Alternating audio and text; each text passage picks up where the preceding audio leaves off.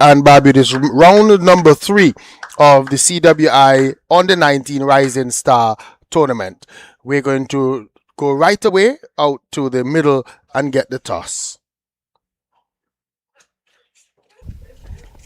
And good morning and welcome to a sunlit Bethesda Sports Club playing field, and we're here for the toss.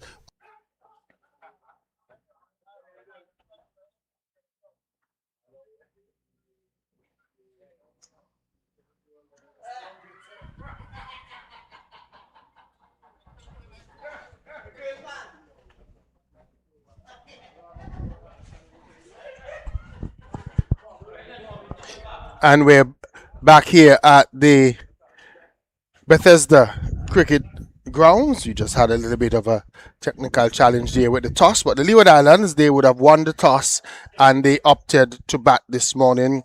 The Leeward Islands opting to bat this morning, and they would have made 3 changes to their lineup today.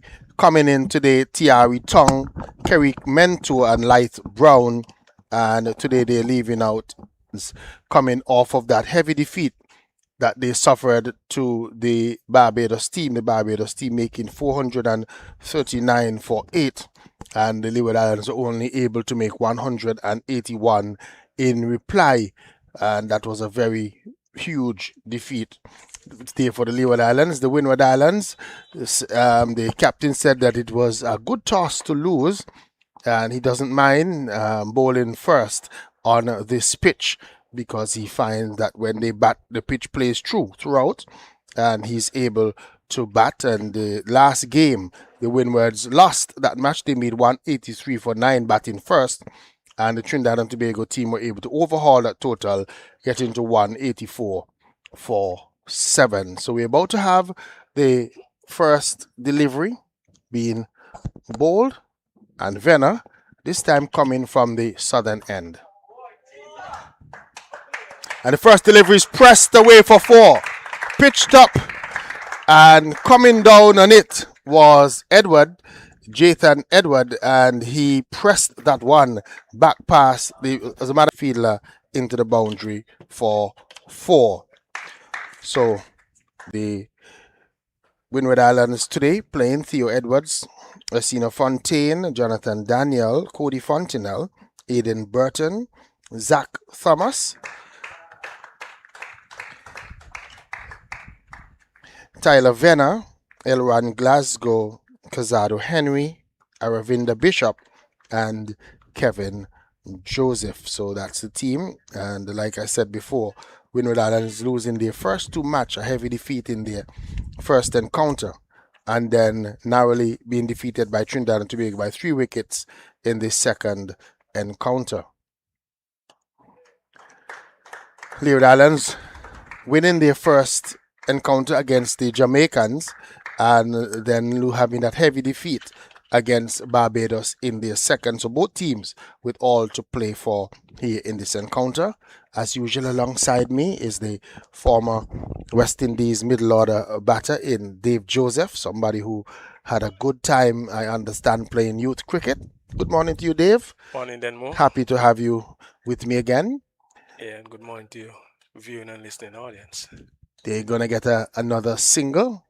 Tanes Francis getting 55 in the second game and 82 in the first. So he's had 2 half centuries, but he would be hoping that he can probably look to get another good score and maybe convert. They've looked to push on and try and get 100 in one of these matches. Yeah, he would know that he needs to get centuries, to put his name in the reckoning. He's a young player, and he would have been dodged that one. Looked as if it was going down the leg side, and he sort of raised his bat, didn't offer a stroke. And Edwards coming in today, pushed up to be probably a pinch hitter for the Leeward Islands ahead of Amory Jones, who normally opens the batting for the Leeward Islands. Jones getting 20 in his first match and then 1 in the second, and the Leeward Islands making a change at the top. And we understand that Jones might have been the only left-handed persons who felt that taking out the only left-hander might just make the Leeward Islands batting a little bit predictable. But we'll see how it goes this morning with Jayton Edward being pushed up to open the batting with Tanez Francis. Yeah, then was end of the first over. I think what we saw from the last game in terms of the Windwards, they badly make the change that we were thinking about, bringing the fast bowler Venner from this end. Yes. So has more control. He's a bit stronger than the others, so running into the breeze is easier for him. Easier for him and more difficult for the. Who is also going to open the bowling. We didn't see him in the first game. He's listed as a left-arm fast bowler. Elran Glasgow for the Windward Islands when we were here. We didn't see him, so we'll get a first look at how he fares for the Windward Islands as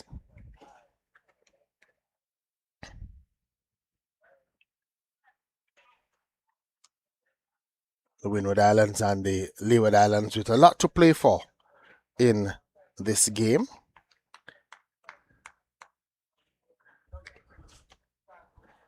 It'll be interesting to see how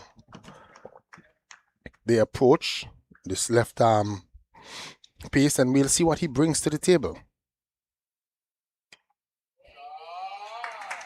First delivery is clipped away for 4. It was offline and just flicking the bat and making good contact and getting it into that long leg region is Edward, and he gets his first boundary. Yeah, then Edward's just clipping that one behind square.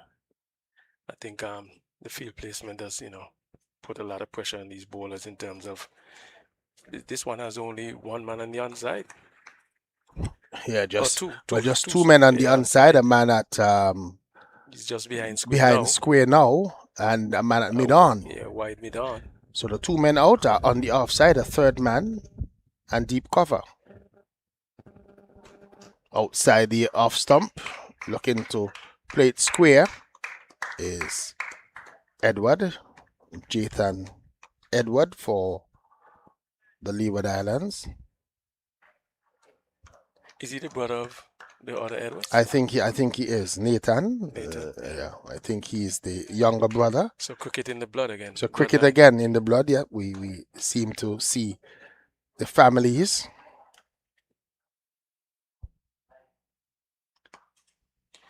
And sometimes it tends to happen with even with parenting. You would find that if one child is into a sport, it's probably easier for the parents to try and push the other one into the same direction and hoping that, and sometimes it works, sometimes it doesn't.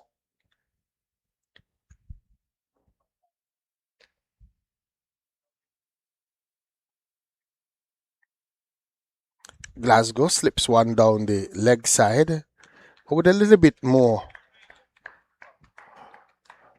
leeway in these matches with the new red marking we are seeing out there on the crease. The umpires don't always call those deliveries down the leg side as wide as they're within the range. That one was pretty close to Edward, but Glasgow will have to make sure that he has, because of his field, he doesn't stray, because a little tickle onto that and it gets past the wicket keeper is always going to be a boundary. Yeah, that adds a lot of pressure onto them then more.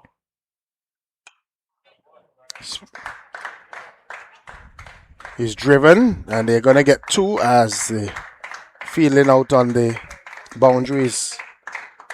Not necessarily a good one. Ball being allowed to go through his legs by the fielder, and the batters are able to rush back for a second run.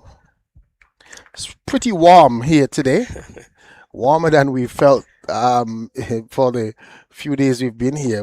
Since I came this morning, I recognized that today is going to be a scorcher.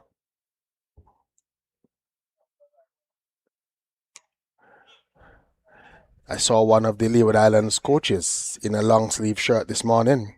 Now, I was suggesting to him he might need to find some shorter sleeves because of the heat.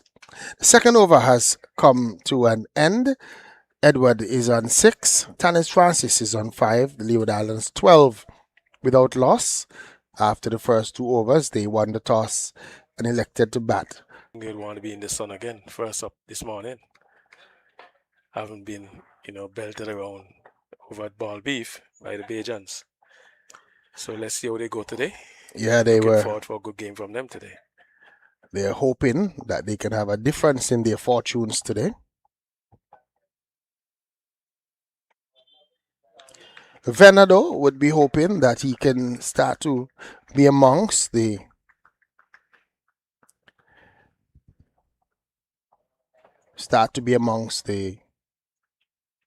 wickets here in this tournament. He looks a good bowler. Tyler Venner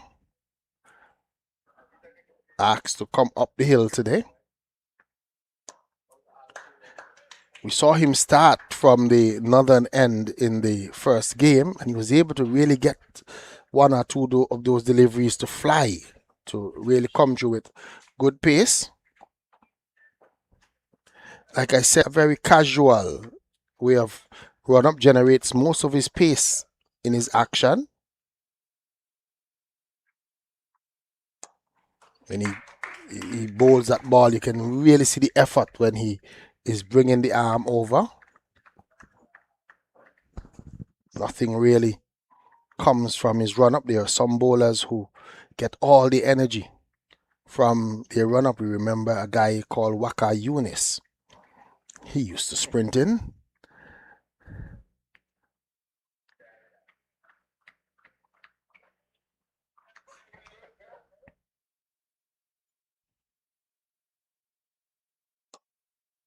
Francis is going to get a single, turns one into a vacant mid-wicket position. But ball sort of left the bat in the air, maybe just playing a little bit early in Francis. The ball probably not having as much pace coming onto the bat as he might have thought. So he was able to push that one into the mid-wicket region.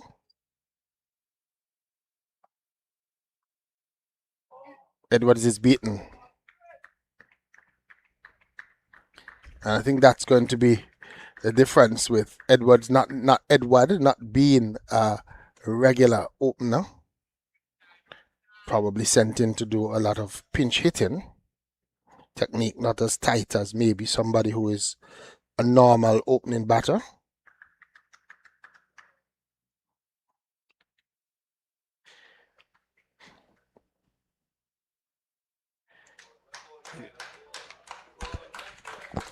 Venner continues to bowl well, and another good tight over, just a single coming from it. Actually, Denway, he's not exhibiting the pace that we saw the last time, but he has more control now. I think the last time he sprayed a few. Yeah, and I think he would have learned. We even saw that in his second spell, that he reduced, he took pace off, didn't try to fly through, but sort of worked on his control, and he's looked a lot more controlled. Maybe just that first delivery that was pushed back past him for 4, but since then he's been able to hit a good length, a good line, and bowl well, especially to Edward. Yeah, so these are some of the things we talk about all the time. Then more, no room for warm-up deliveries, and from that delivery, he was pretty much on point. Delivery wide outside the off stump. You could hear umpire Prescott thinking about calling that one wide. Decides against it.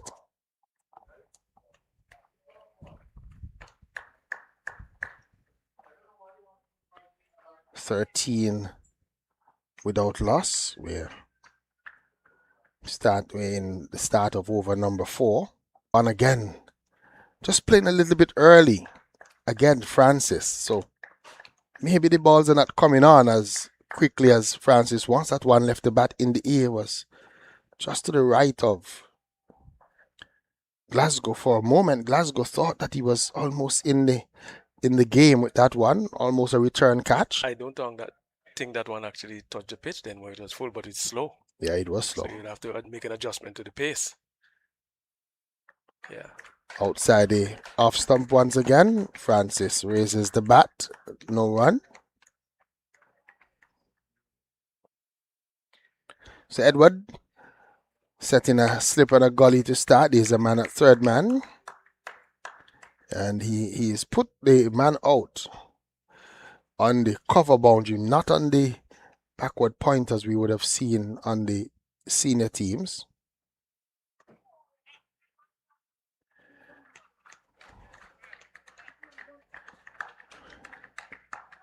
And maybe with the left-hander coming over the wicket, that man who is at deep cover would have been better served round on the backward point and roll that man who is at regular point. Well, I think they're aiming to bowl a fuller, and then most of the ball probably they're looking for it to go that way. You know, Glasgow is not of the kind of pace like Vienna, so I think they're looking for the ball to go more in front. Short delivery outside the off stump again. Tanis Francis shoulders arms, doesn't offer a shot. So we've had several dot balls in the innings so far for the Leeward Islands.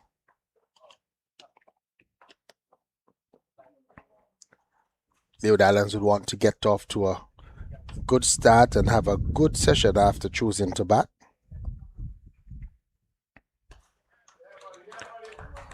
Another good delivery. This time bang on target. And it's a maiden over. Bowled by Elran Glasgow. At the end of it, Leeward Islands 13 without loss. Yeah, I think it was a pretty decent over there by Glasgow. I think he really held the line that I think the captain is asking him to bowl. Half stump, just outside. And he's managed to keep the Leeward Islands batters on the check. He has managed to keep the Leeward Islands batters on the check, and we'll look and see if of the last 12 balls, 11 of them being dot, if the Leeward Islands would be under any pressure. So 12 of the last 13 deliveries now have been dot balls. Yeah, well, this is something we talk about then. If you're not getting the boundary balls, you've got to need to look to get the ones. Drop and run, push it around, work it around. You tend to think that somebody like a Jayton Edwards is just looking for that boundary delivery.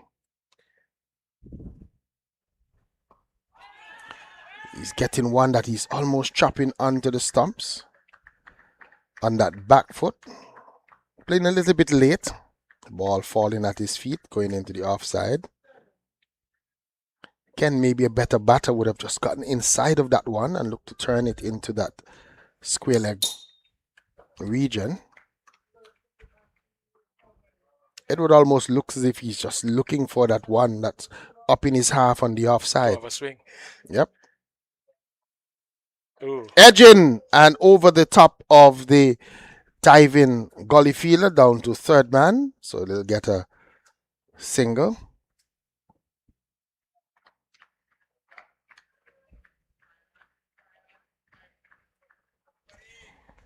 And I think Venner has recognized that he's just standing on that back foot waiting for probably one that is pitched up. Yes, he's decided that he's going to keep the length just away from that.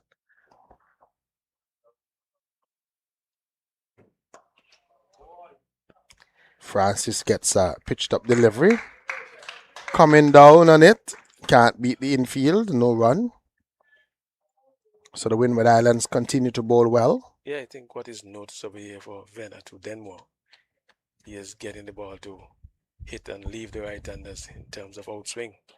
So he has worked it pretty well too, pitching it right in line and then moving it away from the batsman.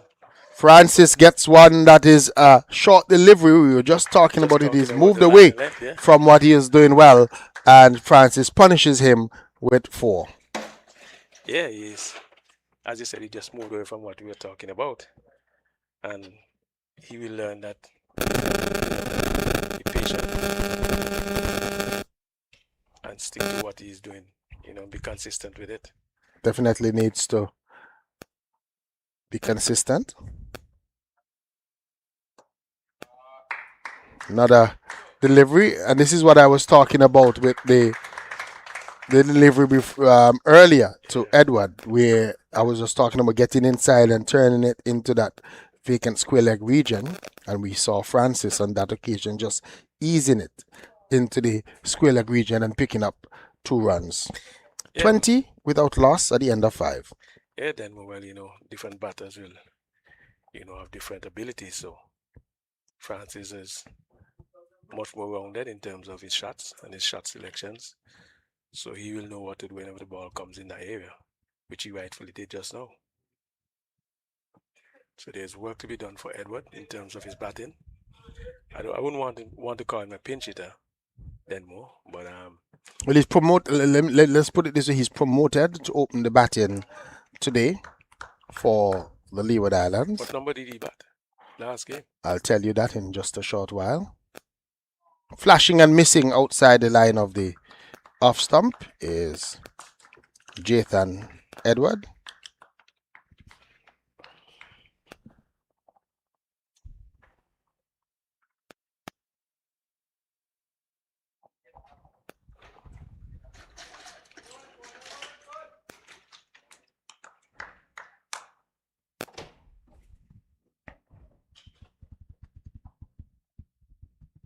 Came at number 9 in the last game. Yeah, that's a huge promotion then.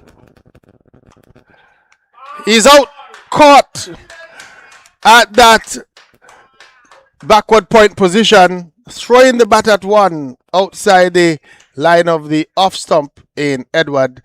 Ball flew to that man at that backward point position, took a smart catch above his head. Edward has to go, and the Leeward Islands losing their front to him in that location, and he really plucked it out of the air. There did Kevin Joseph. Kevin Joseph is continue to be listed as the number 8 on our sheet, but he's wearing the number 6 jersey. So good catch by him, and so the idea to promote Edward up the order has not worked for the Leeward Islands. They lose a wicket in over number 6. They are 20 for 1. Yeah, Kevin Joseph, Denmore, he was the off spinner we saw last time. We did pretty well, bowled pretty tight and fielded brilliantly. So yes, he's a good player, and having him in that that position there where they have him at that backward point position, sort of the area where you put vital feelers, and just from the way that he plucked that one out of the air just now, a good feeler and a good work for him and the Windward Islands.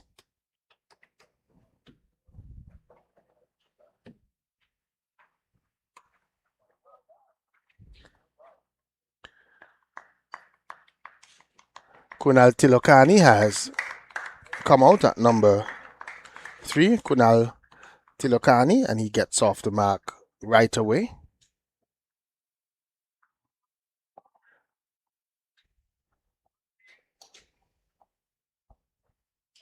Yeah, Tilokani looks pretty decent. Denmore on his first delivery. Into line quickly and then pressing it through the covers.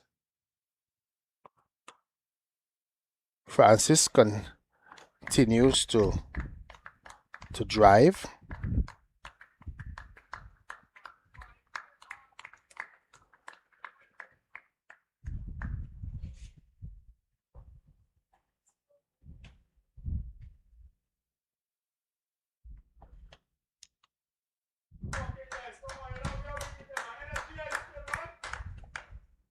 One into the forward square leg boundary for 4. Was dragged down by Elwan Glasgow and given the treatment. Yeah, that's definitely not going to be his length. Then more on the field placement to suggest that you don't want to bowl that delivery at all. So he will know that he'll have to bowl a bit fuller length. But yeah, he has a 7-2 field, so he needs to recognize that the captain is asking him over the top of that backward square fielder. They say when you flash hard, and flashing hard outside the off stump was Tanis Francis, and he gets another boundary. Yeah, then he's young batter that is in touch. He has been scoring a lot of runs in the local leagues and tournaments, and he is continuing to do so in the beginning of this tournament. But he need to convert these, half centuries. On at the end of over number 6. Somebody that got a half century in the last game, Tilokani for the Leeward Islands.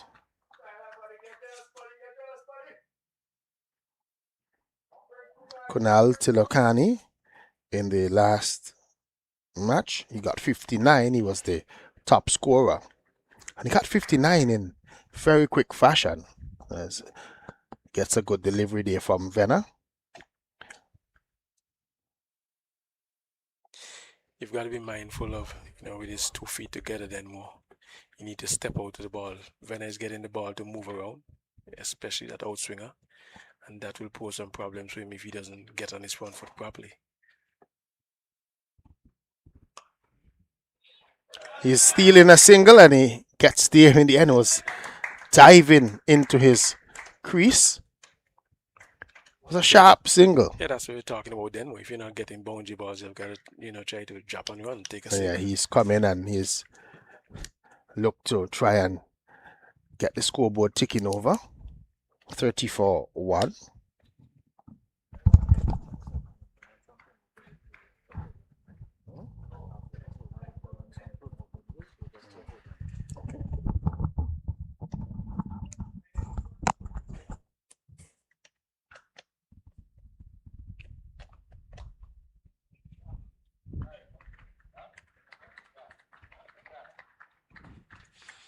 Francis definitely has time for his strokes then more. He's got a lot of time. Looks a good player. Yeah, definitely is. I was a bit surprised this year that the Leewards didn't give him a run in the senior team. Many folks around Antigua and Barbuda especially thought he came back from that West Indies under 19 duty doing pretty well for himself and making a name for himself, and he came back in real vengeance, getting I think 200 or 300s in a row.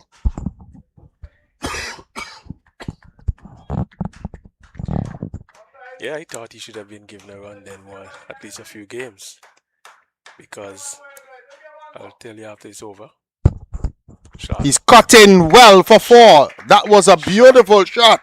Got on top of that one and he hit it hard. That's 4. Then this is trouble today, I can tell you that much. Whether it's going to be Leewards or Windward's batting, once the ball gets past the infield, it's going to be real trouble. It's a real lightning outfield today.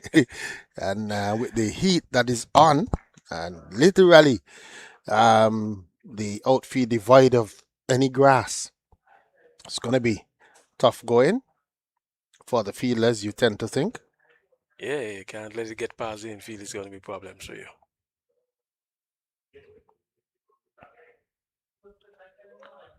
Venner comes back with a good delivery to end his over. He would have been disappointed with the delivery before that. Tanis Francis is on 24 of 24. In terms of Venner, you don't see the effort in his runner, but you saw it just now with that delivery after he was spanked away. So which means he's a bowler who likes to be put under pressure for him to really run in and do what he has to do. We saw the effort in that last delivery after he was struck away for 4. Sort of, you could see that he concentrated, and then just the way that he kicked the ground at the end, you could tell that he was still thinking about that loose delivery. Elwan Glasgow to Tilokani. And Tilokani was missing an expansive drive, was looking to. Tilokani will be reminded of how Edward got out then more. Certainly. So you would not want to be playing that shot. You got to wait till the ball is closer to you. And that man who is at that backward point position has just gone a little bit deeper. Yeah. He's still having a go at it then, mostly. Again, just having a go. Maybe if you look at his technique, just tell me about it. Am I correct? His front leg just seemed to be coming straight down the pitch and he's playing away from his body. Yeah, well, I'll have a look and see what happens then more. I wasn't paying attention to the feet just now. I just saw the bat being waved very quickly. He's really had a go at those two deliveries.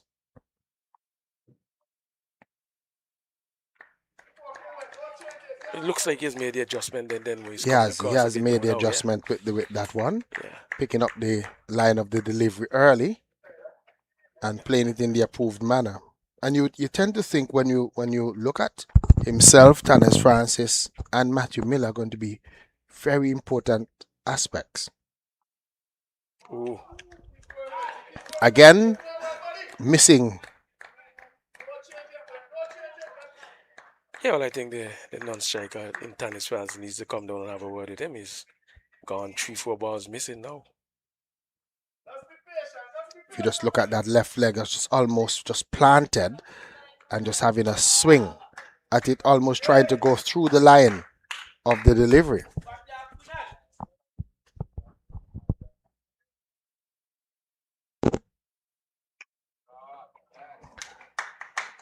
Much better.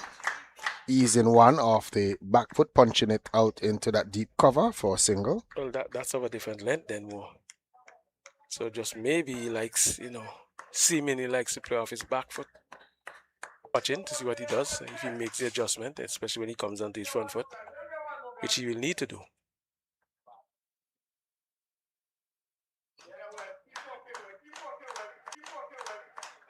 Francis allows one to go by, end of another.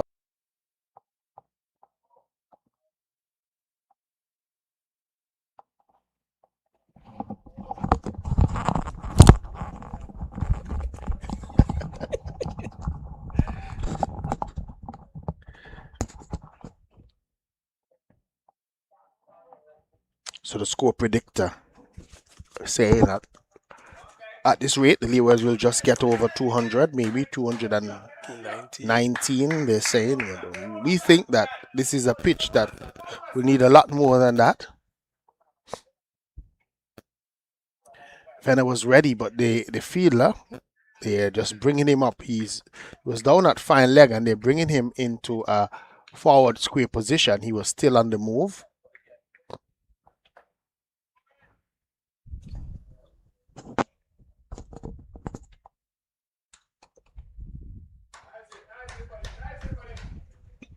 But this pitch is of a little bit different nature. It skids onto a little bit more than I think the pitches that you'll be accustomed to play on.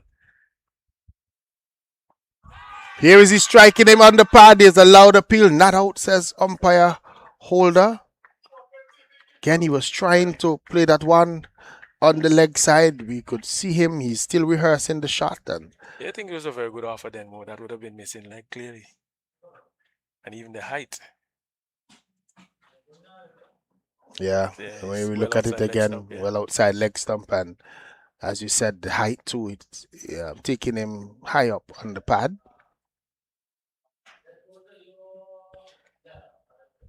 But he'll just need to maybe just chop it and run, get off strike then more. He's been...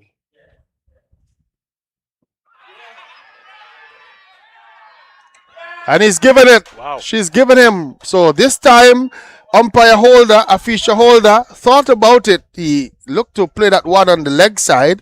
Umpire Holder thought about it long and hard, and then raising the index finger. That's the end of Tilokani. And let's just have a look at it. Dave? Fuller length. Nah. Similar trajectory. The bowler was just looking to go off towards the left, and he would take it, but decision there, I'm sure Kunal Tilakani would be very disappointed with. But as you said, he probably needed to be looking to push forward a lot more. Jaquan Athanez, or is it Jaquan? Jaquan Athanez is in, and he's joining his club teammate. They would have batted together throughout the season, both playing for Empire Cricket Club here in Antigua and Barbuda. They call himself Empire Nation, as he's a young player would be under 17 now. Was a little bit over the age for the under 15 this year. But can be a good player if he gets off. Tends to be a little bit nervous, though. I find when I've seen him at the start of his innings, starts nervously, and so we'll see how he approaches his innings so far.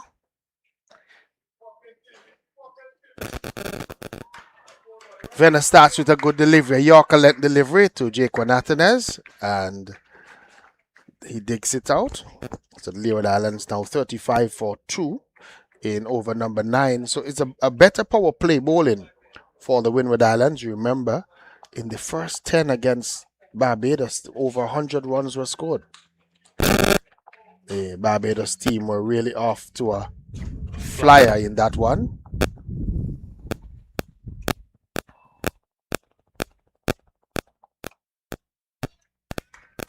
Athenes is covering up to another good length delivery from Venner. Venner's bowled well today.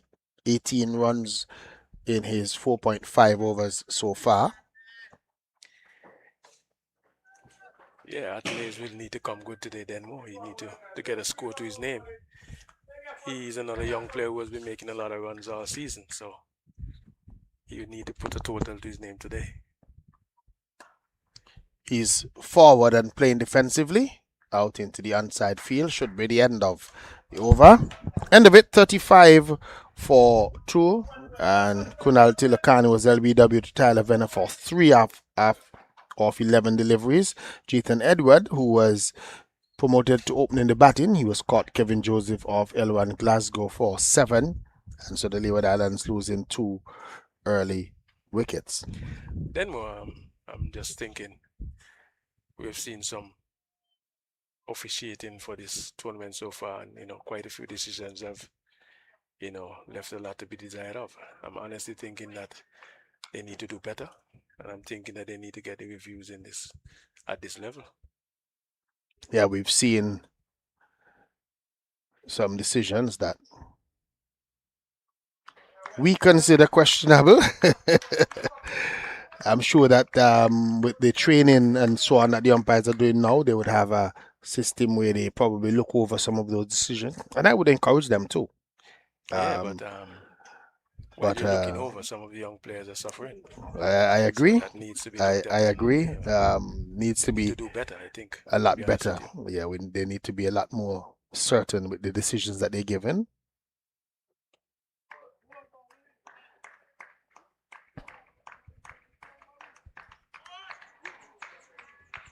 They would tell you, though, that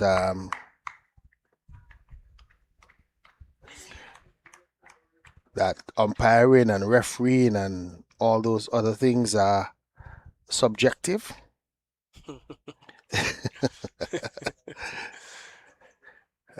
You must be saying, why is Denmo speaking like that? Being a former football referee myself.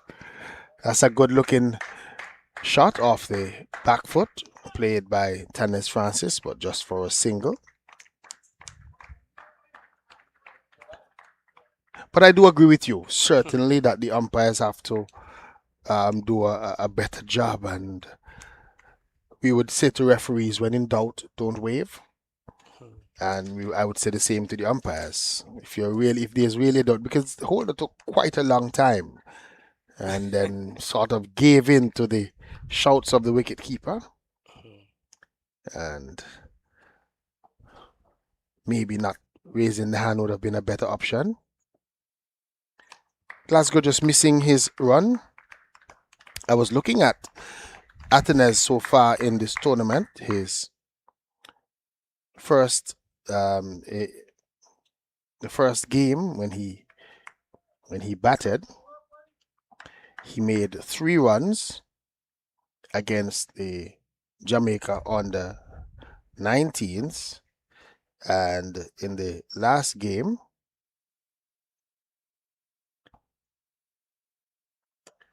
he's driving straight back past the bowler. He's going to get a boundary. Is it? Yes, that one was driven with a full face of the bat, and he got good bat on it and got past that mid-off fielder and picked up 4 runs. And I was saying that when he batted against the Barbados team, he got 17. So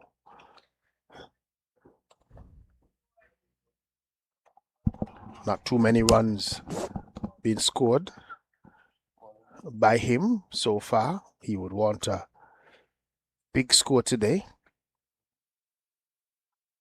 He's driving again. This one coming off the inner portion of the bat, going down into that square leg region. Can't score.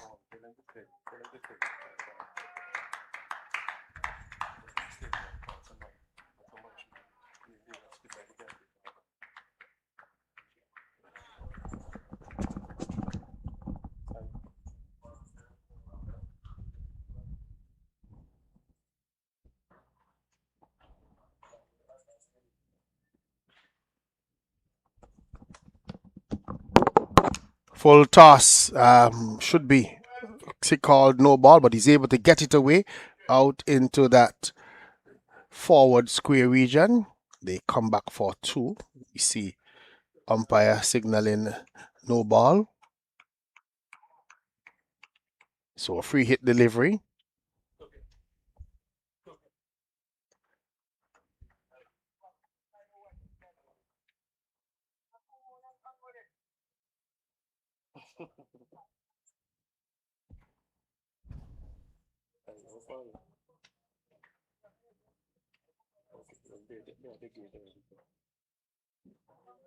Umpire Prescott just having a word. Jumping down the track and hitting this one right back over the top. Free hit delivery for 4. So well done, Jake Natanez. Got a free hit and was able to use his feet, got to the pitch of that one and just hit it straight back over the top of Glasgow and picked up a boundary. 47 for 2. Francis is on 25. Jake Natanez, he's there on 10 or after 10 overs.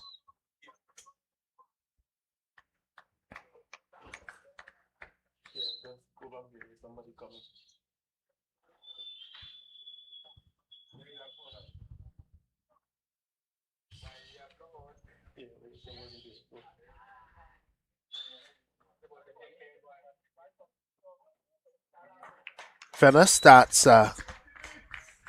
his 6th over. First delivery outside the off stump.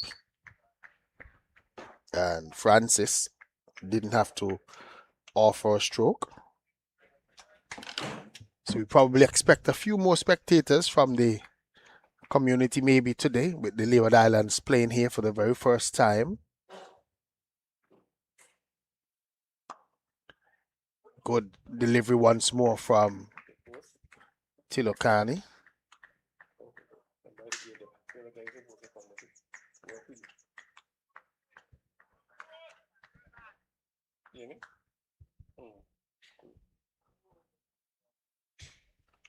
Leeward Islands probably considered the home team here today in terms of for this region.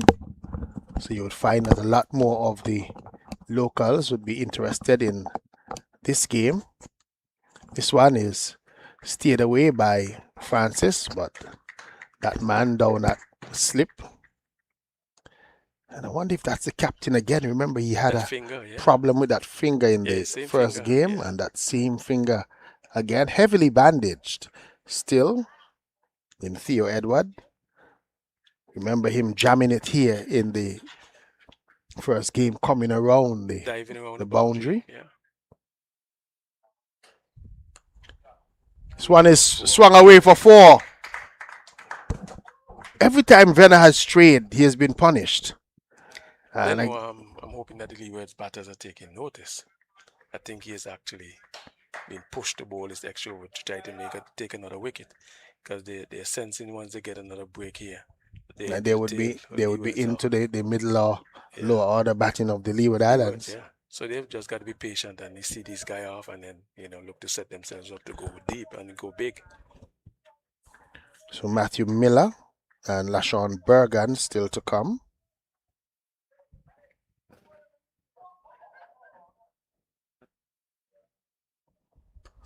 This is a beautiful shot for 4. That's a good shot. Didn't try to keep it down, but he hit it in the gap. And that was excellently timed there by Tannis Francis. And that raced into that extra cover boundary for 4. A most beautiful stroke. Yeah, that's an excellent shot, Denmore. As you said, there was no intention to keep it down. It's the intention to hit it and hit it hard out of the reach of the field, and it was sped away across the field for 4.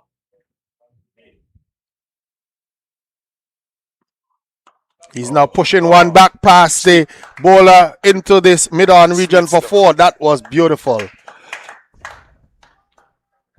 Well, Denmore, as I said earlier on, Francis has the kind of shots all around the field, so it's just a matter of staying there, being patient, and applying himself, and apply proper shot selection.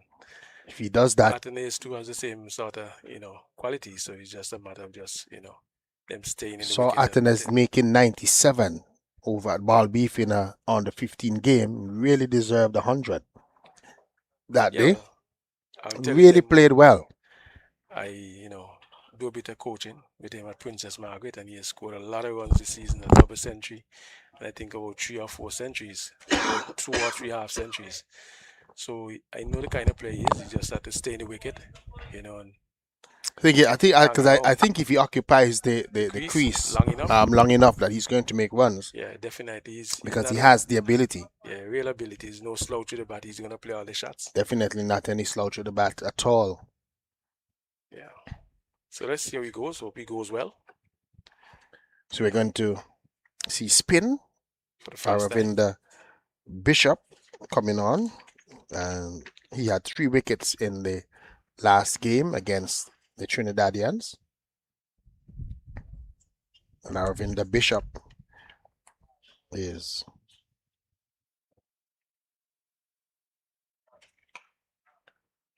listed here.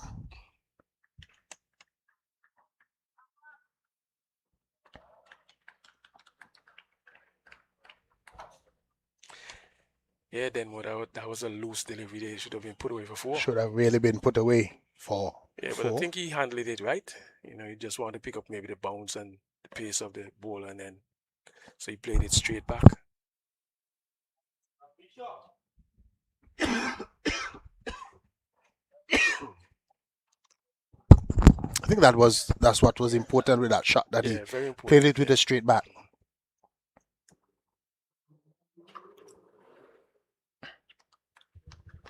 Again, almost a second loosener delivery by Bishop.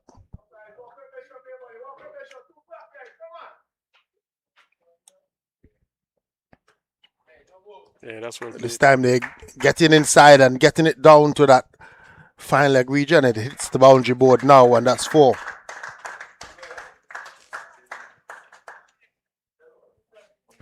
Yeah, I think Denmore, I was rather surprised seeing the Windwards, coming on with spin from that end. I think you should look to bowl your spinners from this end. From this end? Yeah, bringing your pacers from that end. It's easier for them coming down the hill than, going up the hill or up into the breeze, yeah. We see Kevin Joseph. Kevin Joseph warming up.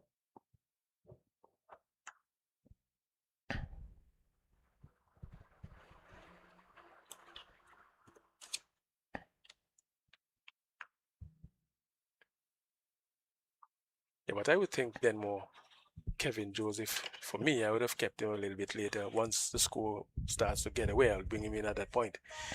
He looks to be from the last time, and we have seen him, he really peg things back. And I agree with you. I think, and with the Leeward Islands not really getting away to a flyer in terms of the first power play, yeah, you would want to probably steal in a couple of the other lesser bowlers at this stage, and then maybe bring Kevin Joseph closer to the middle overs. This one is hit hard and should be 4, and is. So Athens this time on the back foot and really punching that one well. And when you can play that shot it means that you're a good batter, because it's not an easy shot to play, standing on that back foot and punching that delivery that hard. And he was able to hit it very hard into that cover region for 4. Yeah, then was the first water break, and I will tell you that Athenaeus has a lot of shots around the clock. I can tell you that much. I've seen him, watched him down at Princess Margaret, watched him in local tournaments. And I think kudos must be given to his father. He does a lot of work with him. Certainly needs to continue to just make sure that we get him up to that next level. 69 for 2. We're having a little bit of a drinks break at this time, and we'll also take a short break.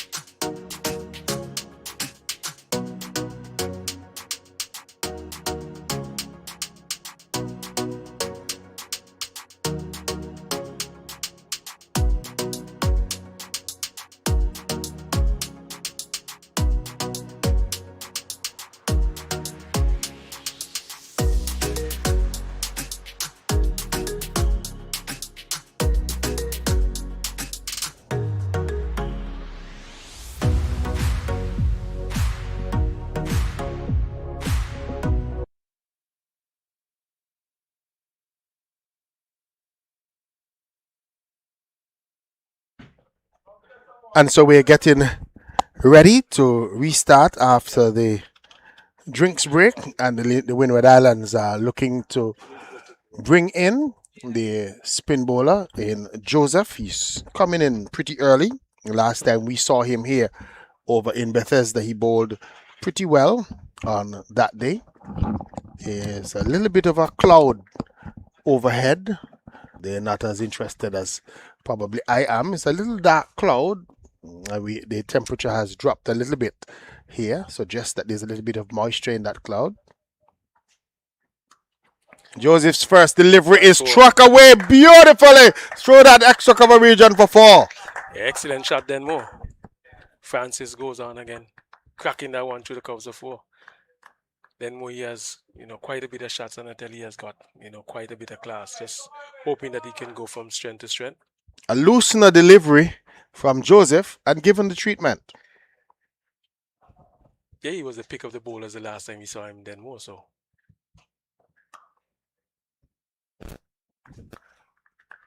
Francis again on that back foot, this time can't pierce the infield. As you said then more, that one was a loosener, no room for warm-up deliveries. We've been saying that ad nauseum in all cricket these days. Once that beats that man at that short extra cover position, the field at mid-off is only going to retrieve. Then he's gone into his 50s. Yeah. He's gone on to 50. And we got there very quickly. We just looked off, and he got there 40 deliveries, and he's already struck 11 fours. Yeah, he's gone off to a flyer then more. Certainly. It's interesting to see how many balls he got it in. 40 deliveries. Yeah, quick. So quick time for Tannis Francis, and this is his 3rd half century. So 3 innings, 3 half centuries for Tannis Francis. But he needs to convert. You would think that he needs to convert one of these innings into a century, and a big one too. Yeah. Maybe look to bat all the way for his team. Doing that quite well, then we're carrying his bat, quite a way through the innings. He does that well for his club team. Yeah, he doesn't get the support, it looks deep, like. Yeah. But he needs the support. Opportunity for Jake Athenaeus today. Flashing and missing outside the off stump. Yeah, I think Athenaeus needs to take a leaf out. Maybe should have been looking to play that a lot straighter, like we saw from... I think he was looking to play that one square the wicket, almost backing away, giving himself some room.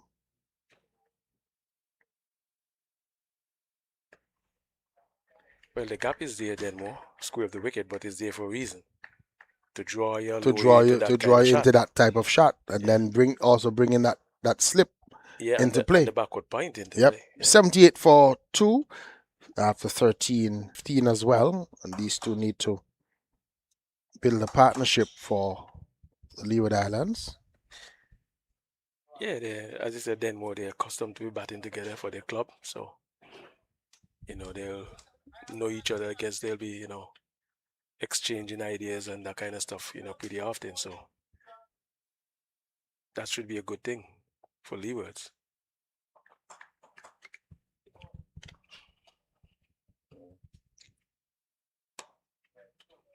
Francis plays one up onto the mid-on region, sprints through the first one. That's all they're going to have in this one.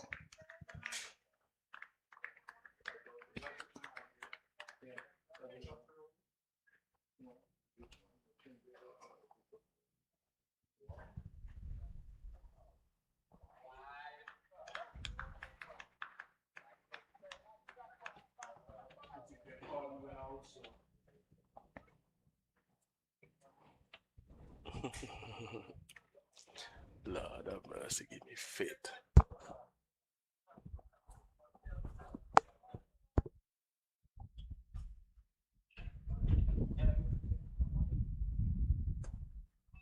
Players would be very happy with that little cloud over the top. It has brought the temperature down a couple of degrees, at least for a short while. Yeah, but it's a thick black cloud hanging over us, then we're east of us. Yeah, we have to pay attention to that. But I guess they know the conditions and their the area conditions. better than us.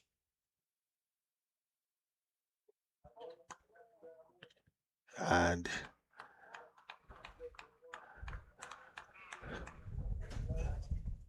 Athenes can't afford to probably let Irvin the Bishop buy his wicket. He's trying to buy him. You can see even the way that he's bowling to him. And this time Athenes is getting a 6. It was pulled down and hammered over that square leg region. 6 runs. It hit the wall very hard on that western side, rolling all the way back onto the field. And Athenes was onto that one as a flash and got a maximum. Yeah, good shot from Athenes. I think then when we were trying to think that the spinner here should not have been brought in, Bishu. Looks to be. Yeah, it looks so far. Yeah. It looks to be. And they're probably just trying to get him out of the way quickly. Get him out of the way. So the Leewards batters will have to take notes of that. And, really punish him when he goes they really need to probably look to take him down, as they would say, force the change.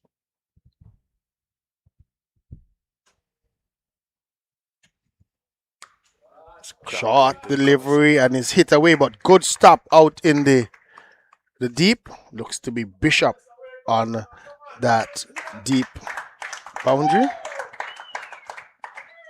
As Glasgow out there on the deep, having a strong left-hand throw as well, but they rush back for 2.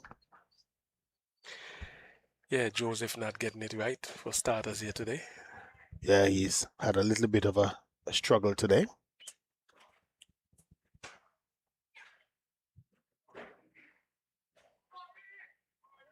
Coming across and looking to sweep is Tanis Francis, not executing the shot as well as he might have wanted to.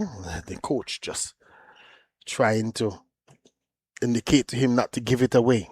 Wouldn't want to see him give his hand away. Yeah, you need to bat all the way through. And there is runs for the taking. Another single to Athenes. And this is what they need to do. Put away the bad balls when they get a better delivery. Look to keep the scoreboard ticking over, get the ones and twos. The 2 young people, they run very well between the wicket. They're very quick over the outfield. And they're accustomed to be batting together then most of that. They are accustomed to each other.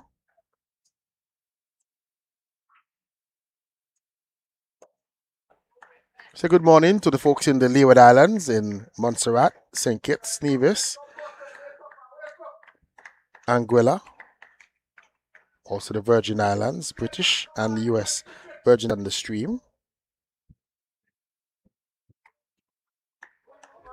And we say good morning to our friends down there in the Windward Islands, the folks in Dominica, my good friends in Dominica, friends in St. Lucia, St. Vincent, and also in Grenada.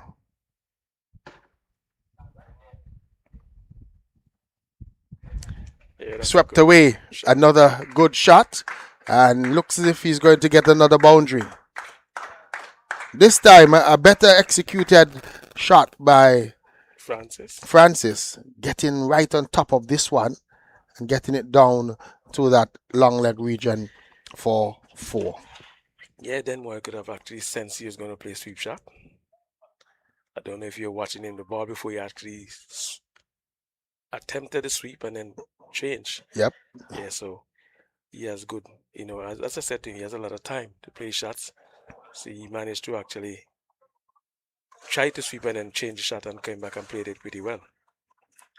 93 for 2 after 15 overs, and we're going to see a change in bowling at that far end. Another off spin. I think he bowled pretty well last game.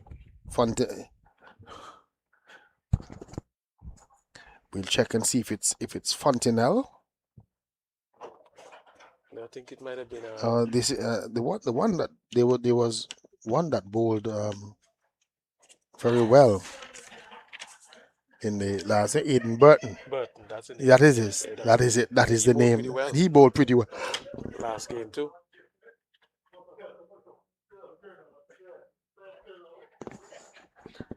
He's just making sure that his fielders are in the location that he wants them. Yeah, then we have just been graced with the presence of the Sir Curtly Ambrose. Yes, Sir Curtly Ambrose is just catching up with his old friend Junior Murray. So quite a few West Indian players around. Always good to see the West Indian players. We're always happy when we see you guys around. Folks are wondering why I sound so upbeat, because I'm sitting beside somebody, and you wouldn't know the number of things that people would message me and call me and tell me about you guys, Dave. You guys really had an impression on a lot of folks. Yeah, well, that's good to know then more. At least you could have done something I didn't positive. even know that you made a double century in youth cricket. Yeah, I got 41, I think, against Guyana. Somebody's telling me you made 2. I think I got 100 and odd against Trinidad. I think that was Eve Leary. Yep. I really like Guyana in terms of the fields, the pitches, and 241 against Guyana. So I am the one that had the message wrong. The person said highest score in the organized under 19 was made by Dave Joseph, 241 against Guyana. And our good friend Basil Morgan, who has all the stats over there in Montserrat. And say good morning to Basil. And I'll tell Baz as we continue. He is listening and he follows these matches religiously, and the thing is, he keeps the statistics, and I would encourage him to put them down somewhere in a written way so that they'll be here for posterity. Whenever we are not certain about something that is happening in terms of statistics, we give him a call over there. Aiden Burton with a good over to start. 97 for 2 the Leeward Islands after 16 overs, just 4 runs coming from that Aiden Burton over. Yeah, not a bad over from Burton. He's a trifle short, but I guess he'll organize himself as he go along. It's going to be the leg spinner, Fontenelle, who bowled from the other end. He bowled from the other end when we saw him last. Yeah, so I guess this will be his better end then more. And I think and I think that with the Leeward Islands having mostly right-handed attack would also hitting into the breeze is going to be the issue. But bearing in mind then more these two guys are very good at hitting that ball over cover. They are very good at that. They even hit it for 6 over cover. I've seen them play that kind of shot.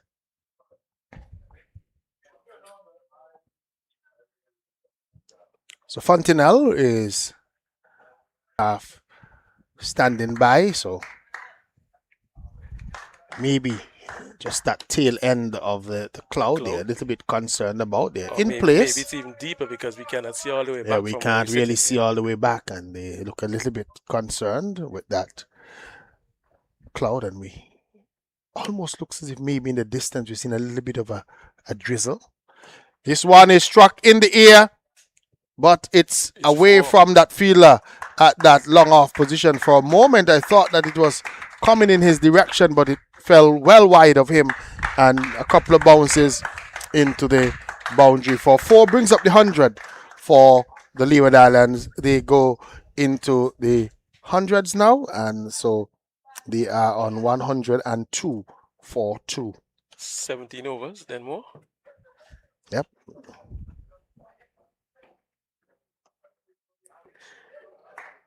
Yeah, then we've seen running between the wickets improving since yes, these two guys having have the come presence together. of mind, Yeah. hit that one first one. Yes.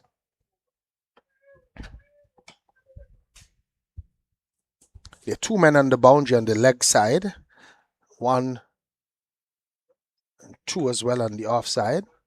It's well played by Athenes, just running this one. Tanis Francis just running this one down to a short third man region for a single. Yeah, then more the fielder was just moved from that position and he actually played it there, which is he was paying attention. They actually thought he was going to sweep the. Yep. Yeah, so they moved the fielder into the leg side, and he was conscious and running it into that vacant location where he just moved from. So 7 runs already off Fontenelle. Over the long on region for 6. Yeah, that was a good shot by Athenes. Then more. You notice that the man was up at mid-on and he hit it deliberately over his head all the way down in front of us for a maximum 6 runs. Yeah, it's a good shot. And as I said, then we'll just have to stay in the wicket. He has, huge repertoire of shots. Then where you will see if he stays here for long. I guess you've seen him already. One of many young players that I love here in Antigua and Barbuda. This one he's playing it back along the pitch for the field coming along. And once we get the right people working with them all across the Caribbean, so we've seen the talent.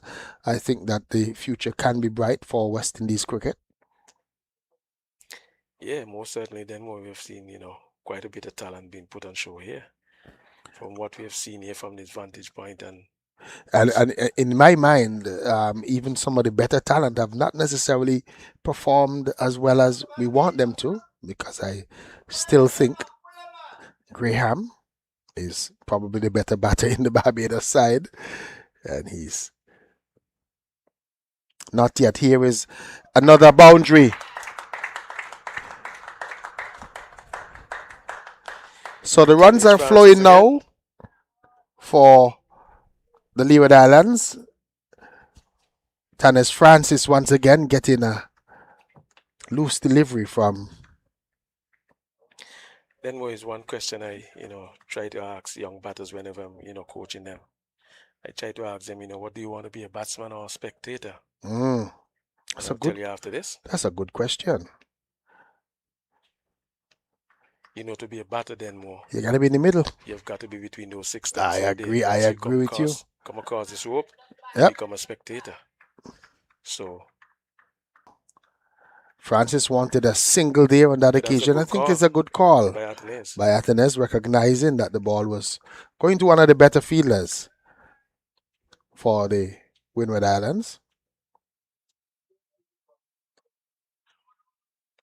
Well, I think the Windward fielders have sensed that they're looking to drop and run, so they've closed a bit on them.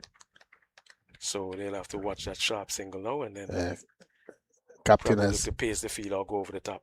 Captain has they get a chance to. Yep, he's just asked the fielders just to be a little bit tighter.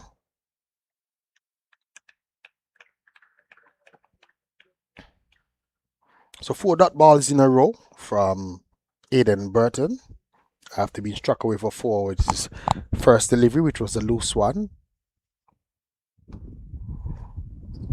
Another delivery, and they should get a couple of runs. The ball hitting the stumps at the Non-strikers end, and going into that for 2 after Jathan Edward, who was promoted to open the batting today ahead of instead of Jones being left out of the 11. Amory Jones, who would have opened the batting in the first 2 games, and then Kunail Tilokani was given leg before wicket for 3 and 7. Edwards making 7, Tilokani 3.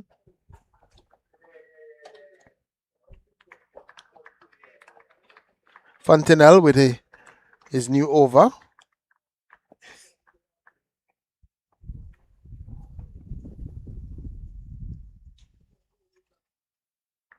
Two deliveries that are just watched into the gloves of the wicket keeper by Athenes, and Athenes has crept up to 35.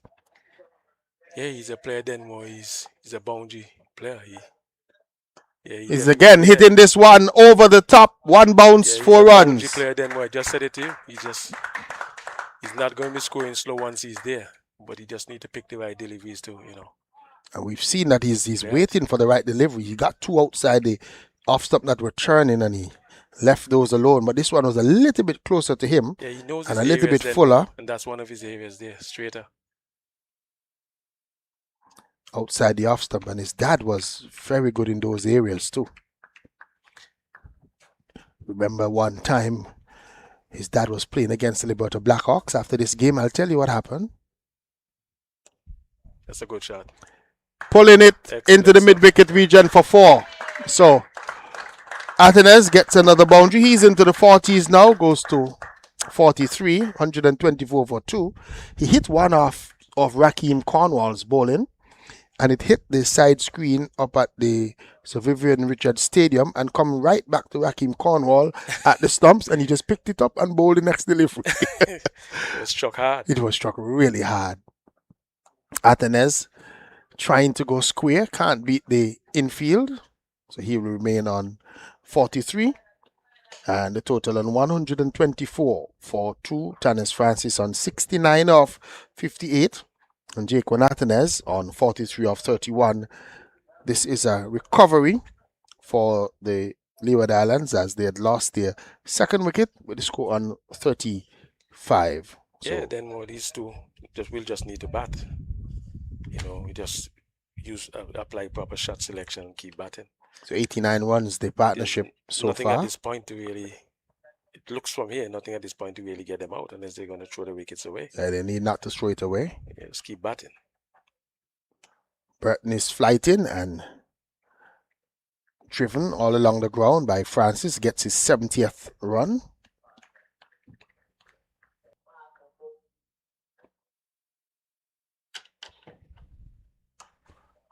Athenes is looking to go square of the wicket, but hits it straight to.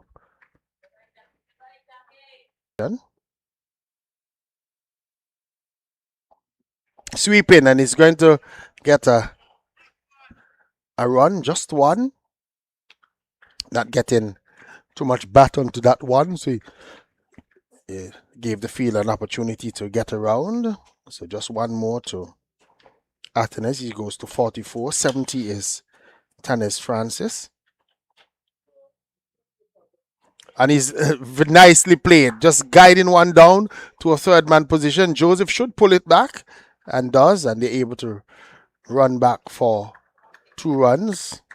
But a nice delicate stroke they played by Tanis Francis, almost what we call a late cut, a little. Yeah, that's one of the old shots. Old shots. Dab. Yeah, and just dab it almost out of the gloves. I've seen something like that. Almost out of the gloves of the wicket keeper. This time he's forcing it away, but it goes straight to that fielder at deep cover on the boundary. So they just get one. Then more, that's a shot that Viv Richards would. Yeah, Viv would have been happy to see that one there. Yeah, that waited, and it actually dabbed it out of the wicketkeeper gloves, as you said.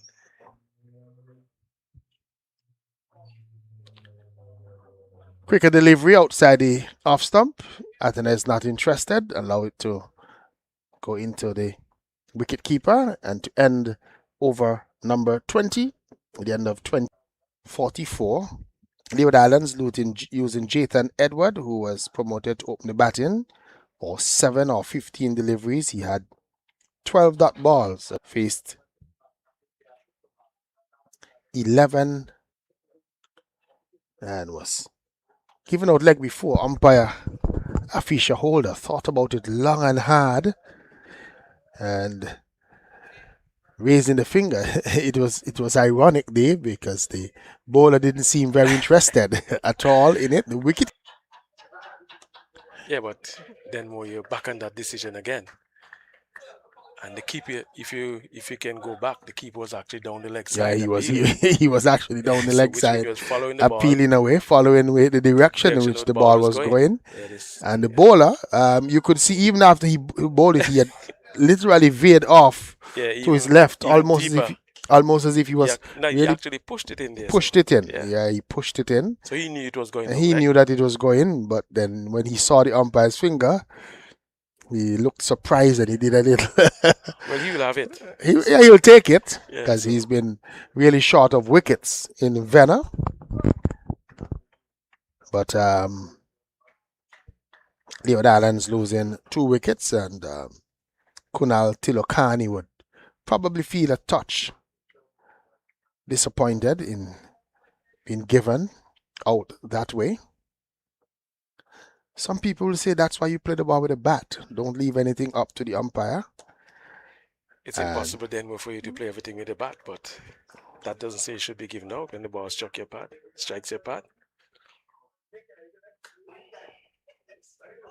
So Francis is on strike. Then we have seen a change of bowling here. We've missed that one just now too. Yeah. Sina Fontaine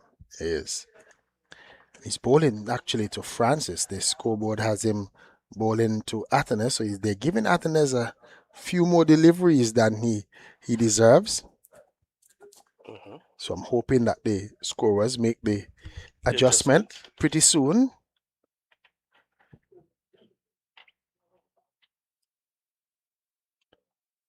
Francis is again playing well off the back foot. We'll get a single.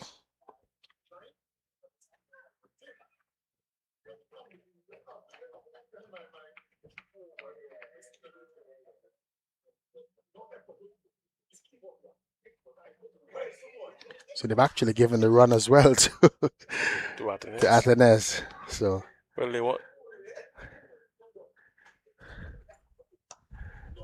This is Athenes getting his 45th run as he just turns one into the onside field, and there is a single. So Athenes is on 45. Francis is on 74 at the end of the over.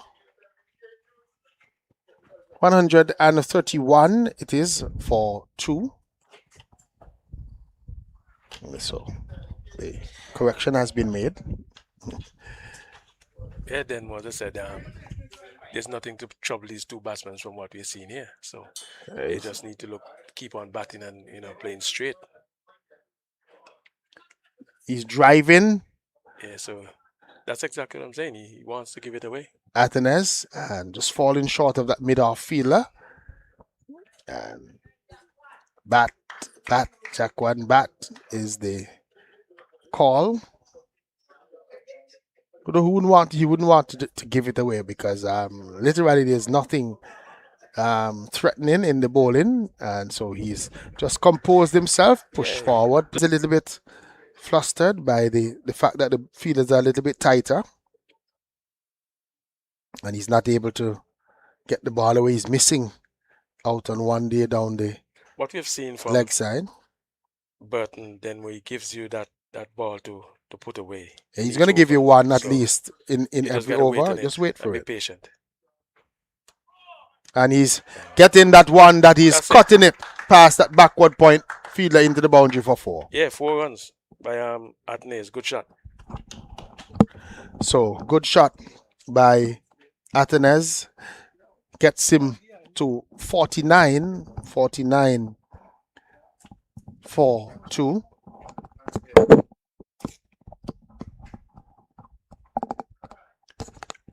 49 for 2, so he's just one short. Would be a well played half century. 100 partnership has come up as well.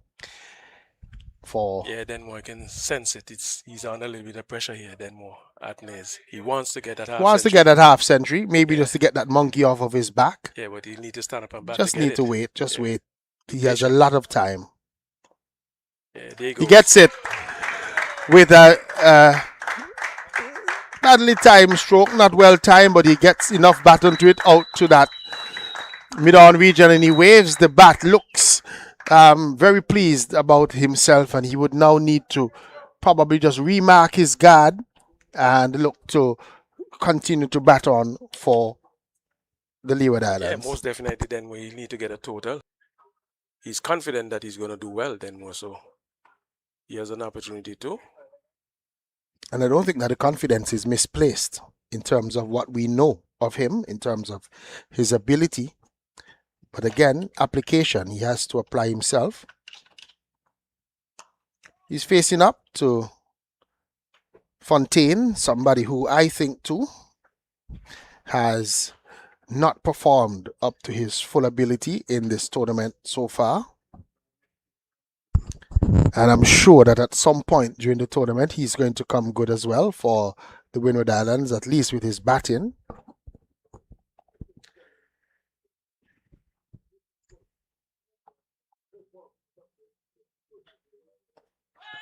Here's a thick edge into the pads here.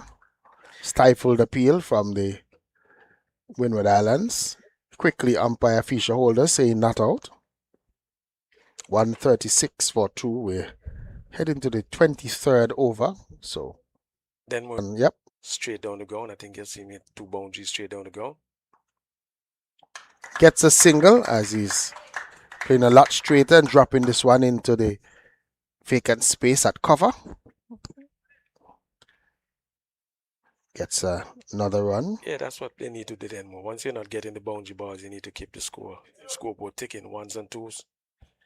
Rotate the strike. I think Francis posed a different challenge for these bowlers, so you'll have to keep him on strike as much as possible. Just keep it. Scorecard has him still on 45, Jake Nathanes, but he's very much on 51. Yeah, scoreboard over there is right. So the manual scoreboard has the scores correct by our calculation.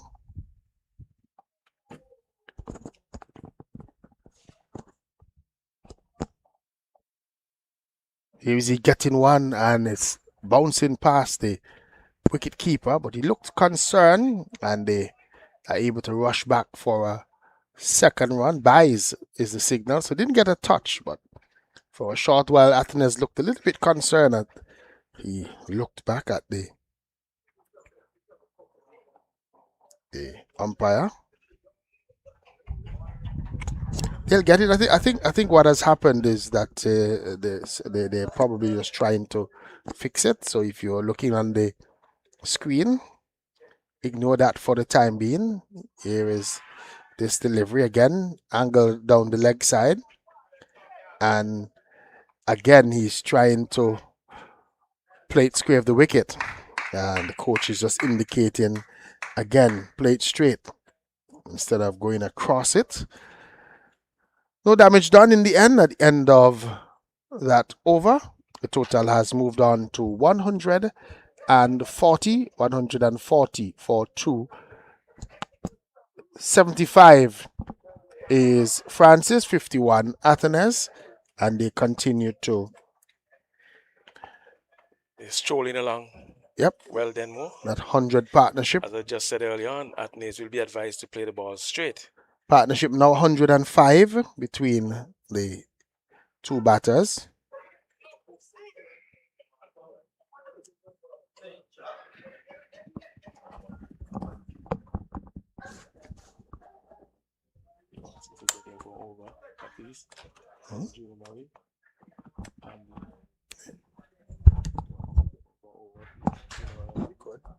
Yeah.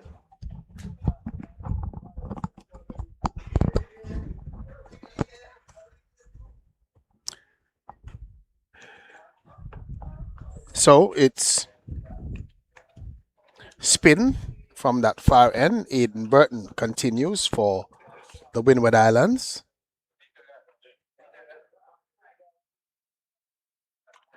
And again, just getting this one down to that backward point position for a single. So one more to Francis.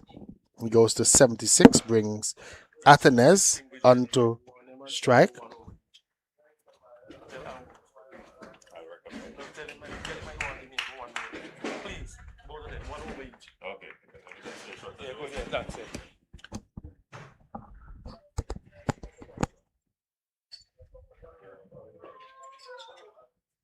Athenes is pulling one into the mid-wicket region, but that is protected, so just a single.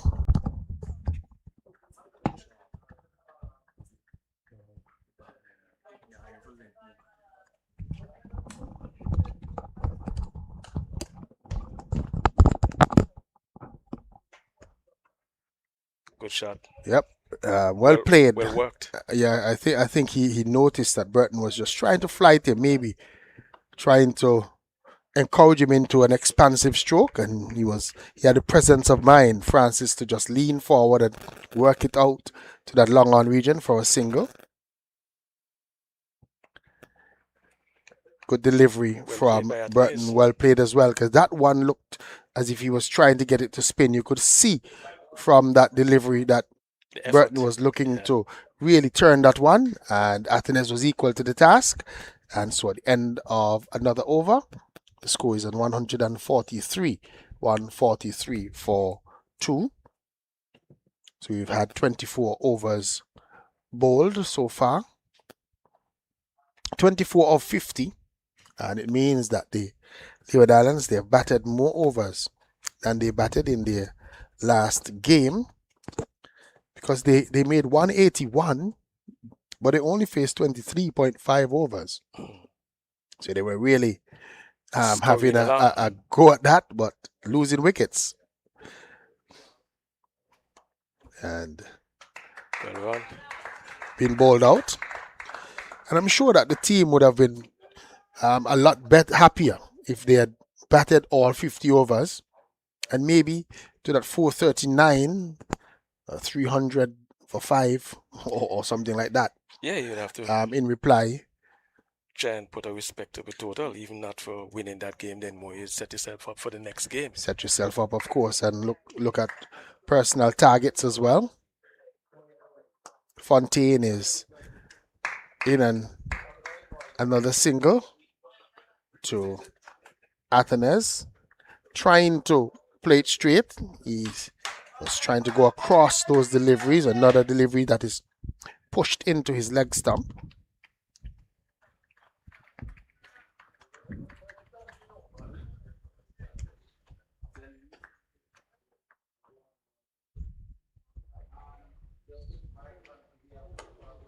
Fontaine has all the makings of a good all-round player.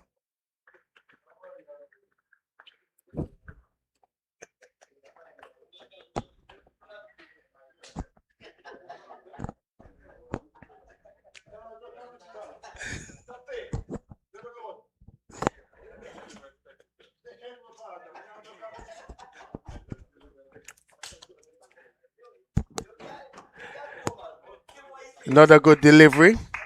Fontaine has come on and he has slowed the Leeward Islands down. Has tried to bowl a good line, has not given away too many. He's into his third over and just 5 runs coming from his bowling so far. So it has been a good spell. But he's better known for the bat then, wasn't it? Yes, he is. Oh, that's a brilliant feeling in the covers. Yeah, that's brilliant effort in the covers there for the Windward Islands. That was really timed well. And good effort given there.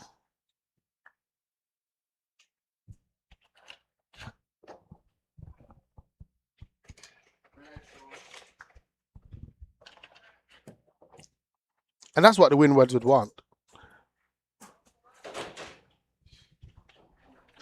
That their fielders to be to be backing up in the offside. That's Fontenelle, who has been doing a good job there in that in the covers for the Windward Islands, and just 2 runs coming from that. 79 is Tanes Francis, 54 Jake Nathanez. Yeah, then more much is expected of them. Aidan Burton starts a new over, and Burton has taken literally all the pace off of those deliveries, and he's been of a fuller length than we saw him at the start. He was sort of pulling some of those deliveries down early, but Yeah, I he's been. think Denmore once been given the opportunity. This one They is will need to push. hit very hard, but straight to that fielder on the deep in the boundary, so just a single. Yeah, as I was saying, they need to try to get that mid off going back there and make it an easier single for them going down the road. Once you've given that opportunity with a flight, get to it and hit it over there, then you'll open up spaces for you. Beaten outside the line of the off stump, and he's out, caught behind.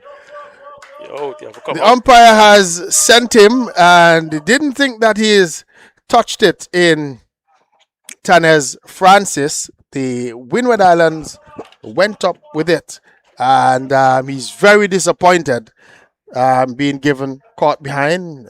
Francis walks away. We'll have to probably have a look at it and see what That's has the drinks break. taken place.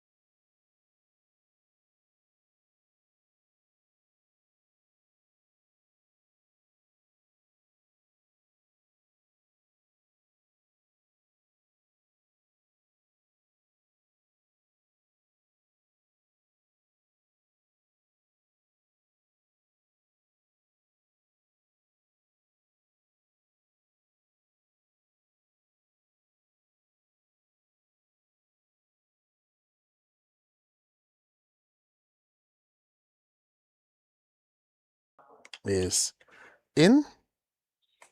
And Randre also got 28 in one of his innings in the first game.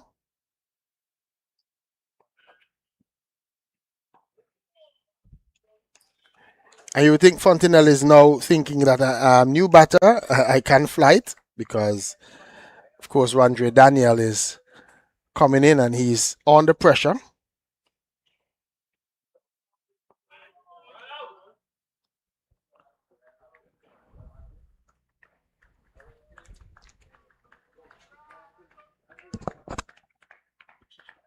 Yeah, I think you're seeing a lot more close fielders now than more. Leewards, Windward sensing that they have got the Leewards under some pressure. They do have Leewards under some pressure. So they've all been coming Leeward a little Islands, closer.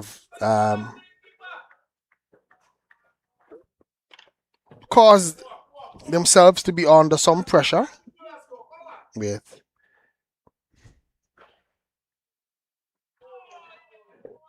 you could say maybe the unfortunate dismissal of Francis and then Captain Miller edging one, and then Athenes literally throwing his hand away, just literally hitting one down the throat of the long off fielder.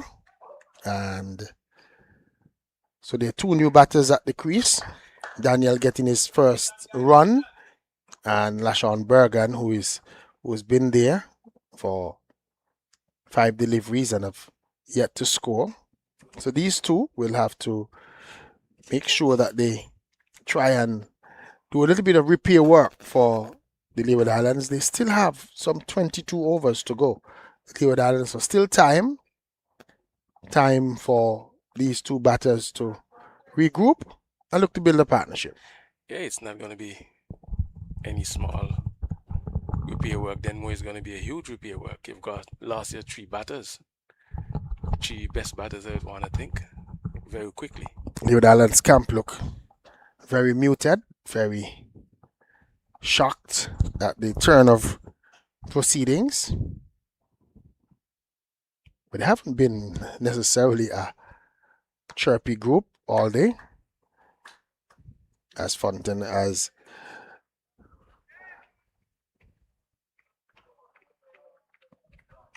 Ursino Fontaine continues to bowl from this southern end.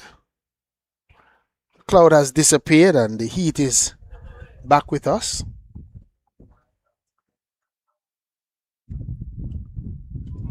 Outside that off stump, and again, the way that Bergen and Randre Daniel are playing, almost as if Fontaine is getting that ball to move outside that line of that off stump. Yeah, the fielders actually suggesting that one probably snicked just now, then more, and fall short of the wicket keeper. Yeah, they're thinking that. And he sort of played away from his body, Daniel. Ooh. Beaten again outside the line of the off stump. This is an inspired spell of bowling here from Ursino Fontaine. Yeah, they're adding more pressure to Daniel than more. They have actually taken the long off the boundary and brought him in. So they're thinking that he cannot really go over the top or down the ground.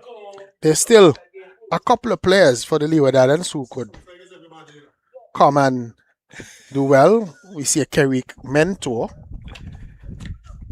somebody that we know in our domestic competition got 100 playing in one of the games, batting with his dad. Was able to get 100 there. So he too could come in later on for the Leeward Islands if he gets in. Yeah, well, he's a young player that can bat then more. He can also hit the ball, and he's a very good, fast bowler. So he's getting an opportunity to play today. So he will have to try and grab the opportunity with both hands, if given the opportunity. Yeah, let's hope that he goes well when he gets his opportunity then more. Ooh. Daniel missing out on a short delivery from Fontaine, but that's what happens when you're under pressure. When the loose delivery comes, you're not able to put it away. So that's the Leeward Islands scorecard so far. 79 for Francis, 55 for Athenes, both back in the pavilion. 152 for 5.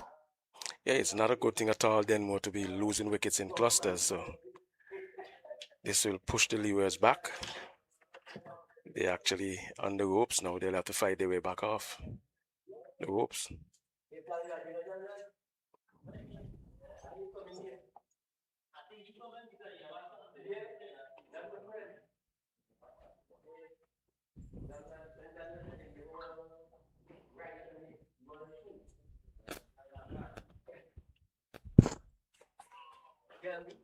That's a googly there then more. Bergen not reading it because he was looking to drive through the offside. Ball take the inner portion of the bat. He's able to get a single though. So one more run to the Leeward Islands. Yeah, I think he has that confidence so he can bowl the googly now then more, yes. Push the Leewards back. He has pushed the Leewards back.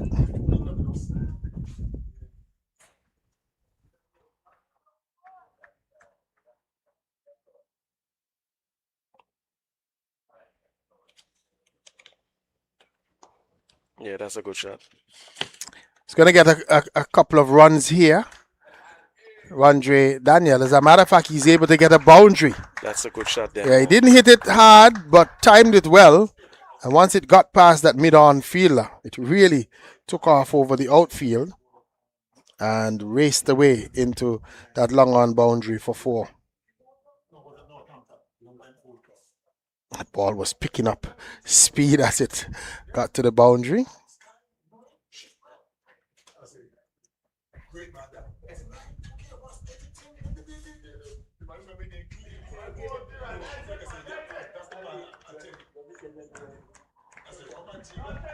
Fontenelle. Cody Fontenelle is looking inspired. Ooh. He's getting one to hit the edge of Rondre Daniel's bat. Fontenelle thinking that he has Rondre Daniel under some pressure. He's faced 15 deliveries for his 5 runs. Daniel has to just continue to fight. He has time. He will need to fight then more if they're going to put up any sort of total to give the Leewards the chase. So end of the 30th over. At the end of the Leeward Islands, they're 157 for 5.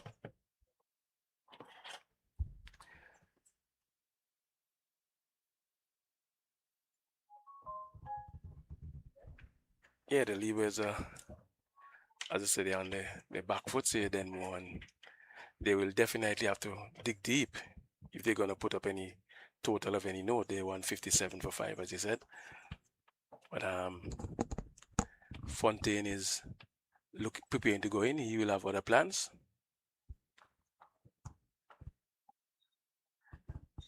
I think he's been very patient and concentrating on his line outside the off stump then more. He has. First delivery is just about on that line of the off stump. Lashon Bergan is driving. Can't beat Fontenelle, who's also fielded well in that cover region. Yeah, I think when Fontaine started, he started a bit straighter on the stumps, and he has managed to work himself into a good spot now, just outside the off stump. Ooh, strain, and this one is flicked away into the square leg boundary for 4. Probably just looking to fire it at the stumps, maybe because of the way that Bergan has been playing, but he's just missing his line on that occasion, getting it outside the line of the leg stump, and Bergan having the presence of mind to really get onto the end of that one and clipping it down to a fine leg region and picking up 4 runs. Some adjustment being made now, then more. So they're looking to stop the boundaries, then more.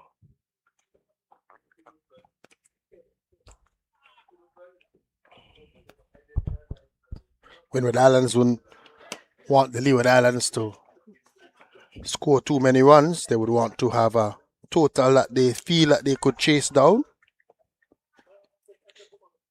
Yeah, well, you'll want to limit them as much as possible, then more. As you say, the less you have to chase down is going to be better for you.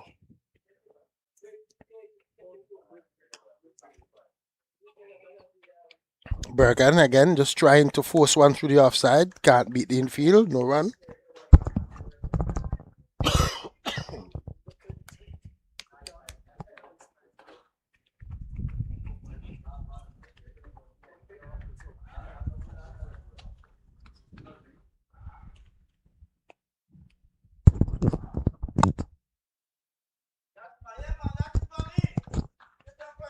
So the wicket keeper is now standing up to maybe force on Bergen to stay in his crease. Yeah, I think that's a good thing. Keep him honest, then more. Don't let him look too. I think they, as you said, he's a pretty aggressive little batter, so they probably know him. He's gonna get a run here as he's driving, but then more, I don't know if it's the distance that we at, but I'm not hearing any calling between the batters at all. Unless it's excellent communication. They're just looking at one another and running. Yeah, well, we haven't heard much sound from the Leeward Islands in general. Yeah. We're pretty close to the Leeward Islands dressing room, and players are there, literally all muted. Well, as you said, they'll have to, press that button and unmute them. How important, Dave, is sound and from your dressing room, and do you players hear that when you're out there in the middle? Maybe if the players are cheering you on, we of course then saw the last time when the Guyanese were here, they literally cheered every run. Any sort of support you can get then more when you're out there in the middle is going to be good stuff. That's a good shot. This one is driven. Just chip it over the bowler. They're going to get another run. I think though that with that one, if Bergen got to the pitch of it, he could have really just gone through. We've seen pressure being added. We've seen it's a slip in a gully now. Short extra cover. As a matter of fact, it almost looks as if they have two slips. Well, it's you can say that. 2 slips, yeah. But pretty wide, especially the man at first slip. Is, for me, a little bit wide. But Fontenelle to Andre Daniel. A little bit too short with that feel that he has there for me. Yeah, well, I guess he... Fontenelle.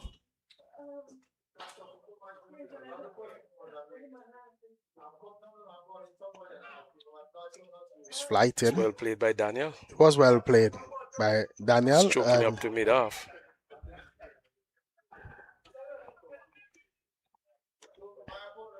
Getting a single, almost getting himself in a spot of bother there, but eventually just settling for one.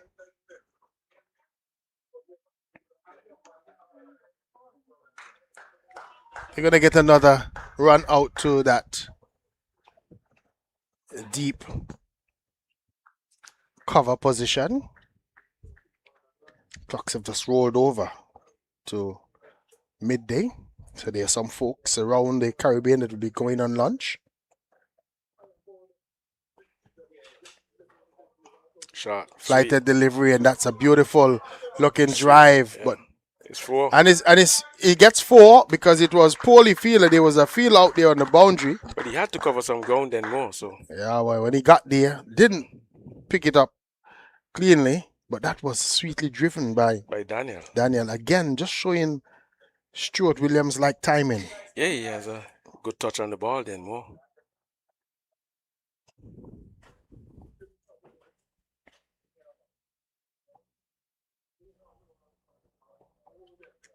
Gets another flighted delivery, and he's forward and can't beat infield. So end of another over, 169 for 5. Tanis Francis caught behind for 79, and Jacqueline caught out on that long off boundary for 55. Leeward Islands 169 for 5. Okay.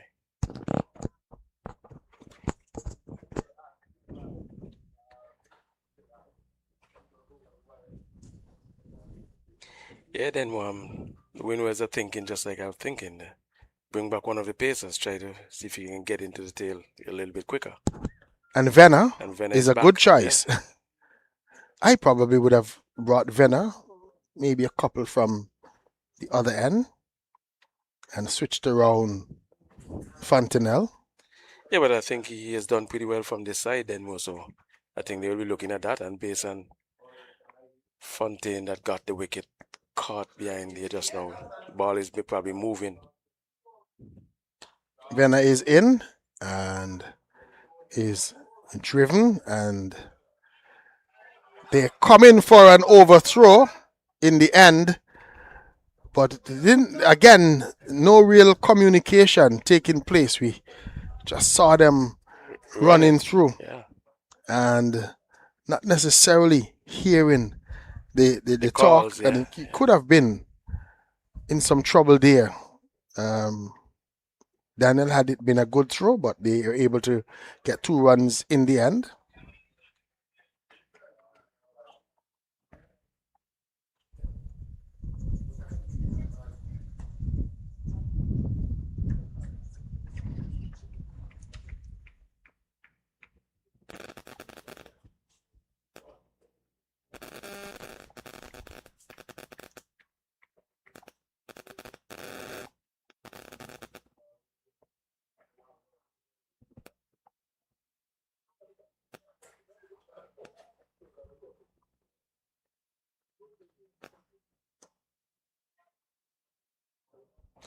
And we heard a call just now then more. Loud call of no. We heard a loud call of no. So for the first time. Yeah, so they can speak. we now know that. Yeah.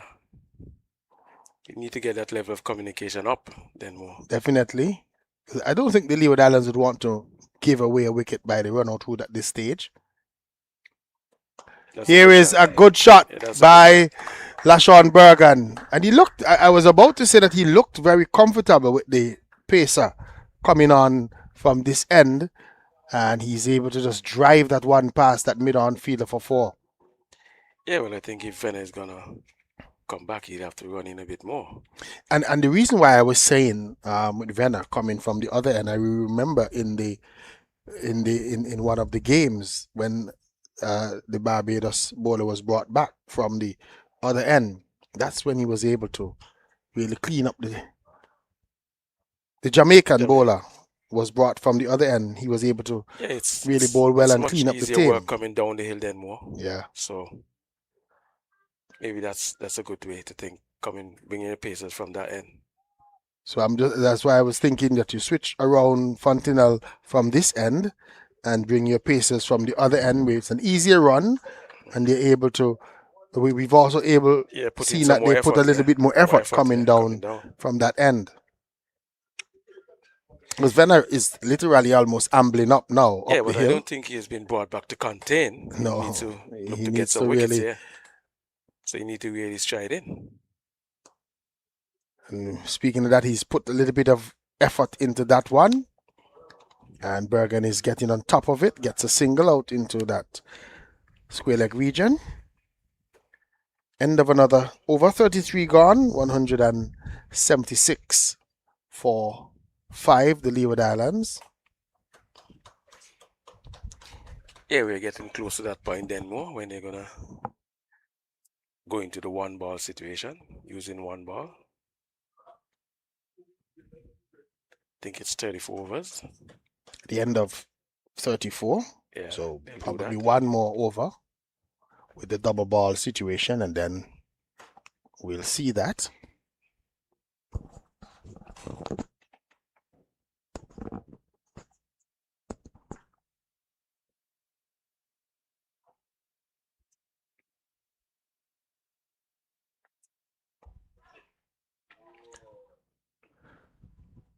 Bergen doesn't look as confident against the spin No, he is. as he does. He knows what he's doing then, he's just chipping it over the bowler's head, getting a single. You think so? Yeah, he's deliberated that shot, I can tell you that much. He's done it twice now. Shot. It's a good shot. Well fielded too. We haven't seen Henry for the day, Denmore. No, we haven't. Cazado Henry. Yeah, No, he just fielded the we ball. haven't seen him at all. Bowling at all. I don't know, maybe I see that he has his fingers heavily strapped up. Yeah, we see. Strapping on 2 of his fingers on. Those are the bowling fingers too. Finger. At least his index finger on his right hand look heavily strapped.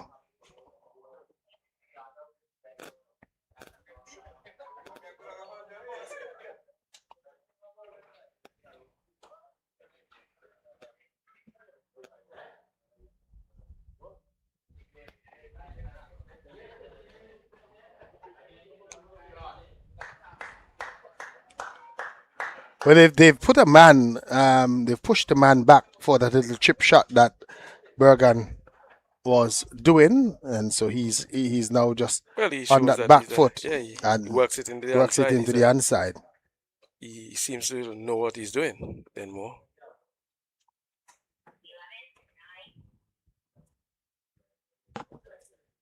It's a name that we've heard around the Leeward Islands for a long time in the youth ranks, coming through the under 15. Maybe even when they had the under 17s, we've heard that name, LaShawn Bergen.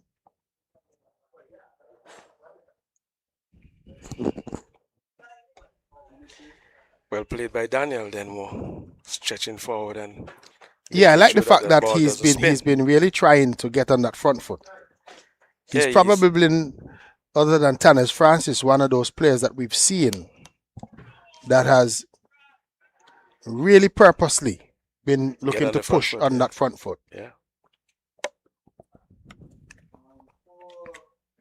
End of over number 34, 179 for 5. We're going to have a refreshment break, and of course, we'll take a short break as well from the commentary.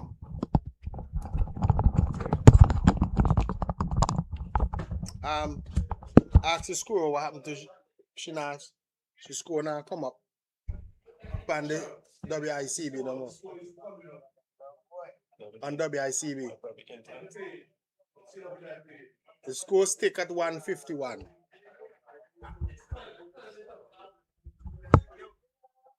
Tell you the score stick at 151.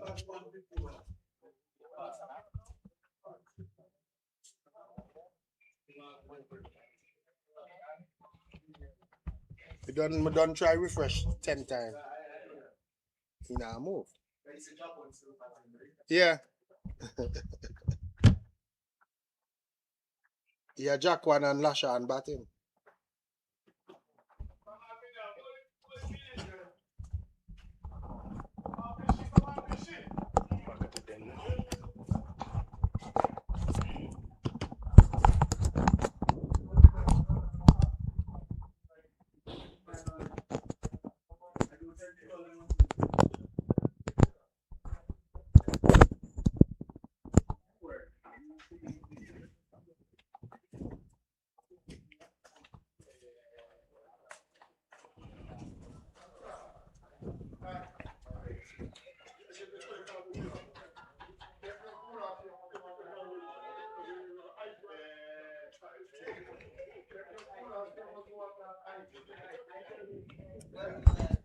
So we're back, 179 for 5, the Leeward Islands.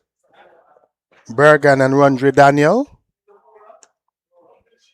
Opportunity here. This one is struck away, but not very powerfully, so they're probably going to get a couple of runs, and they do.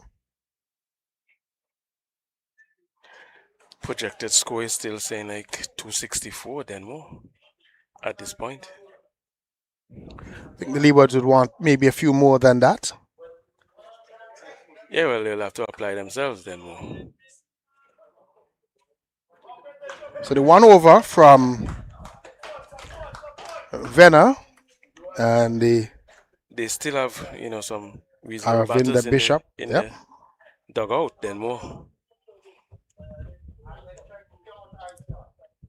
He's throwing the bat at this one in Lashon Bergan. Not being effective, hitting it straight to the fielder, no run. Yeah, young Tiari Tong, he's a hometown boy here, so he'll And be looking to do can well. he's missing one and ball going past the wicket keeper and they're running back for 2 runs. Might be signal buys. We'll just wait and see. Yes, buys is the signal from missed it totally. umpires. They missed it totally, and the wicket keeper also missing it. And then I'll tell you when I first met Junior Murray in youth cricket. You know, I was rather amazed. After 3 balls, he was up to the stump standing up.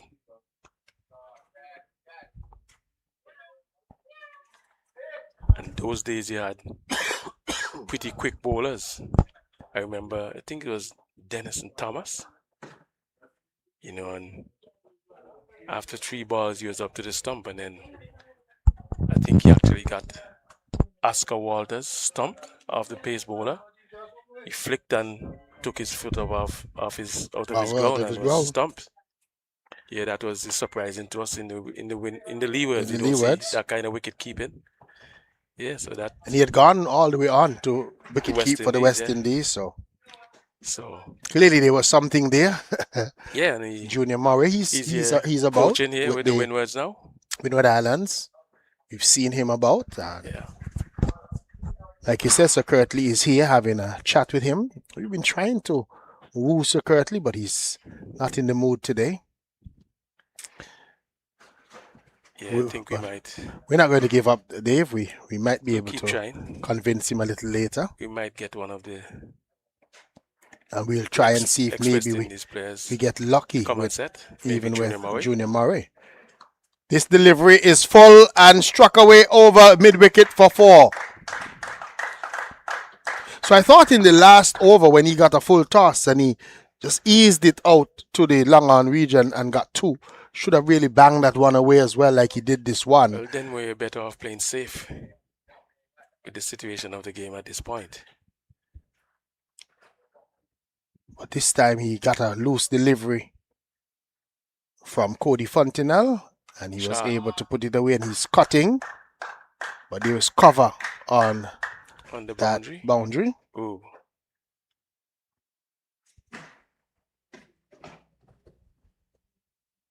Yeah, we see pressure being added still then more to Daniel. Still the 2 slips.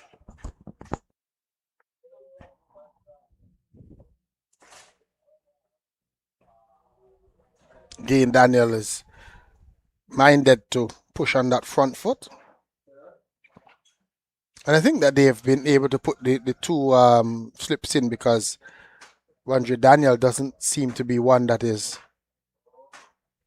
probably going to go over the top. That one was turning from Fontenelle. Daniel thought of playing and then just maybe belatedly just pulling the bat out of the way.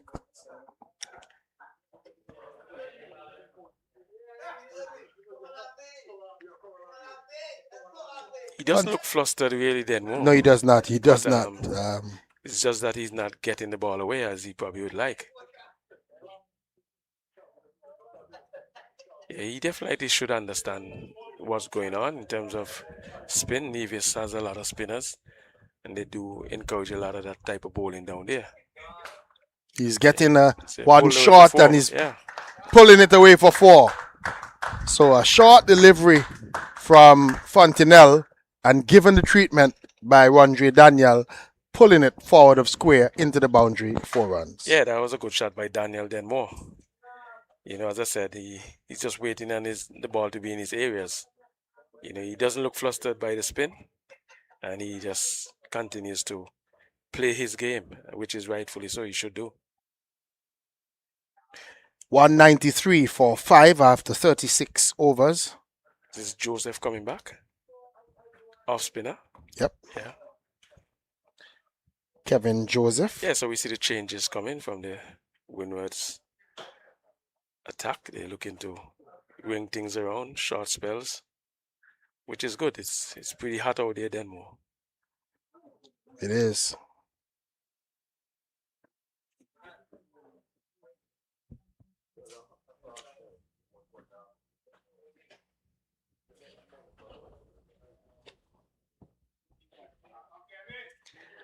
I think I'm pretty impressed with the captaincy of the Windwards to Denmore. That's a wide. The captain has been positive. He has been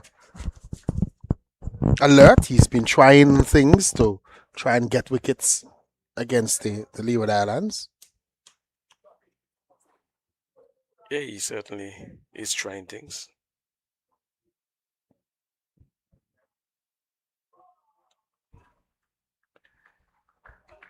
And maybe Bergan would want to be playing a lot straight. He's looking to back away and go square for the off spinner. He has to be careful with that one.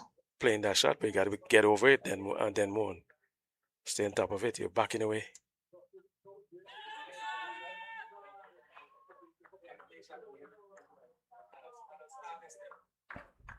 So Daniel is going to have a word with him, which he should do. What would he be saying to him at this stage? He's backing away. I saw him pointing that out to him. You need to go to the ball, get over it, and then you can play that cut shot.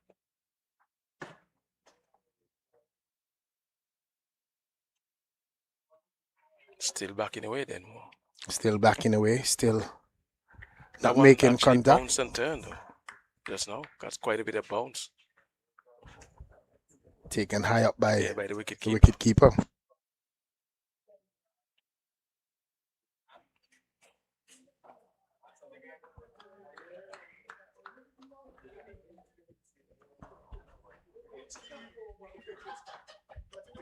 So Kevin Joseph have been able to get away with 4 dot balls after that wide to start the over.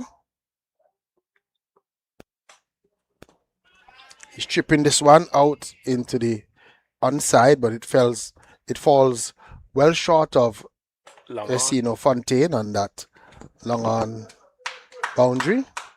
They're able to come through for just a single.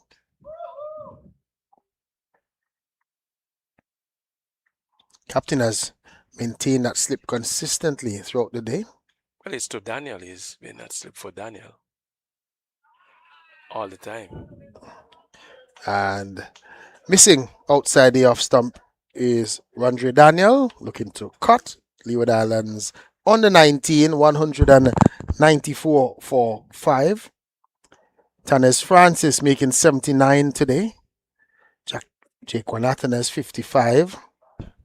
Lashon Bergan, he's there, not out on 25 runs, trying to do a little bit of a repair job for the Leeward Islands.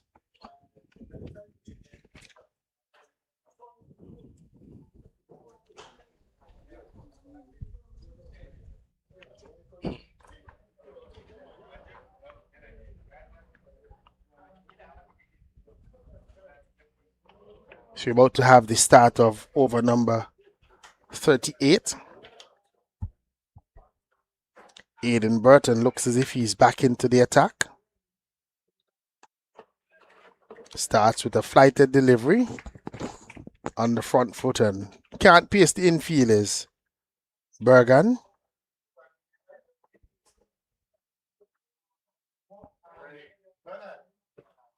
I think these two though have to continue batting, not be flustered for the Leeward Islands. Maybe take it well into the maybe 42nd, 43rd over. So you don't have to go all the way down. It looks like the Leewards could probably have a late order rally with some of the other batters to come, people like Mentor and Tiari Tong and others.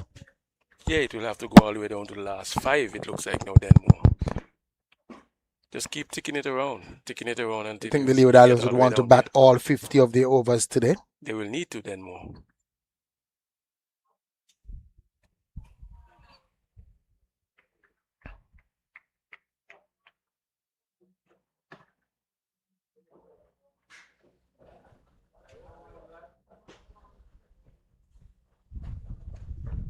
I think Burton is encouraging Daniel to drive. He's asking him to drive.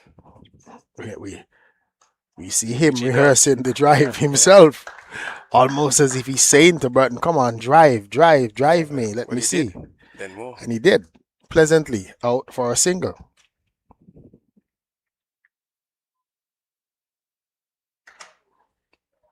But with these two batting, he's been able to just be a little bit more comfortable with his bowling, flight it a little bit more. This one is short and pulled down.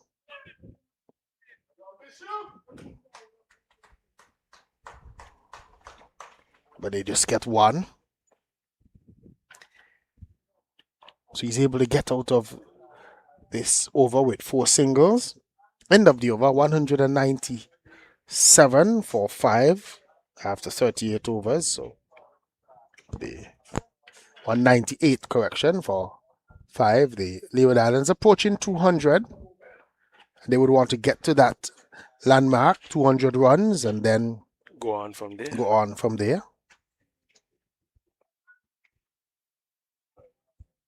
It will be Joseph to continue then more.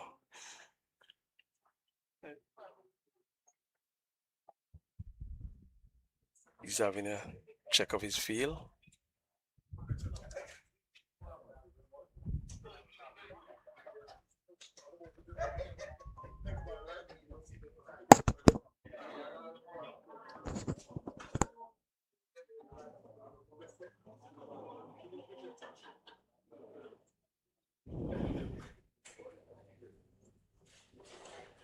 Shot. Delivery that is cut away, square of the wicket, but there is protection on the boundary.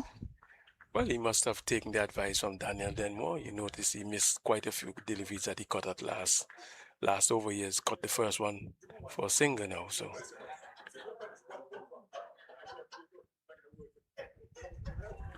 and that was a better shot he got on top of the delivery on that occasion. Yeah, well, that's what you need to do if you're gonna play a cut shot. You want to stay on top of it, Got watch it all the way, and then play a shot. He did all of those things, got it down to that man on the boundary for a single.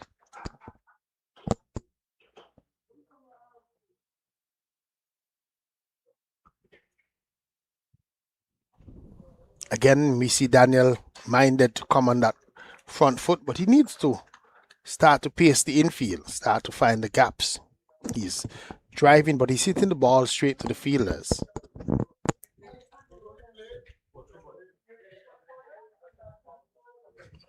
Maybe just needs to play it a little bit later to manipulate the field a little better. Yeah, there. 199, then more for 5. I think these two has actually, brought them back into the game a little bit then more in terms of Leewards batting. They have. They've been ticking ones and twos, not many boundaries, but they're still there. And that is why I was saying earlier, maybe a short while ago, that they need to continue to bat on. Understand that maybe they're not scoring as quickly as they want to, but it's important for them to build this partnership, continue to build on the partnership that they have so far. Yeah, as I said, if they're going to have any sort of onslaught, it's going to look like down in the last 5 overs. The end of the over by Joseph. End of another over. At the end of it, the total is on to 199, 199 for 5.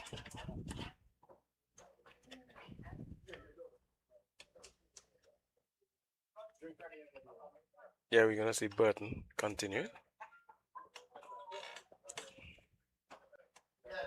He has changed angles, then he's going to come over the wicket.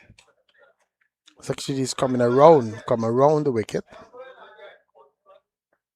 Oh, yes, he is, sorry. Yes, you are right that he's changed the angle, but he's come around around the To wicket. the right-handed Bergan. First delivery is driven back hard, no run.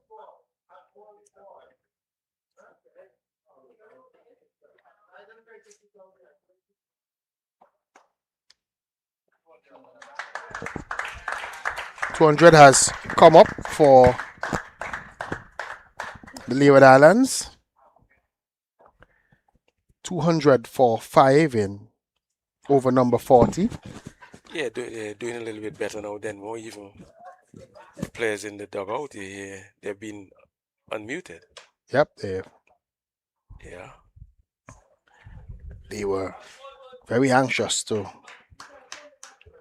cheer the milestone. Psychological mark, that 200.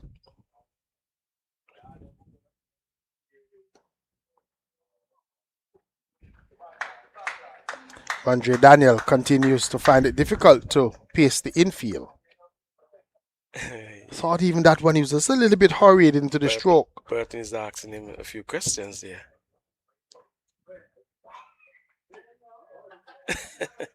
I like this. Burton asking him, what you want? You're not able to. What are you doing? You can't manage me?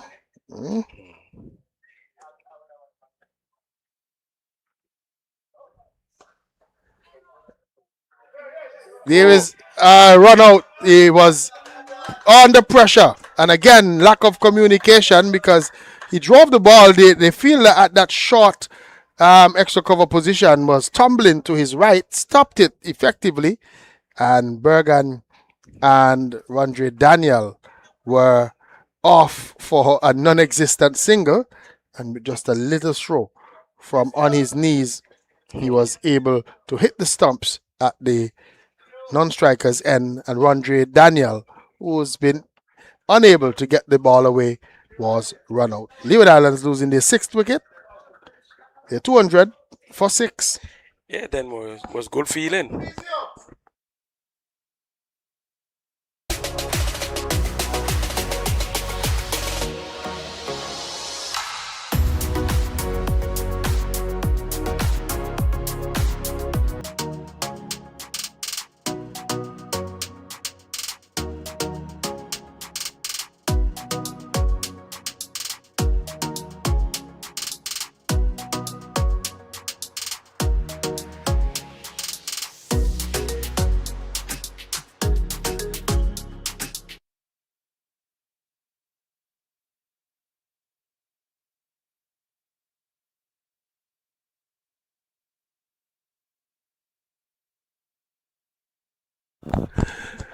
And so the Leeward Islands losing their 6th wicket with the run out of Rondre Daniel.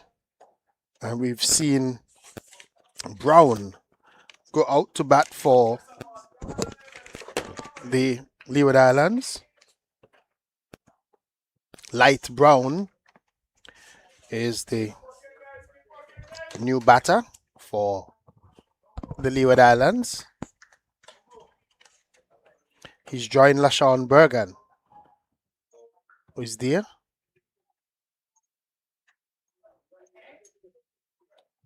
And Joseph is bowling to him. Kevin Joseph.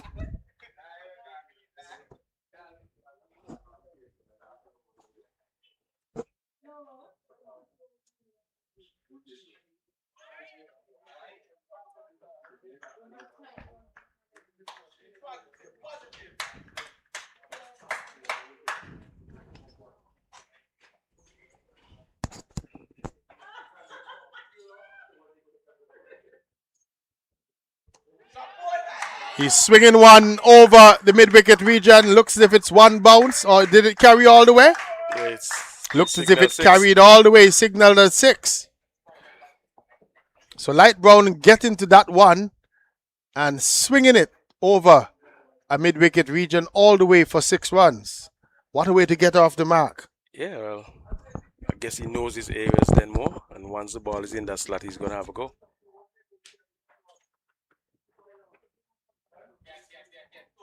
He's working one down to a 3rd man region, sprints through just to run.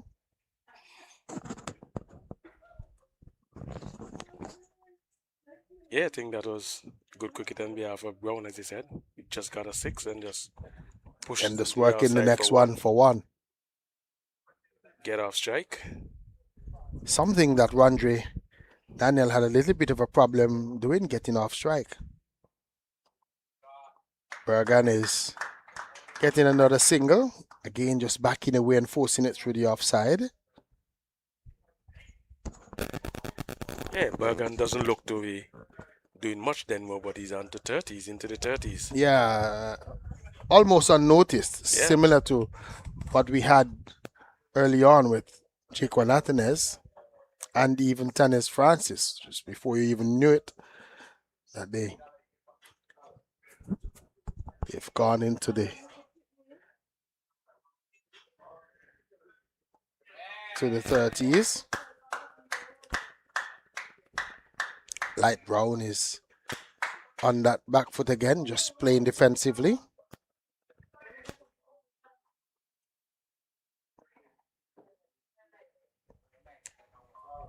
One of the 3 changes made today for the Leeward Islands in Light Brown. He's again looking to go at one, this time on the inside edge, going down to that mid-wicket region for a fortuitous single, but he'll take it. End of the over has come up. At the end of it, the total is on to 210 for 6. 210 for 6. Yeah, I think Brown will be reminded that he's up against an off spinner then more, and the ball will be turning into him. So playing through the offside and that square is not going to be something of a that he'll be advised to do. He will need to wait a bit and look for that ball to turn into him. I think the first shot he played and got out the mark with was a very decent shot, and he'll have to look to play some more of that. Not Aiden Burton, who had a drive to the outside square. Yeah, Burton, who had a lot to say in the last over, and literally outfoxed Rondre Daniel. Well, he talked him out. Yeah, he literally talked him out of the wicket. That Daniel hit one straight to a fielder and took off for a run that was non-existent. 2 dot balls to Light Brown. And you tend to think Light Brown is just waiting for one to come closer to him to have an almighty swing. Yeah. Well, I guess he knows his areas then more. He's driving up on the onside, gets a run. But I tend to think that if he gets something on his leg stump, Light Brown, he's going to be looking to really hammer it over that mid-wicket region. Well, you have seen him play that shot already. Yeah, he sets up almost as if he looks for that shot. This is a good shot by Bergan, but again, that man is out there on the boundary. So just a single.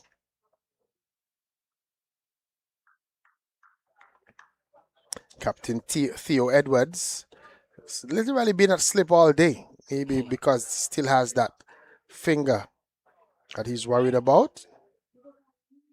Light Brown wants a single. That's not on. Sent back.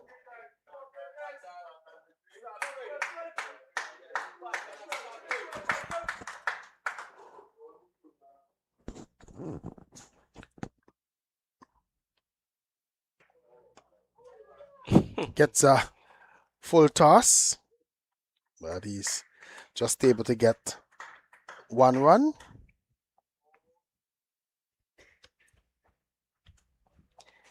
Yeah, I think Burton is actually flighting it then more, encouraging them to try to have a go. So the end of another over has come up. 213, the manual scoreboard says, for 6 runs. Yeah, there's been a revised target then more. At the current run where they're looking to get like 252.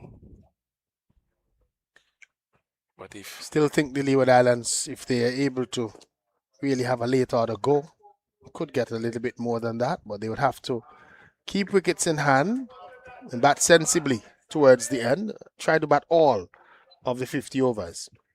Yeah, as I said, they'll need to bat the overs then more. That's gonna, put them in a better position in terms of getting more runs.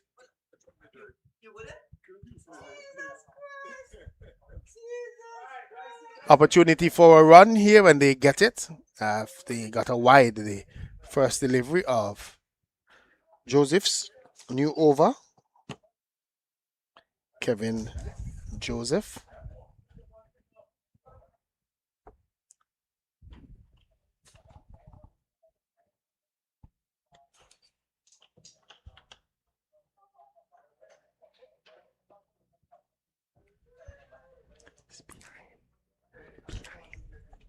It's behind.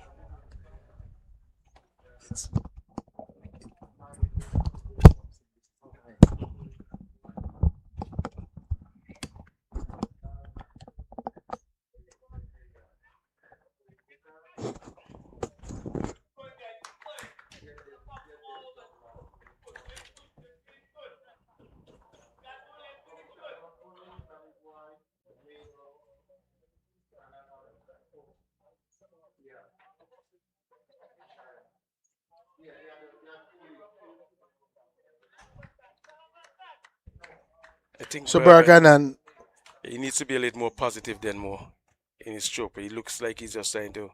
he's just get a waiting. single, Yeah, he's get a just waiting single. for that Yeah. that one ball.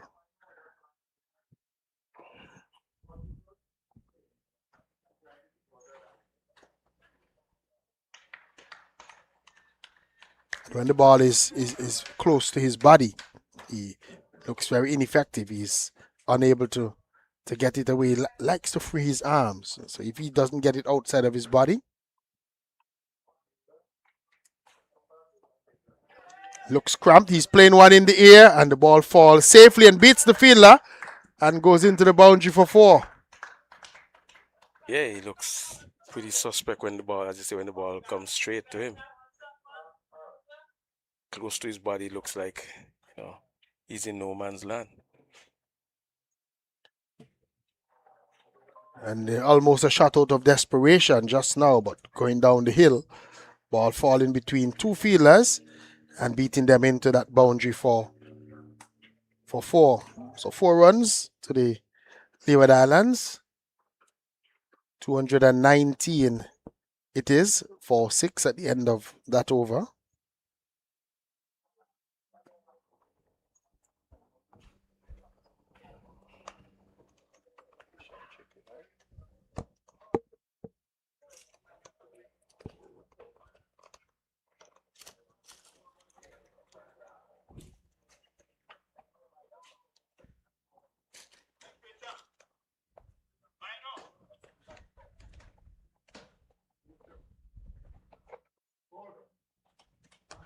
This one is struck away over straightish mid wicket for a maximum. Yeah, well, then more you picked him right. He's setting up for that shot.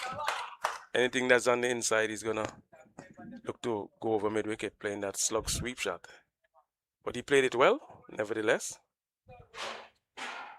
and he got a maximum then more. So light brown, loving what he was seeing there, and setting up and swinging that delivery.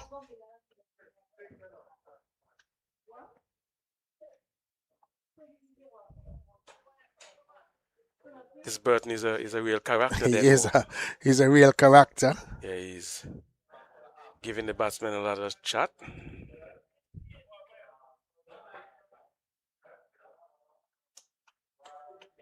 Captain has moved from slip, maybe gone to that short fine leg position.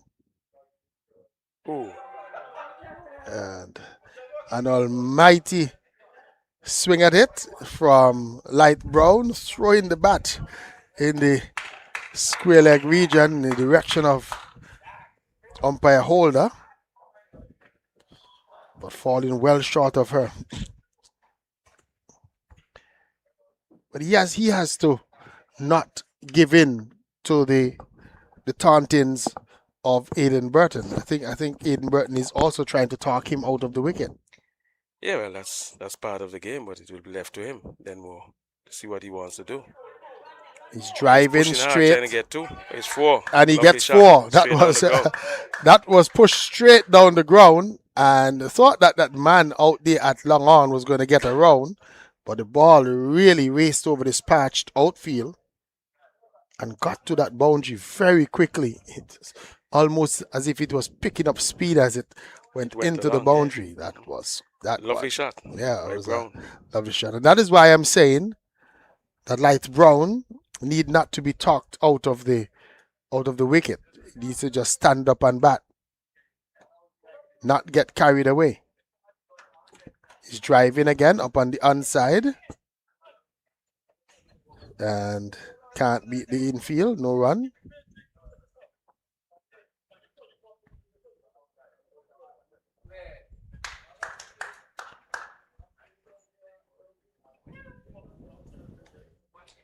Turning this one into the onside and gets another run. 230.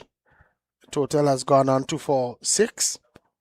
And still, Tanis Francis, the main scorer so far for the Leeward Islands, with that 79-55 for Jake Nathanez. Both batters really should have been looking to push on. Tanis Francis would argue that might have gotten a hard out, as we would say, Dave. But Jake Nathanez really gave it away. Really just pushed one up to that long off. Really, had he had gone through with that shot, I'm sure that he would have cleared that orange structure we're seeing on the far end.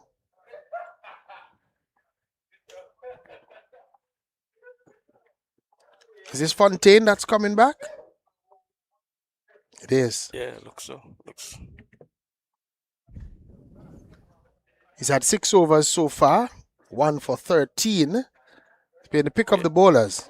We're down to the last 5 now, then more. So let's see what happens here. Shot.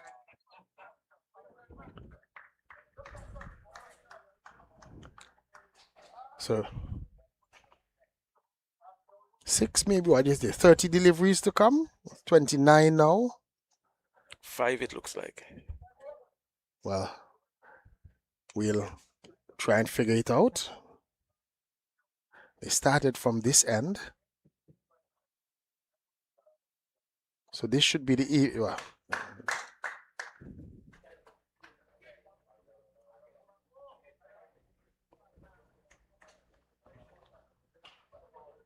.45. yeah, so it should be the 45th from this end.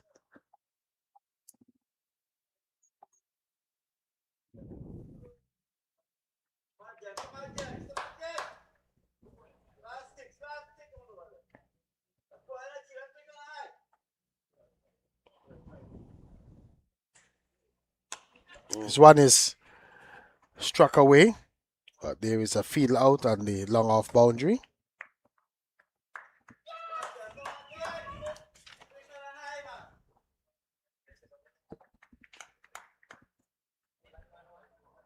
Is that Kazodi Henry that we haven't seen bowl for the day? Yeah, but he has his finger heavily strapped. Finger's been strapped. That's his bowling finger. Something probably wrong with him. He's in the squad today, but he hasn't been used by the captain.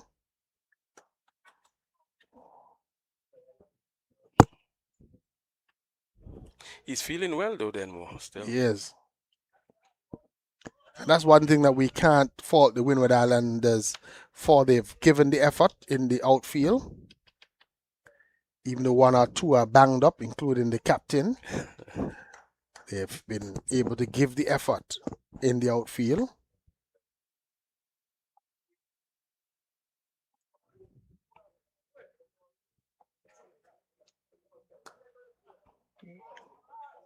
Bergen is driving again.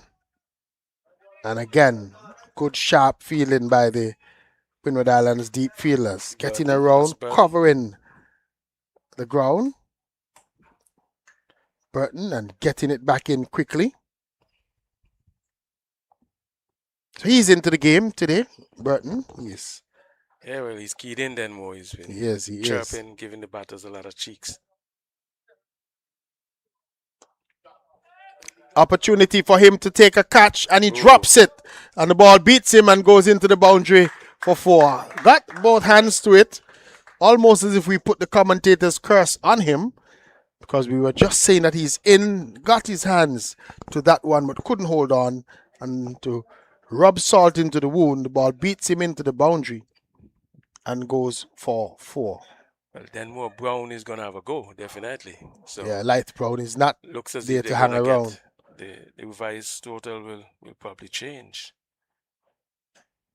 238 Oh, they're back for up to 265 now, looking at 6. Yeah, 265. And with 5 overs to go. Another 30 deliveries or so to go. If they get a run per ball from here,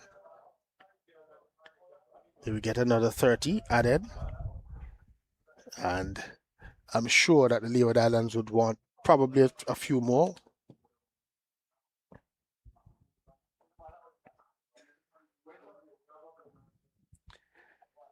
So Venner is coming back now then more from the end that you wanted to see him from. So it's not going to be as easy as the Leewards would want it to be. With Venner coming back, he's not the easiest of customers to get away then more.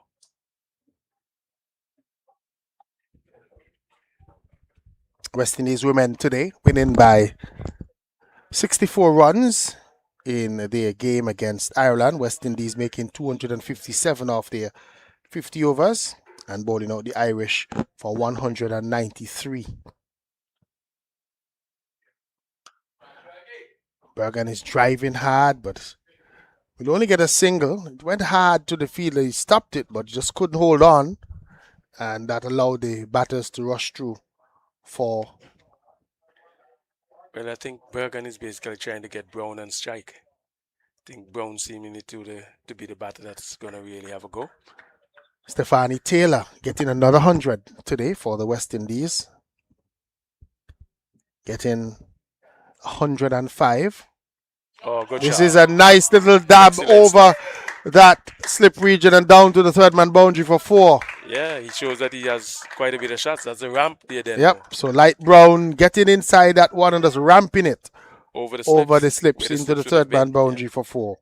Good stuff. Good to see innovation. Then 30 for Jazara Claxton. Ali Aline getting 33 as well for the West Indies in their West Indies women in their total of 257 in their 50 overs.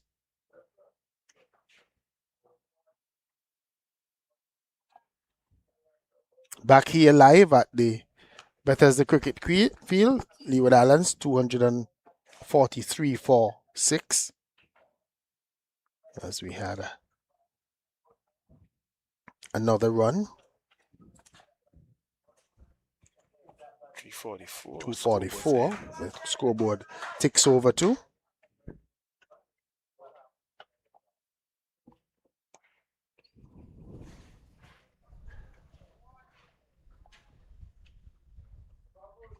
Another opportunity for another run and taken by the Leeward Islands. Yeah, I think. And again, Dave, without us noticing, Light Brown is into his 30s. He's on to 32. And Bergen is on to 40. Yeah, I think they've been handling the situation pretty good. Then more they've batted, and now I see them scurrying around trying to get as much runs as possible. Light Brown gets a wide delivery down the leg side as Venner continues to struggle. I think Venner is just a little bit flustered, maybe by the way that Light Brown is approaching him. Yeah, he actually forced him into that wide delivery. Yeah, maybe that one. Yep, that one that he ramped over the slip region, and the way that Light Brown is moving around the crease. He's driving straight. But there is a fielder out at that long off position. They run back for 2 runs.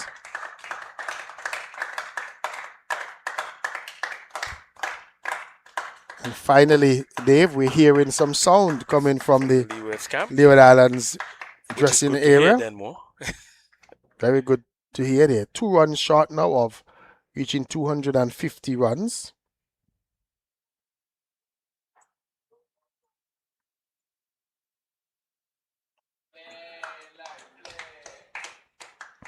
Another single to Light Brown. Then I'm liking what I'm seeing in terms of Brown and Bergan. Brown seemingly wants to take all the strike, and which is rightfully so. He seems like the power hitter, and Bergan is just ticking it around, which is good to see. Understanding what is going on, what is taking place. 4 overs to go, then more. Final 4 overs, and they would want to score as much as they possibly many can. runs as possible. Nice to see them, taking it all the way and batting, looking to bat all the overs. Then certainly, because for when they lost those 3 wickets in the cluster,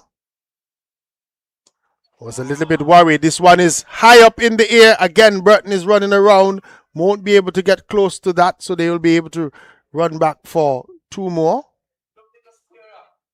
Looks square. It's the call from the scam, but he might have been out caught. Yeah. There is a man a little bit square on that mid-wicket boundary.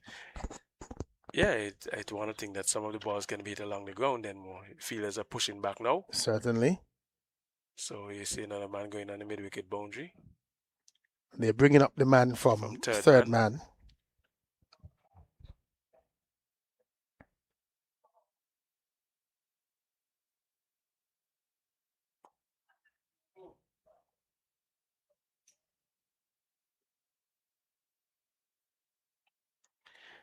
Yeah, stroking it to the offside then more. So Leewards made 275 for 7 in their first game against Jamaica. And that was a winning total. So they would want something in that region, or maybe just a few runs more. Yeah, anything more than that would be a plus then more for them. Because we did see the Windward Islands get to 278 for 7.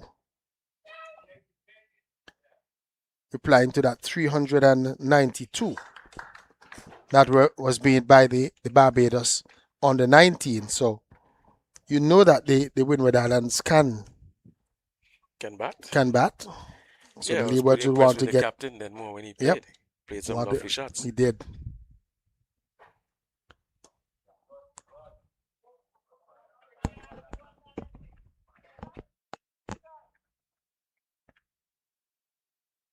Yeah, so Light Brown and Lashon Bergan doing a little bit of a rear guard action here for the Leeward Islands.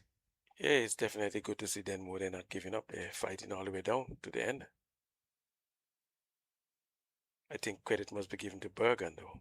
Yeah, you must give him credit because he came in at a critical time and didn't give his hand away. He looked shaky. He started a little bit shakily, but once he's been able to settle, Lashon Bergan, he's looked good for his 41. He's taken 54 deliveries, but he has even understood his role since Light Brown had come in. Yeah, you can see the because he was almost at 40 when Light Brown came in, and he has allowed Brown to play his natural game, but he's out caught in the deep. Light Brown hit one up in the air, and that man that you can't keep out of the game, Aiden Burton, coming around. First he thought that it might have carried further, but then he recognized that it was coming down, and he takes a good catch out at that long on region.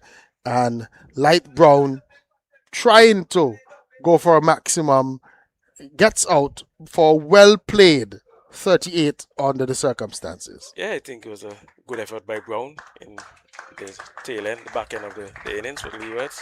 29 deliveries. But well bowled and well caught by young Burton. Yep. As you say, you can't keep him out of the game. Can't keep him out of the game. Light Brown coming back in has a smile on his face. Thierry Tongue has gone out. Hometown boy. From this community, from out of Bethesda village where we are located. This is the ground that he plays on week in, week out. So he would know this ground very well. Tyler Venner is going to come back to start over number 48. First delivery is swung away by Bergan, but just for a run. So Thierry Tong getting his first opportunity to be on strike.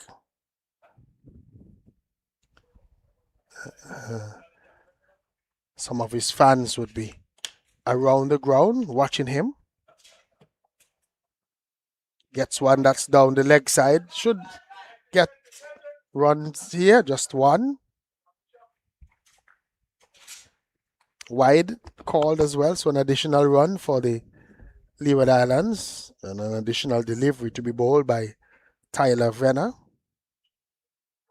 Venner hasn't handled the pressure very well today. Yeah, I think he just needs to bowl his lines, lengths, and stop watching the batsman moving around in the Yeah, I crease. think he's a better bowler than what he's doing today. Bergan is ambling through for another single. Shouts of run coming from the Leeward Islands camp. Maybe they just want him to be a little bit busier, maybe put the fielders on a little bit of pressure. But you can understand Bergan, he's been there for a little while and it's been hot today.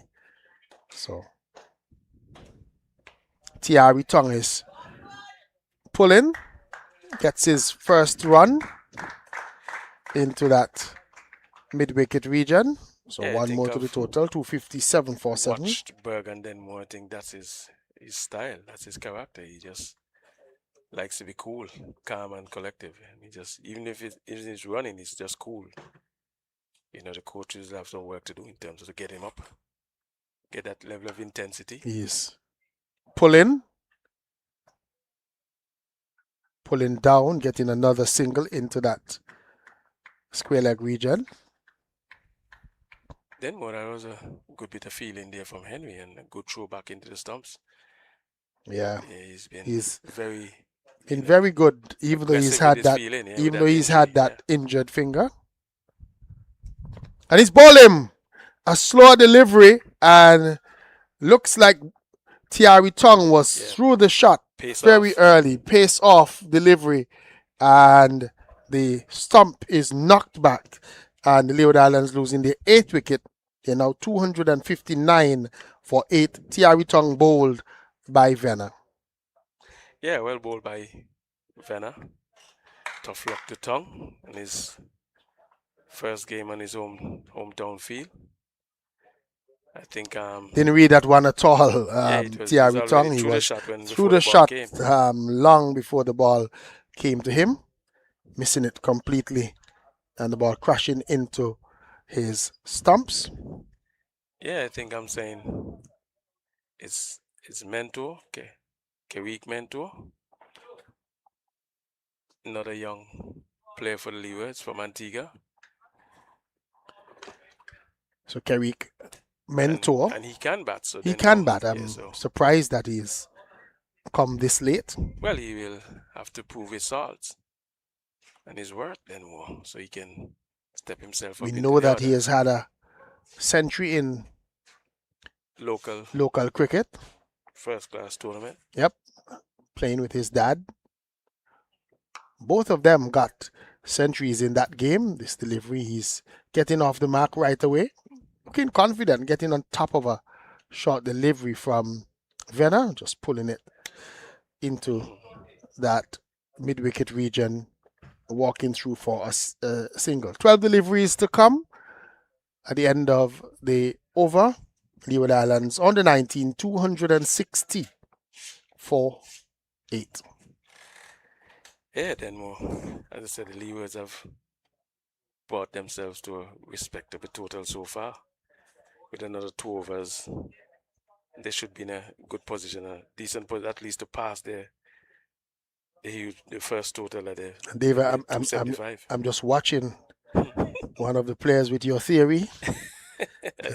I told you about it then. Yeah. They'll dehydrate themselves. These players have to be very mindful. Coaches need to step in. Shot. Mentor gets another single out to the long on region, just coming down on a delivery from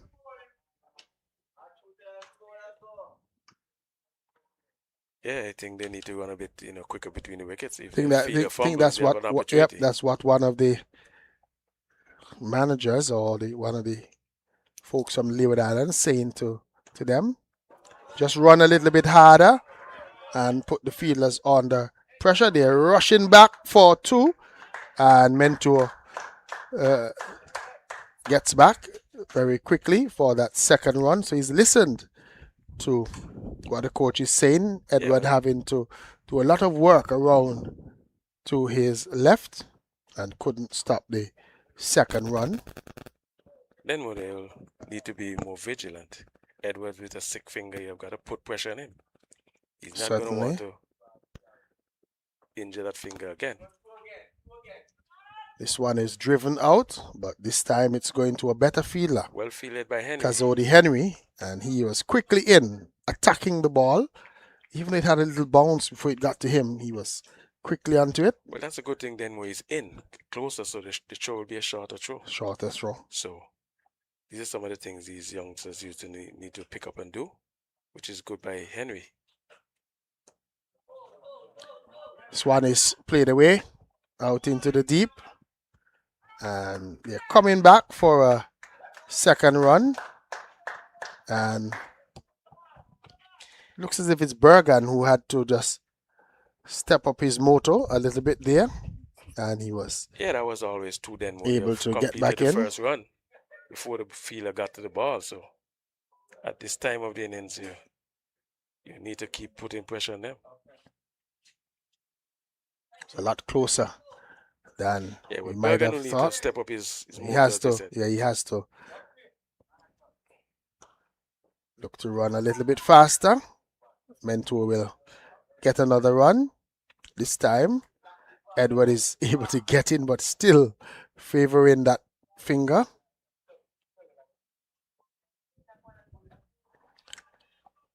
So 267. Opportunity for the Leeward Islands to try and get their best score in this tournament so far. They got 275 for 7 in their first encounter against the Jamaicans. This one is hit, but it should be out, and it's taken by Edwards out in the deep. LaShawn Bergan was trying to go over the top, and he hit it right down the throat of the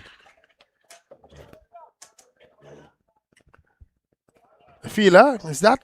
It's Edwards. Edwards. And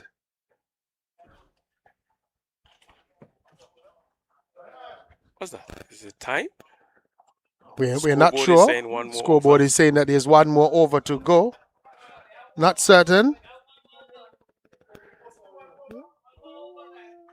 So we not sure what was happening there. We saw Kerrick Mentor coming off, and I was wondering because I know it was the 9th wicket, and Challenger, Kasim Challenger, who is listed as a fast bowler, is there. So probably a little bit of a mix-up. Not sure what is going on with Kerrick Mentor.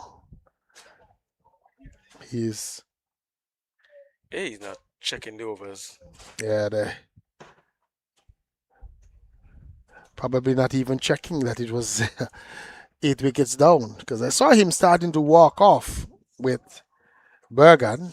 So a little bit of a mix-up there from Kerrick Mentor, and coach just indicating to him and to that there's one over to come, and the coach indicating bat. He said bat all the balls. That's what the coach was saying to him. This is a good opportunity for them to go, go after this leg spinner and try to get some runs. Certainly. We'll see how they approach it. Is that Fontenelle it's going to come? 267 now. Yeah, it's Fontenelle. So 267 for 9, the Leeward Islands, with 6 deliveries, 6 legitimate deliveries to come. Cody Fontenelle, 1 for 46 so far from his 7. He's going to be bowling to Kerrick Mentor. That's the First googly. delivery, just standing up and playing it back.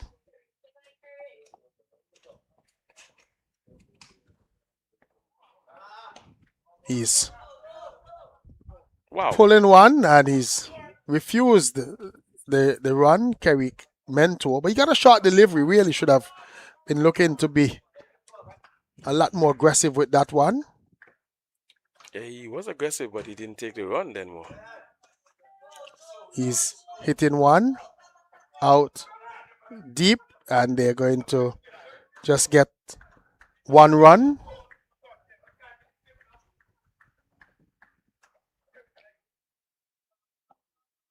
So just a single, 268 for 9.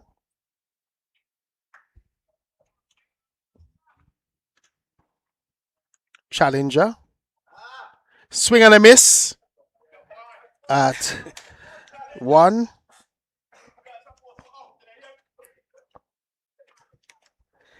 Yeah, so it's an urgent call for them to bat all the overs then more. Well, that was said at the Seemingly. start of the over.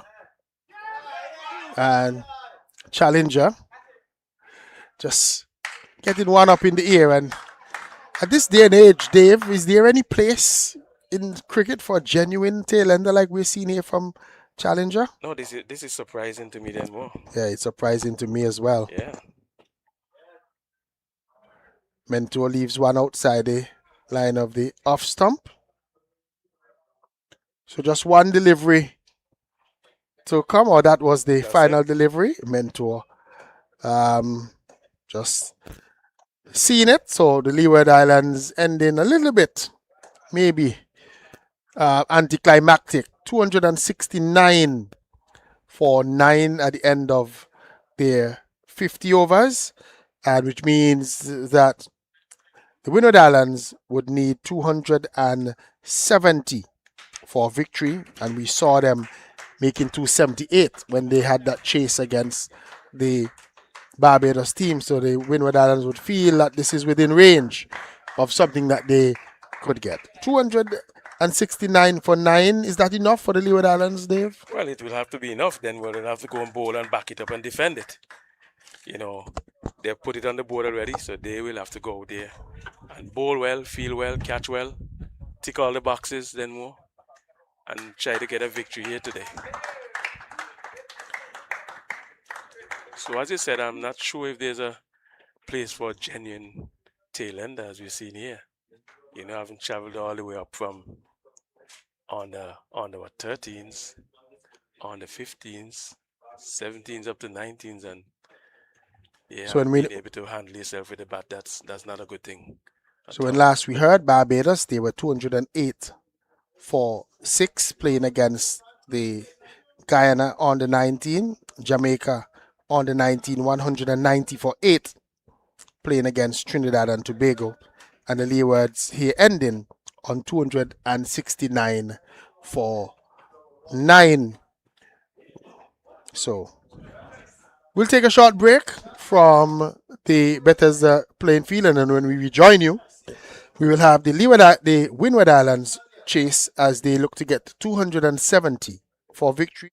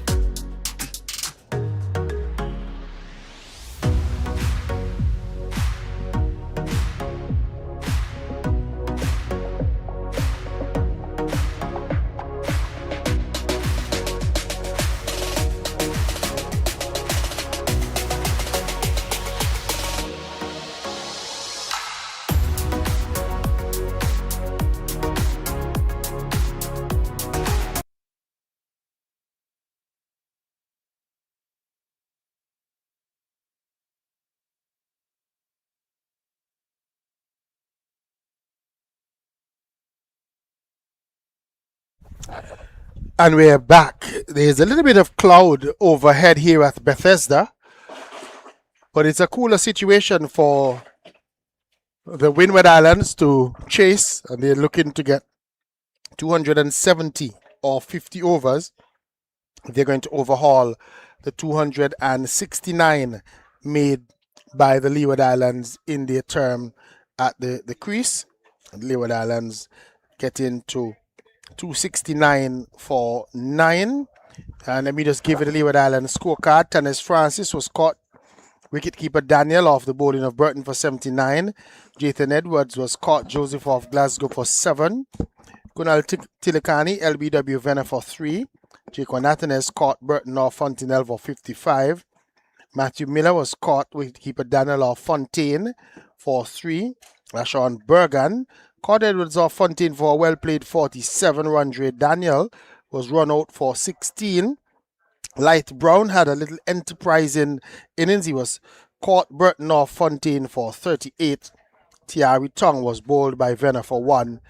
Kerrick Mentor and Kasim Challenger left not out on 6 and 1 respectively. 13 extras in the Leeward Islands innings of 269 for 9. And it means that the Windward Islands will need 270 for victory. 2 wickets for Venner.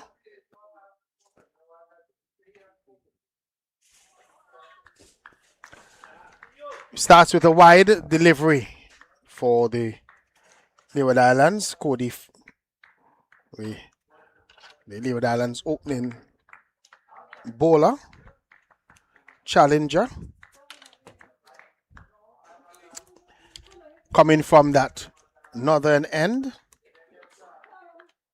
Just to finish the scorecard, 2 wickets for Tyler Venner, 3 wickets for Ursino Fontaine, and a wicket each for Glasgow, Burton, and Fontenelle. So the first runs off of the bat for the Windward Islands, coming down to the third man region. Rondre Daniel is down there in that region there.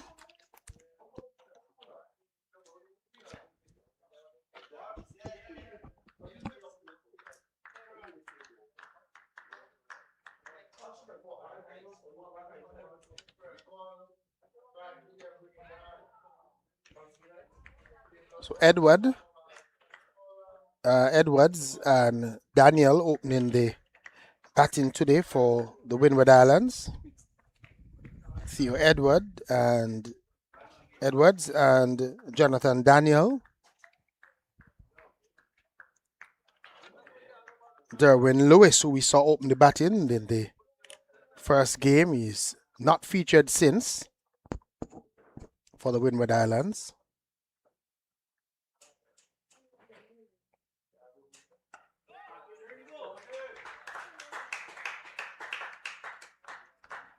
Challenger, left arm fast bowler for the Leeward Islands. Kasim Challenger, we understand he's from St. Kitts, has also made his debut at the senior team level, I'm told. By a little bit of research, the St. Kitts team.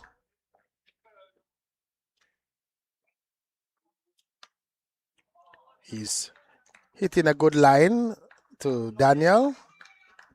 Just allowing this one to go by.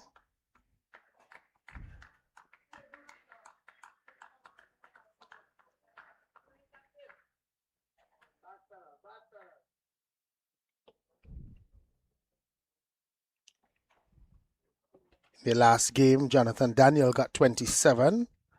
Theo Edward got 13.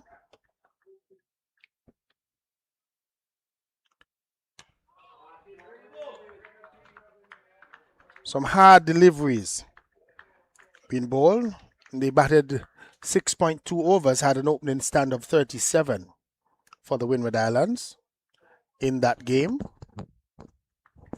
You'll be hoping for a better opening stand today.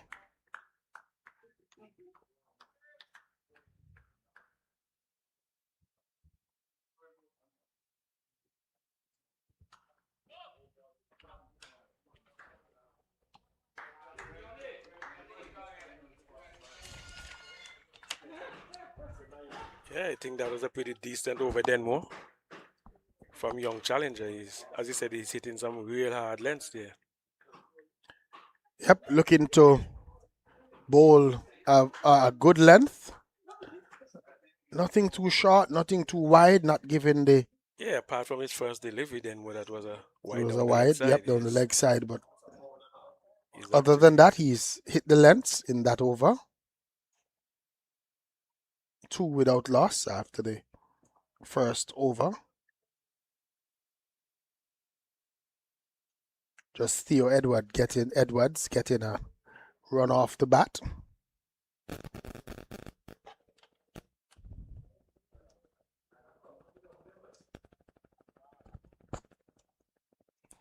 Miller. Matthew Miller is opening the bowling for the Leeward Islands today.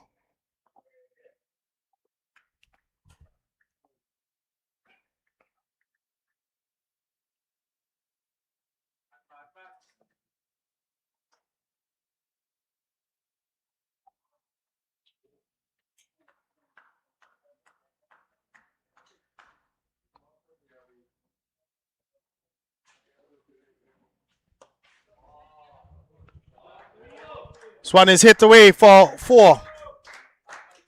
So Miller's first delivery is punished.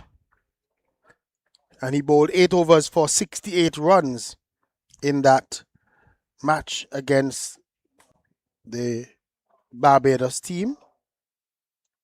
Took 4 wickets in that one, but he was expensive in his 8 overs, went that over. Here is one that is edging and put down that slip.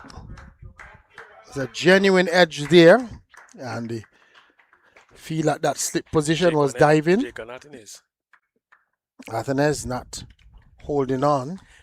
Yeah, I was just about to say then one thing, they should have started with 2 slips. You know, try to put some pressure on the Windward's batting lineup, try to get a few early wickets, and then you take it from there.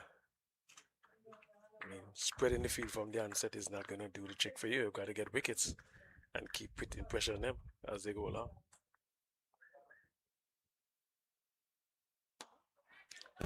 It's driven and dropped at that mid-off region. So 2 in a row. The Leeward Islands have not taken their chances. One going down at slip and now this one at mid-off.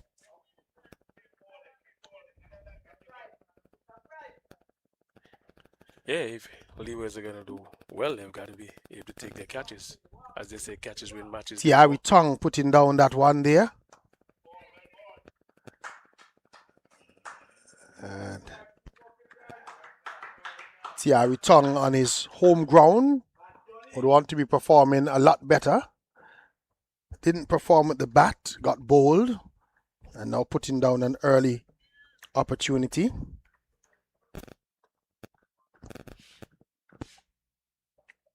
Ball carried to him, got both hands to it, should have really held on to that one. Mill outside the line of the off stump continues to do battle. The Leeward Islands under 19 captain would be disappointed. 2 catches going down back to back, one at slip and then that one at that mid-off position. Should be regulation. Yeah. But he'll have to keep going then more. He needs to keep fighting. He's the captain and he's got to lead by example and lead from in front. He's going past the bat of Jonathan Daniel. End of the second over then. 9 without loss after 2 overs. So the Leeward Islands would want to improve.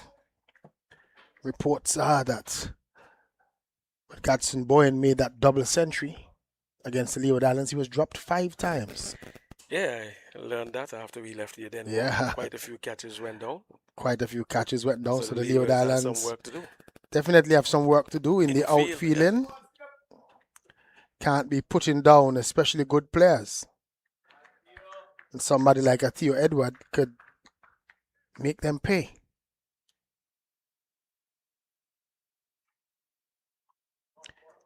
He's Oh, I pulling feel that. Challenger away, but good stop from Tiari Tong. Why would Saving you? runs there on that Why would you occasion. have that man in the circle then more? Oh, they're losing two on the offside and the outside, but he's not bowling that line then more. The ball is actually coming into the right hander, so I can't see him getting it out there, and he's bowling pretty straight too. Getting the ball out to the cover boundary. Yeah, that man on the cover boundary.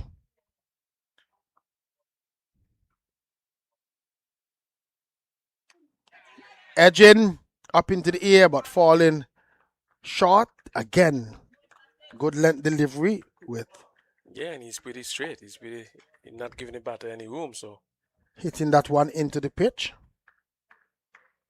I'd rather see the fine leg being pushed back and the cover being brought in, at least for the first couple of overs. Bang that one in short to Jonathan Daniel.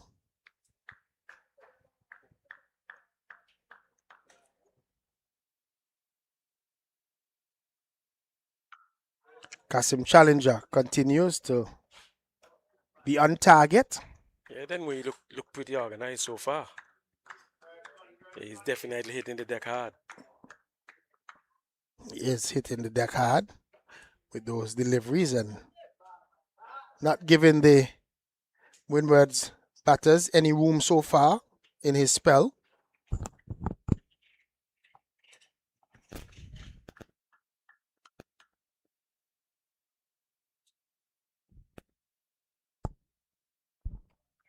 Just losing his line on that occasion, called wide.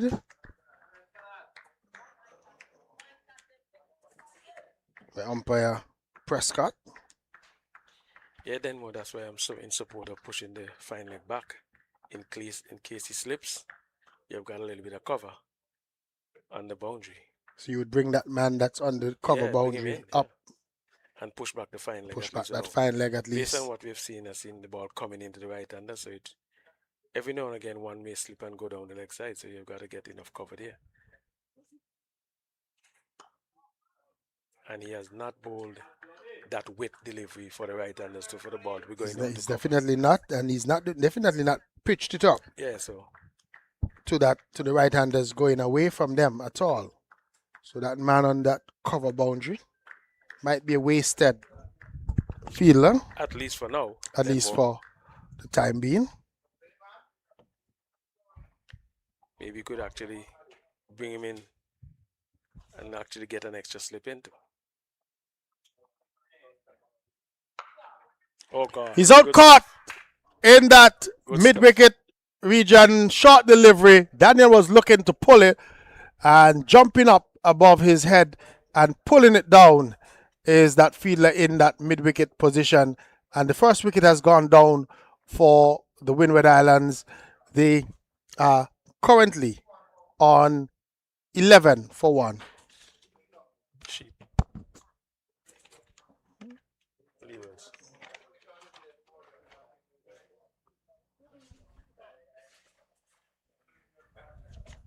LaShawn Bergen is the man that is in that position there. Took a smart catch. He batted well today too. So he's definitely in the game. Yeah, that was a good catch then. It's a good catch because it hit firmly and was going above his head. Had the presence of mind to get both hands up and held on to that catch. And Daniel comes back looking disappointed. He's faced 11 deliveries. Scored just 1 run, but never looked in control. He was given a chance by Tiari Tong dropping him at that mid-off position. But now LaShawn Bergen not making any mistake in that mid-wicket position, taking a smart catch. This is Fountain now. Yes, Fountain. Somebody that I have a lot of time for. Yeah, but he hasn't come to the party yet. Has not come to the party at all. Let's see what happens today.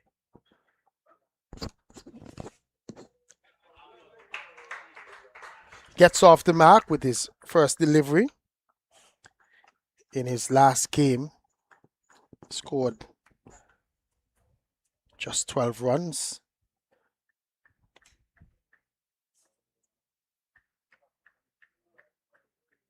end of the over there, Denmore.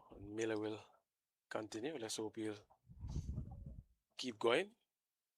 2 catches going and begging in his first over. So Fontaine had 12 runs with a 6 and a 4. Faced some 15 deliveries. Had 11 dot balls in that innings. Miller would be hoping that he can dismiss him early. Just didn't look right on that approach there just now as he was getting into his delivery stride. I thought that he had missed his step and he did the right thing pulling out at that last minute, Matthew Miller. Yeah, this end then was going to, as I said, it's going to be difficult going into the win.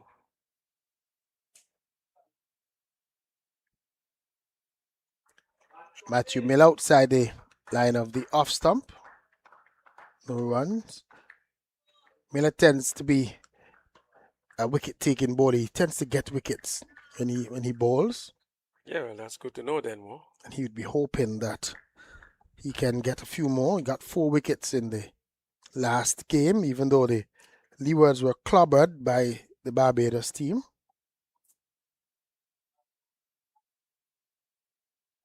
Beaten the outside line of the off stump and he's caught behind. Fontaine goes. So I was just talking about Matthew Miller, his ability to get wickets, and he hit the edge of Orsino Fontaine. Catch is taken by Tenez Francis behind the stumps. Fontaine looks disappointed. Umpire holder raises that index finger. Windward Islands losing their second wicket. They're 12 for 2. Yeah, well bowled by Miller.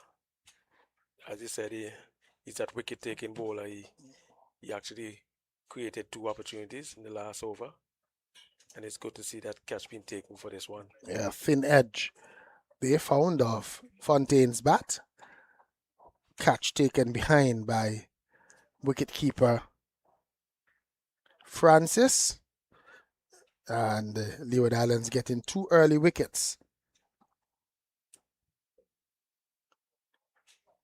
And it brings out Burton very early. Yeah, but to bat today. Had a lot of talk. So had a lot of stand up and back up his talk. A lot of talk when he was bowling, Aiden Burton, with the number 55 on his back, coming in at number 4 for the Windward Islands. They need to get to 270 for victory.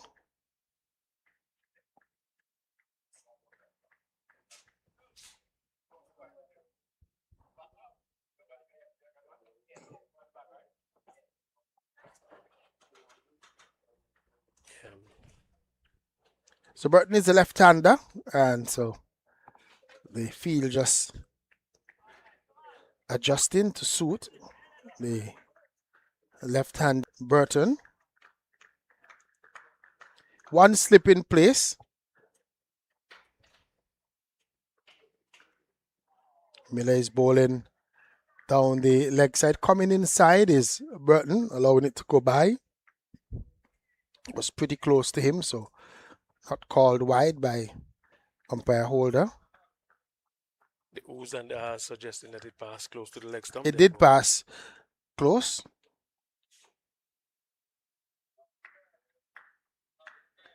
Barbados making 258 all out, it seems, with 1 delivery left in their 50 overs. Burton is going to get a boundary here. That one was keeping a bit low and he was inside and just glancing it down past that man at short, fine leg, and ran away quickly for 4. Yeah, 4 runs for Burton. I think it was 4 runs actually that he should not have had. As I said, I prefer to see that fine leg back. You've been talking about that fine leg back on the fence. And I can't see Miller bowling to or Burton getting that ball down to deep backward square or just for the square there where they have a man down there. I'd rather see 2 slips in than more. And Miller's been looking to pitch the ball up. He's gone around the wicket now, so let's see what happens. Hit the length and play defensively by the left-handed Aiden Burton. So the last we heard, Barbados 258 all out against Guyana under 19s. And Jamaica 225 for 8 of their 50 overs against Trinidad and Tobago. That seemed like it was tough going there then more. Yep. Batted pretty slowly. They did.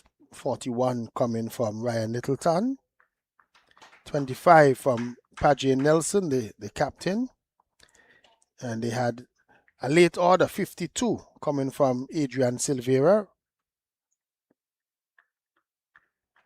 Coming in at number 9, and 24 from the number 10, Perico Henry. So, late order batting there for the Jamaicans.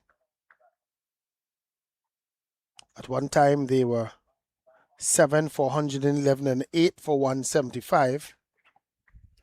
And they ended on 225 for 8. So, getting 50 runs towards the end there by the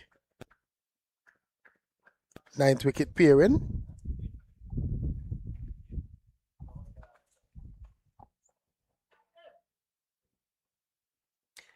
Yeah, so we're seeing 2 slips being brought in now then more. For challenger, bowling to the left-handed Burton. And I think that's a good move. Called wide. Surprised at that call because for me the wicketkeeper didn't even look as if he moved. That's what I'm saying, unless he's keeping very wide. I'm not sure that one looked to have come straight through. I had a look at the wicketkeeper then when I saw that call, and he just took it right where he was. So yeah, he didn't seem to move, but umpire Prescott thought that was wide.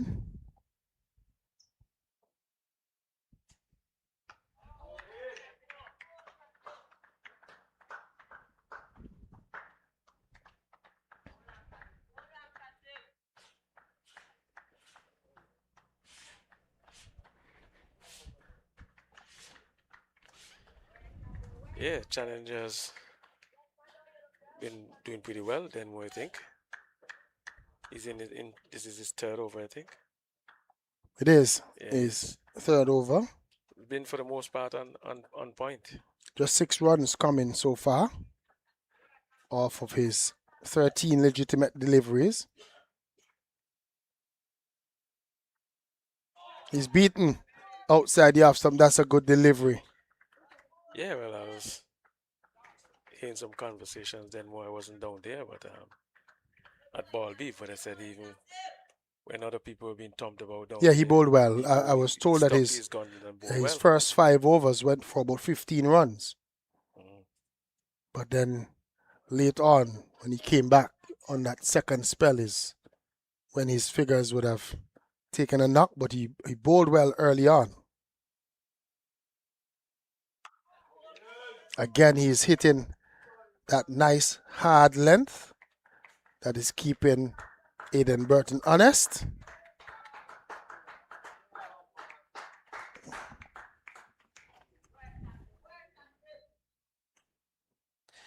Yeah, I think that would be the problem then more in terms of the Leewards youngsters.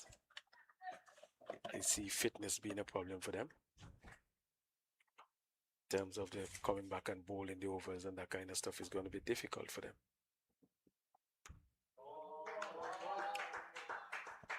Burton will get a single down to a wide backward point position. But why should it be in this modern day and age when you have all the technology, all the gyms, players are being paid, all of that? Why is it that fitness continues to be an issue?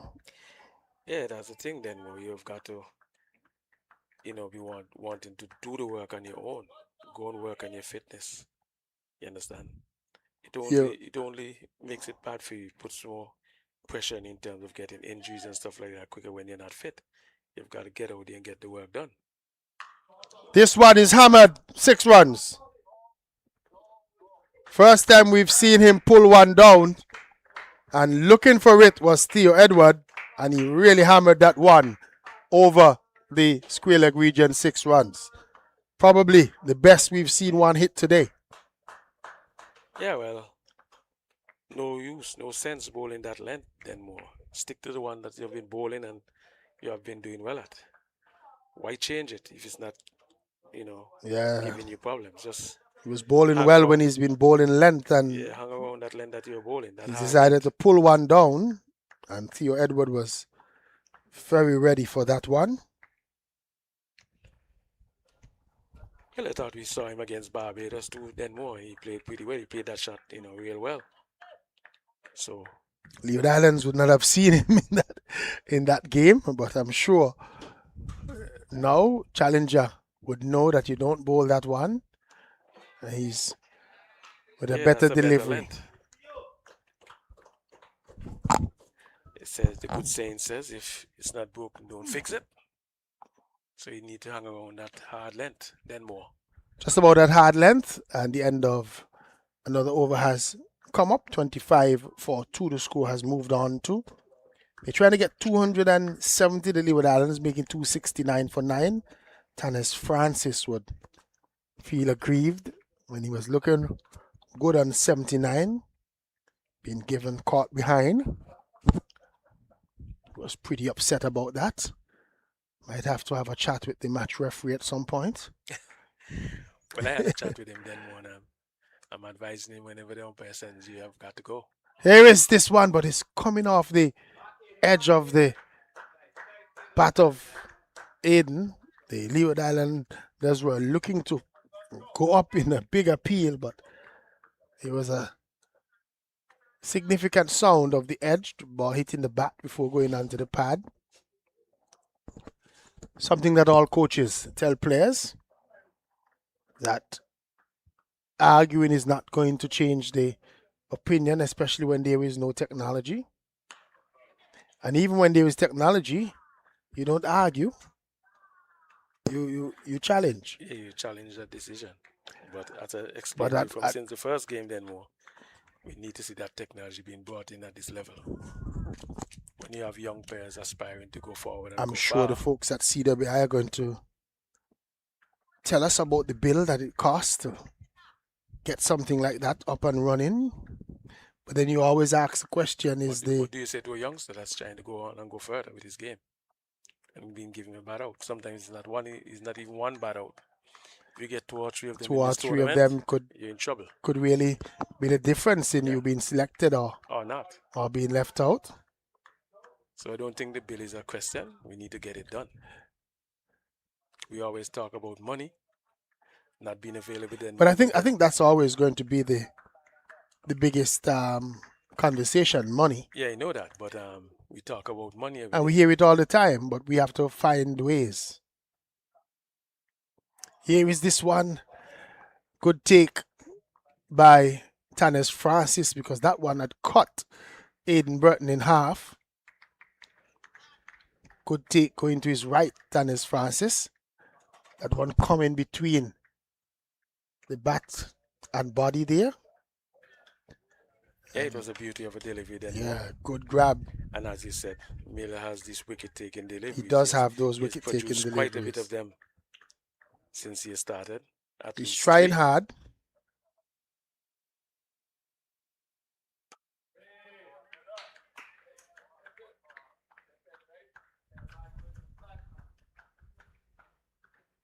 Yeah, I'm thinking that Miller needs to bowl, just a try for fuller.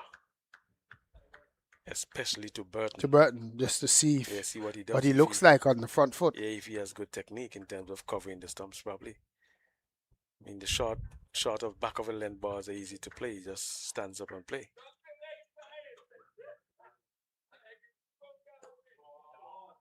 He's driving. Not fielded cleanly by Kunal Tilokani, so they're able to scurry through for a single. Miller looks a little bit disappointed there, but the end of the over has come up.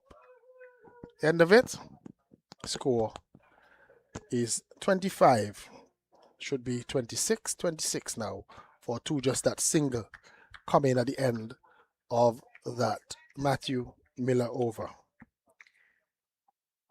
Yeah, Challenger will continue. Let's hope he'll be able to hit that hard length that he's been hitting and be consistent with it. Kasim Challenger starts his 4th over. Hitting the edge of Burton's bat and on the bounce down into the slip region. No run.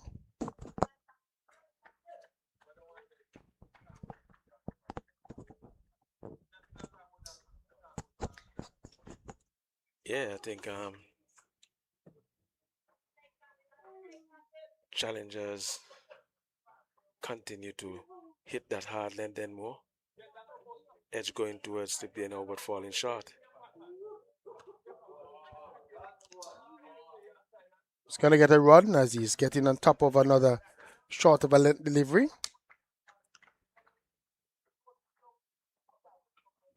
Windwards need to use this left and right hand combination to their advantage.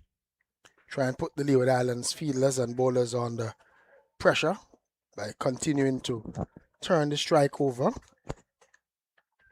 They are doing that just well so far. Then more, they keep taking a 1 here or there, rotating the strike, having the bowlers to change their lines and their lengths.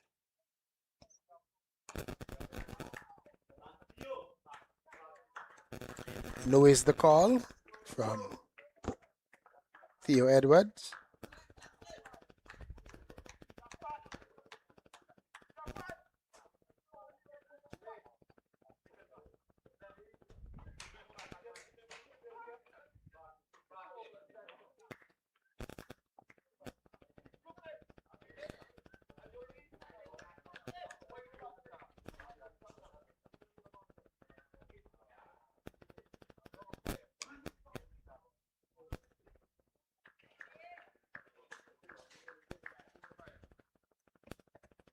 Yeah, I think I see Challenger then more. He's actually striding in now with more effort. I think he knows that by now he cannot relax when he's bowling to Edwards. Edwards is a no-nonsense player. And he's thinking a lot more about what he's doing.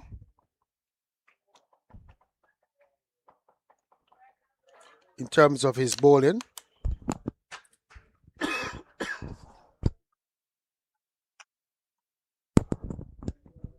He's looked to cut that short delivery out, so he's not giving Edwards anything else.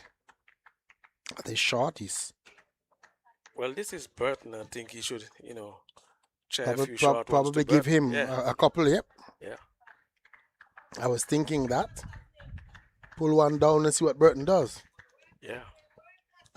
Yeah, test him a little bit, see what he does.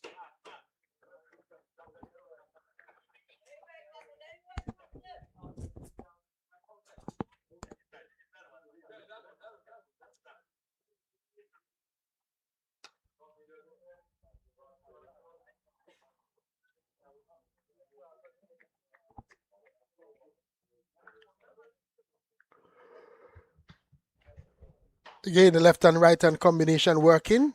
Turning the Leeward Islands field over. Bringing up the end of the over though. So 29 for 2. We've had 7 overs. Quite a bit of social activity happening around the grounds. Some of the fans on the outside at that northern end looks to be a serious domino game taking place since in the morning. Those guys have gathered there.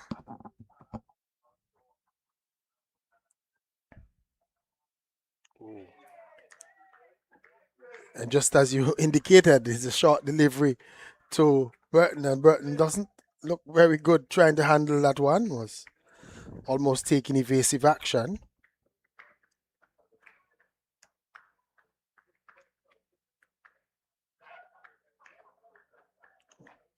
That one had a bit of movement coming back.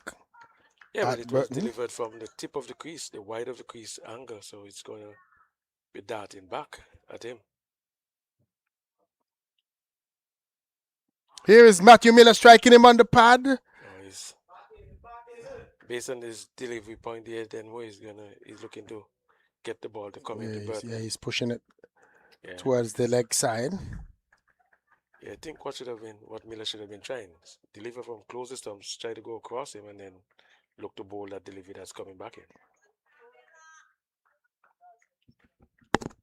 rather than delivering each ball from wide of the crease. That crease. Even though you're around the wicket, you gotta look to deliver from closer. Closer to Burton. This time Burton is in a defensive frame of mind, playing defensively.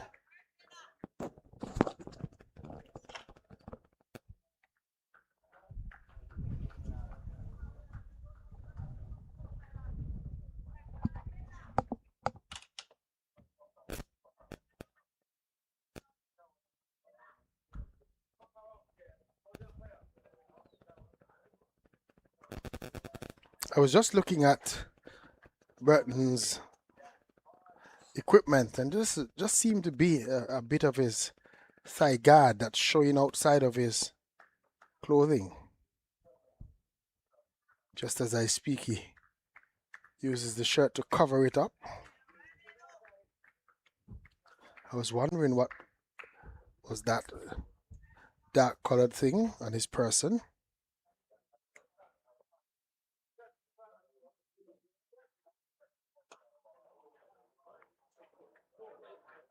Miller continues to be tight, not giving anything away so far to Burton.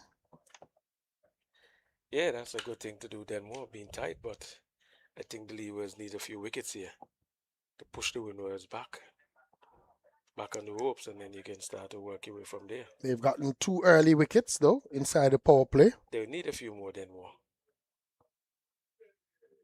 Yeah. Another short delivery. That one had a little bit of effort.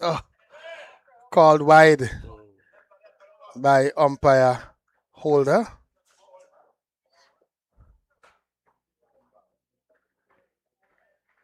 Oh, that was a good ball. Yeah, that almost touched the helmet to be called a wide. Yeah, that passed just over his shoulder. Yeah.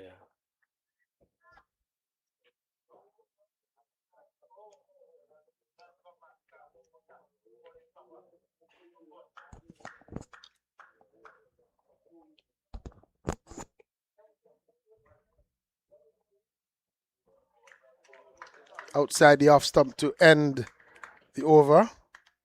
30. 4-2.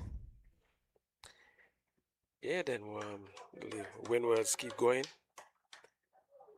and the Leewards, they'll be striving to try to get a wicket. Another wicket or two would be good for them, at least.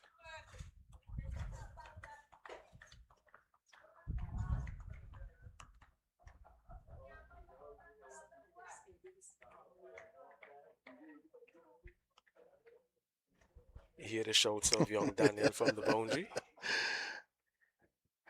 I had a broad smile.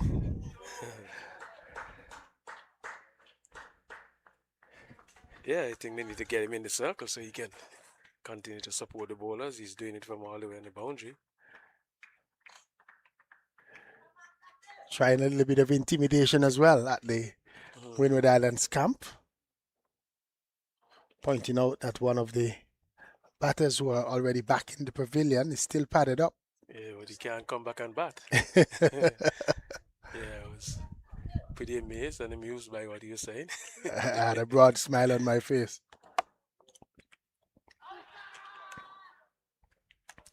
Stifled appeal from the Leeward Islands.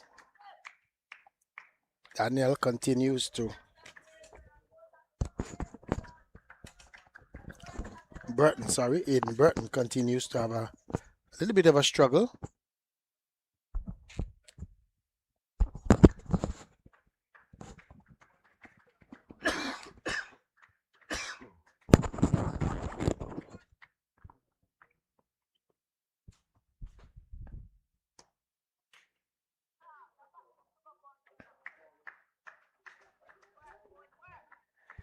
I think if you remember well, then more, Burton had a lot to say to Daniel when he was out there batting. Certainly did. So the little, Literally talked him out. yeah, the little war continues, which Talked is him good to into see.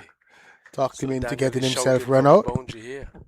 So even though Andre Daniel is down on this fine leg boundary, he's certainly making sure that Aiden Burton hear him.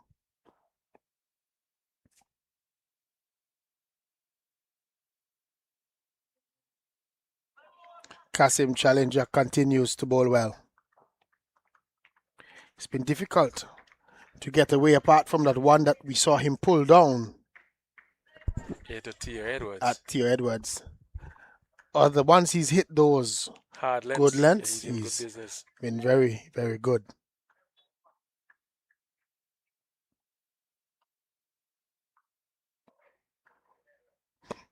I'm always interested in seeing a good left arm seam bowler.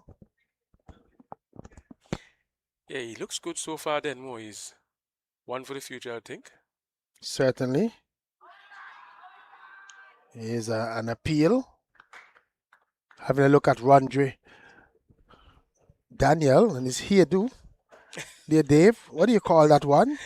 Then more, I have no idea. I'm not accustomed to hair Dave at is all. not accustomed to these sort of hairstyles. No, not at all. You'd have to ask these youngsters. Outside the off stump from Kerrick Mento, that one looks like my comb is lost.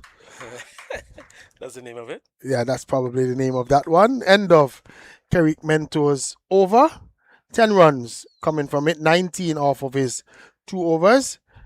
The Windward Islands needing 270 for victory. They are 87 for 6. Yeah, Mento has been pretty expensive. So I don't know if the captain want to prolong with that. We'll have a change coming from your end. Might have a little bit of a leeway to work with so many wickets down and still quite a bit of runs for the Windward Islands to get. But you can't be complacent because cricket is cricket. Yeah, most certainly not. Cannot be. Kunal Tilokani starts a new over. For me, just a little bit slow through the air. Maybe needs a little bit more rev. But I think it might be okay in the context of the game, what's going on now then. The batter is waiting on this one and getting it out into the deep for a single.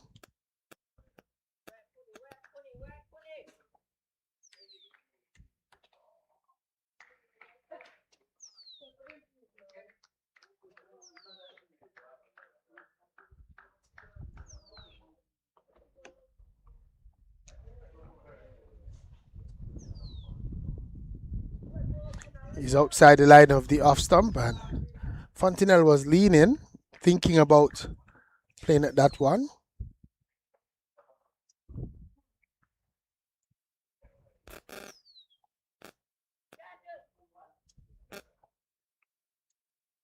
Ooh.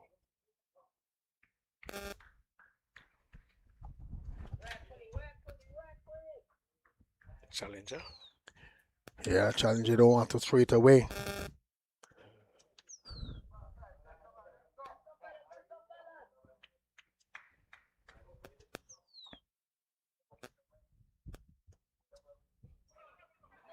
A little bit of a mix-up here, but Joseph is able to get back into his crease. Ball was turned into the leg side and yes, no between Fontenelle and Joseph. But eventually, Joseph able to get back into his crease. No damage done as the stumps were broken at that far end.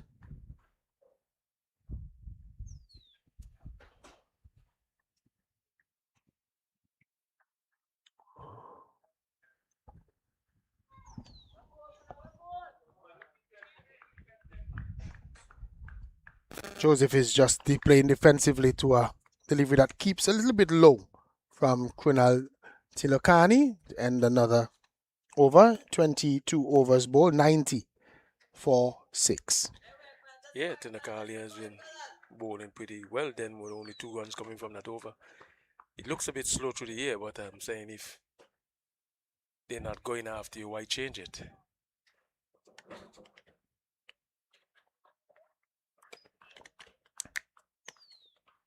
And these two batters seem to prefer when the ball is coming onto the bat a little faster. So maybe Mento is gonna continue. So maybe slower is better. is I better. think Mento needs to bowl with the street. So first delivery. Again, right up to Fontenelle, but this time he's not getting to the pitch of it. Can't score. And I think because of the score, that's why Mentor was able to get probably another over. If it was a tighter situation, you might have seen the change. Captain making a change.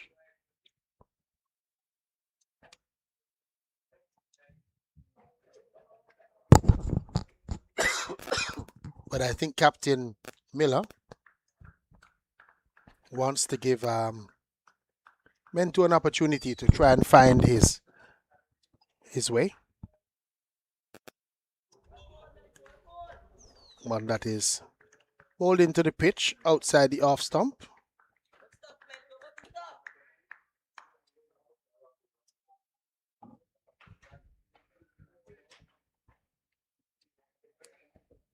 Yeah, as I say, Mento will have to find his way and make his way. It's in his first game. Third over. Better delivery. Yorker length. And keeping Kevin Joseph honest, who's on 12 off 16. 21 is Cody Fontenelle, 90 for 6.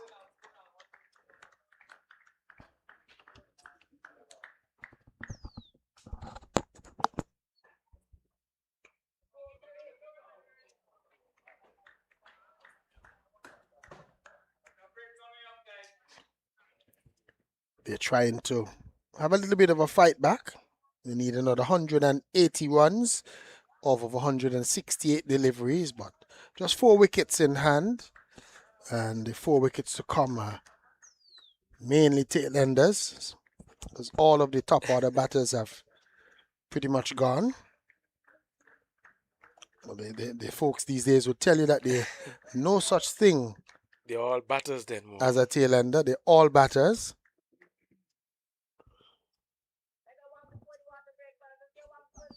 I think so far the only genuine tail ender we've seen must have been Challenger. Yeah, must have been Challenger. Yeah, Challenger looked like a genuine tail ender. They're squeezing one down to third man, and we're going to have another break. 91 for 6. We've had 23 overs bowled. Kevin Joseph is not out on 12.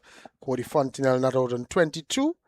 The Windward Islands trying to build a partnership. 31 runs so far for this partnership. And we'll take a short break and we'll be right back.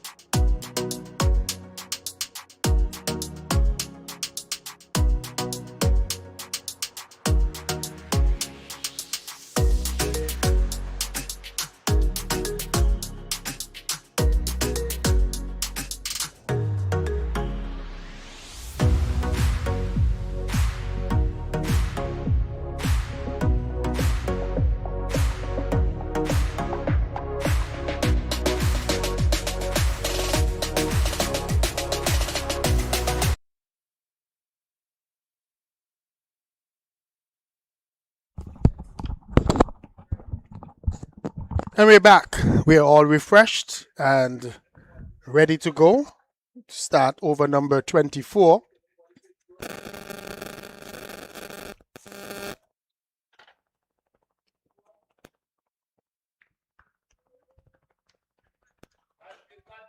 Looks like it's Jathan Edward who is going to be bowling for the Leeward Islands.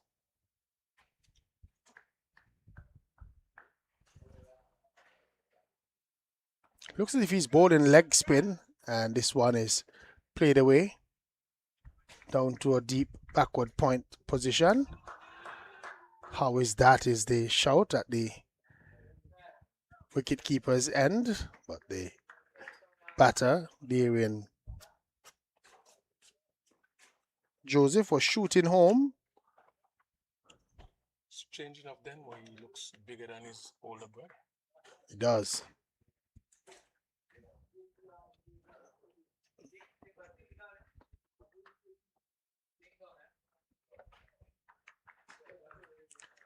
It's bowling right arm leg spin.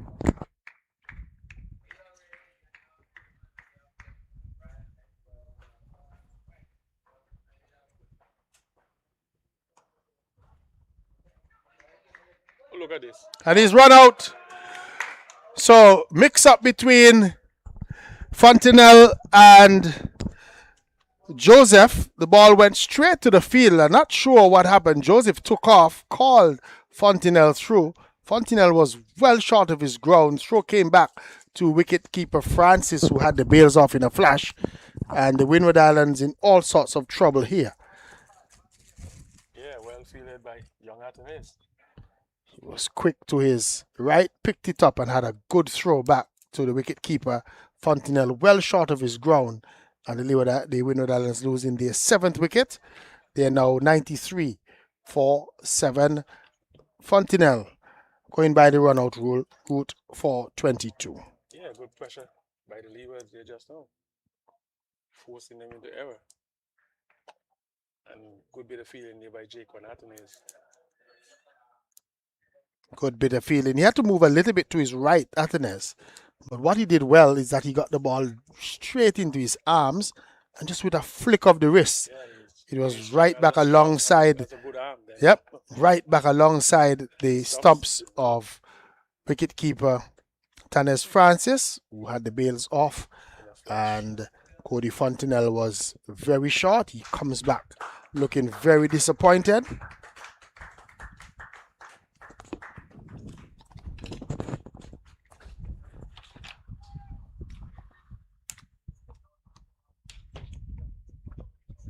That man Kazodi Henry.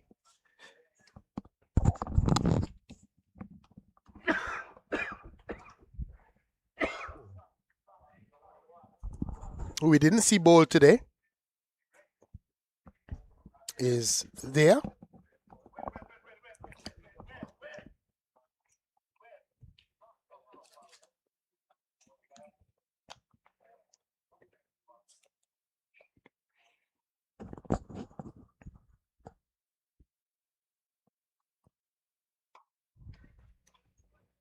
Kazodi Henry, who we didn't see with the ball today, out now batting for the Windward Islands. He's a left-handed batter.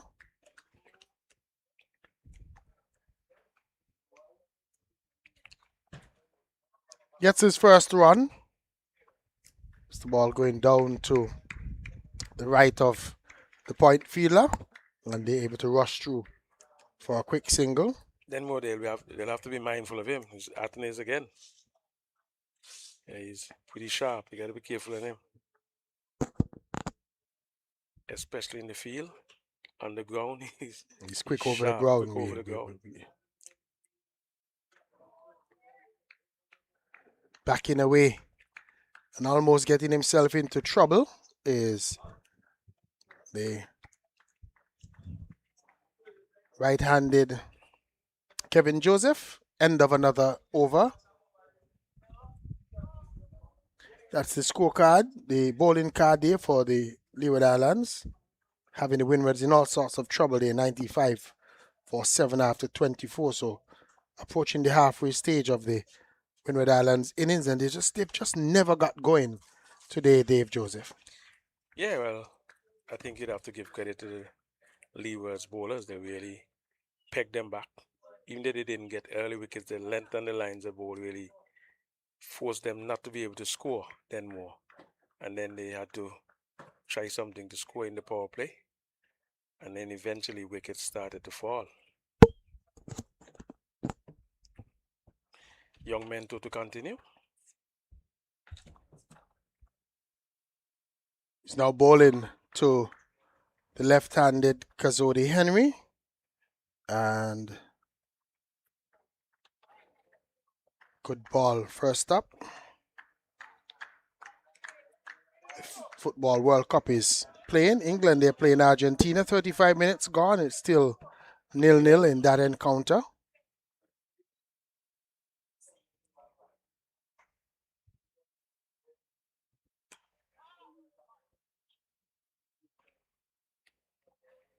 Yeah, then more so. As you said, having lived in England for some time, I guess you're back in England. My team, the team that I was backing, got knocked out yesterday.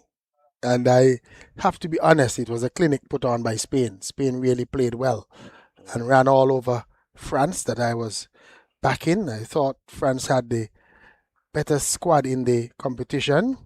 And I've never been one to back England in football, even though I went to university and lived in England for a little while. What about cricket then, Mo? Have you been backing them in cricket? They play good cricket, but I have not been backing them. I am a true West Indian at heart. I actually back West Indies. I love West Indies, and I continue to love West Indies. I try to tell my body not to wake up when West Indies are playing early morning, and it still does. Here's Bolim. Yorker length delivery from Kerrick Mentor, knocking Kevin Joseph over. Got a Yorker length delivery, couldn't deal with it, and Kerrick Mentor gets his first wicket in his fourth over, and the Windward Islands losing the 8th wicket. They are now 97 for 8. Yeah, that was a beauty of a delivery then, Mo. I think it's the first Yorker length delivery we have seen for the games we have been covering here. That was right at the base of the stumps and pretty quick too, then, Mo. First genuine Yorker we've seen being successful. And that was a good, quick Yorker from Kerrick Mentor, beating Joseph for pace. Yeah, he's definitely quick through the air then, Mo. So you've got to be looking out for him. He has some pace. He likes to bowl aggressive to Denmo. He likes to make good use of that short ball too. He'd be happy getting his first wicket at this level. 22 runs coming. He was roughed up a little bit in his last over, but he would be feeling a lot happier about himself. Yeah, I think he just needs to bowl his lines and his lengths, be more consistent with it.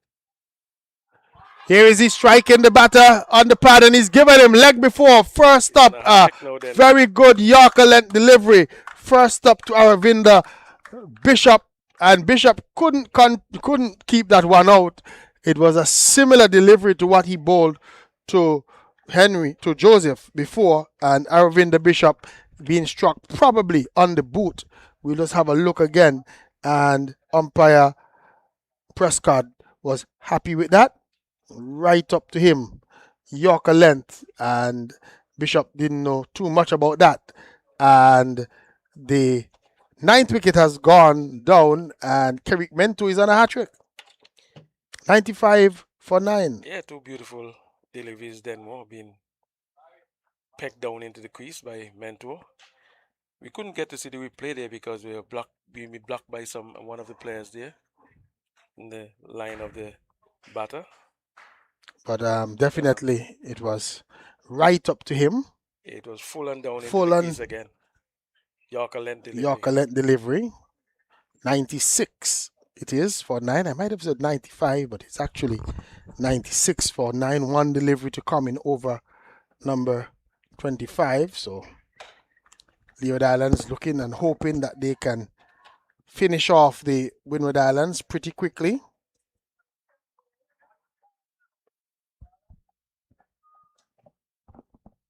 Glasgow, the final batter, is in, and he's going to be facing the hat-trick ball.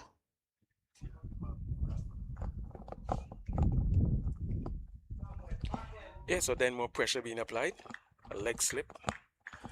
Two slips, and there is a leg slip as well. So Captain Miller giving Kerry Mento all the support that he needs for this hat-trick delivery. Oh, and he was right on target, but Glasgow was able to lean forward and play it defensively and keeps it out. But that was a good delivery as your hat-trick delivery from Kerry Mentor. It was right on the stumps, but Glasgow able to keep it out at the end of it.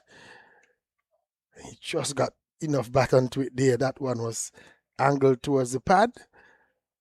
Total 96 for 9 after 25 overs. Yeah, well bowled by Mentor, picking up 2 wickets in that over. I guess he'll be well energized. You know, having been roughed up early on, he's managed to pull it back and grab 2 wickets then more. Certainly. Edward, continue. Ooh. Getting one to bounce and turn. Yeah, that's like the googly then more. Yep.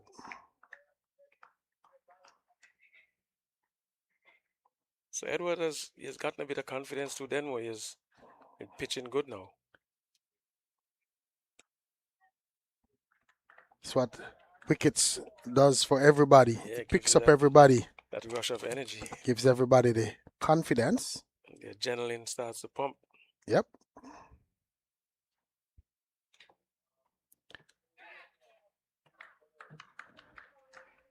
Shortish delivery there, but Casado Henry just trying to survive at this stage.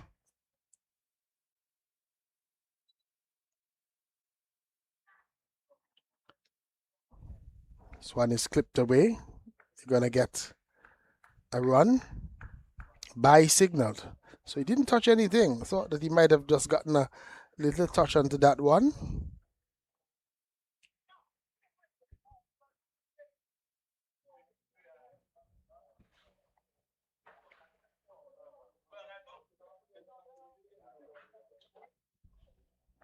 So L1 Glasgow faces.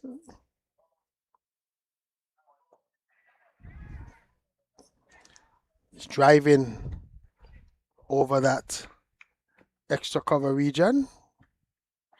Gets a single. Even the number 11, Dave, wants to play that shot. Yeah, well.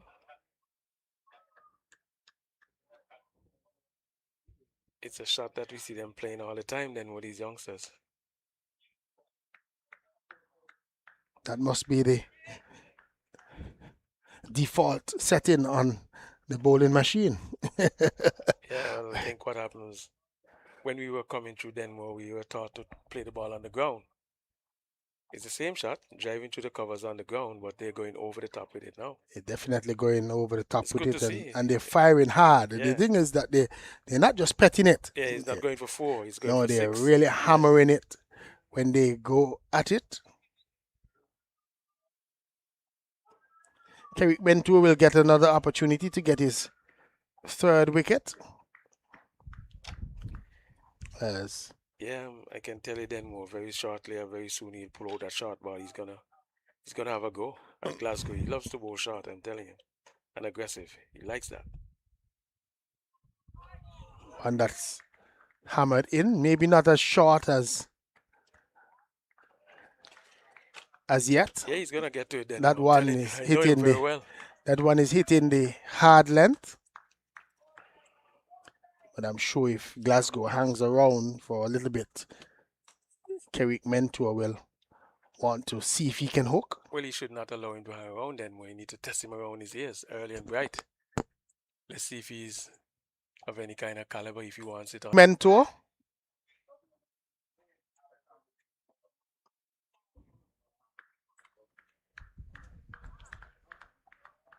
Pitched up delivery.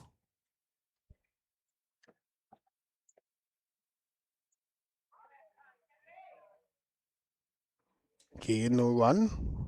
98 for 9. So the Windward Islands now would want to get to 3 figures at least to say that they would have made at least 100. Mentor with a slower delivery. you'd have to work on that disguise because you could literally see it in the action. His entire action slowed down on that occasion. Even the approach too. Yep. More slow down. Yeah, you could definitely see. So, well, it's good to know that they're thinking then more to try to change the pace a bit.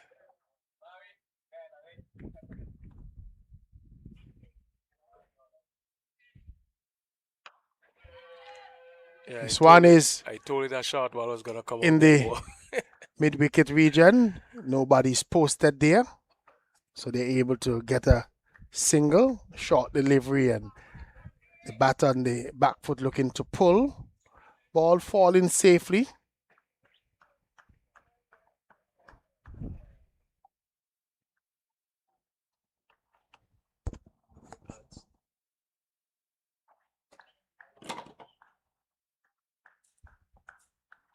I think now the captain probably could sacrifice that man on the boundary.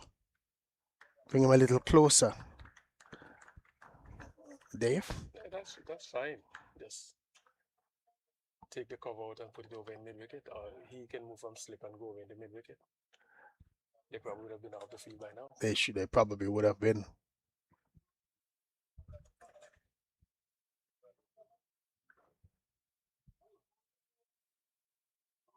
Ventura firing a wide one down the leg side, striving for that Yorker again, but this time getting it offline. Tanis Francis looks very easy behind the stumps when he's moving. That sometimes you wonder if he's actually moved. He just skips so quickly. Yeah, well, as I was saying, even with his batting, he has a lot of time. He's just easy. This one is good in hitting the edge of the bat. Brings up the 100 for the Windward Islands. Applause go up all around. Well, on the manual scoreboard it says 100. On our screen it says 98. It's 98. But it should be 100. We're just a little bit behind in terms of what we're seeing. So 100 and 100 up for the Windward Islands. Jayton Edwards is going to continue.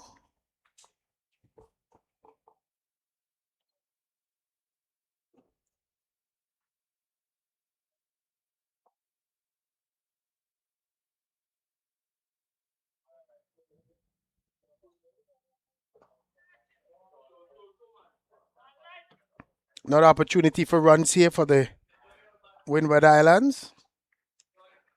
2 more runs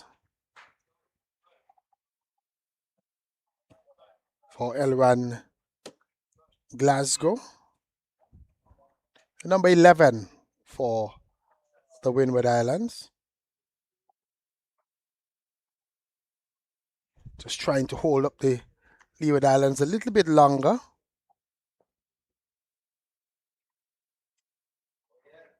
Edwards continue to get a little bit of bounce and turn outside that off stump. Getting it to bounce and turn then more, which is good to see. He just wants to bring it into the batter a little bit straighter now, land it in a little bit straighter. 104 for 9.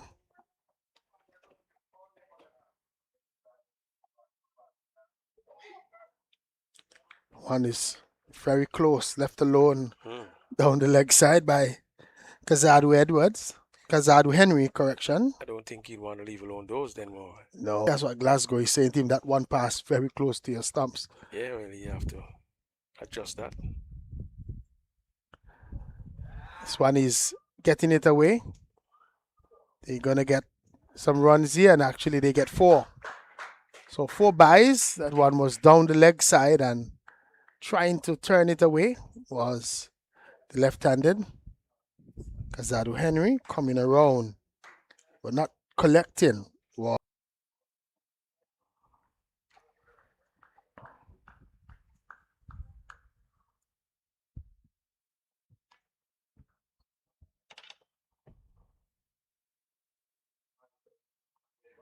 Again, down the leg side, and again it's going to be the same result. Down to the boundary for 4 byes. 4 wide. 4 wide, so Just losing his way a little bit, Jayton Edward. Yeah, Now with the tail enders in. yeah, try to adjust your line a little bit, come around the wicket. He's still coming from over. Having a little bit of a Hander, but for the left-hander, it's a different situation. Henry is looking to cut. Can't beat the fielder. End of another over. 114. It has gone on to 114 for 9. We've had 28 overs bowled.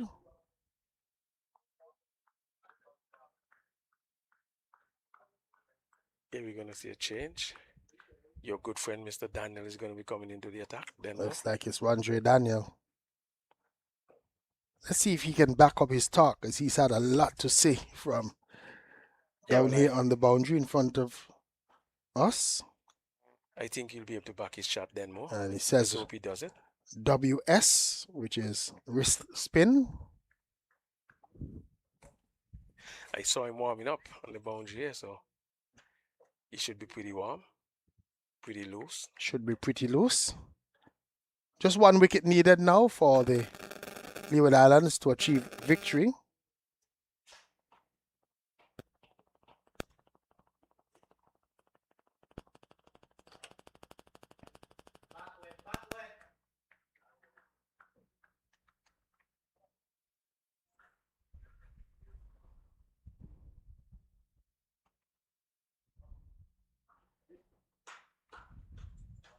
Andre Daniel.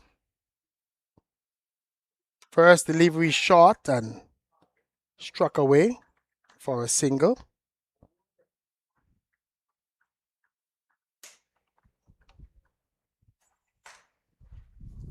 I was wondering why Captain Miller didn't come back from that end and look to try and finish things off.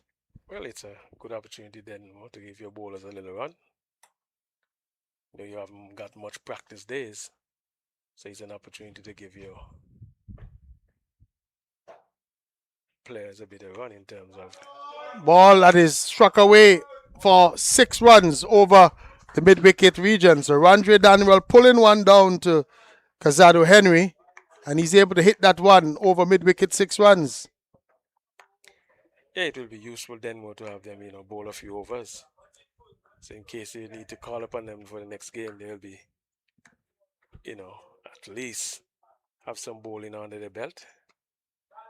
Better delivery from Daniel.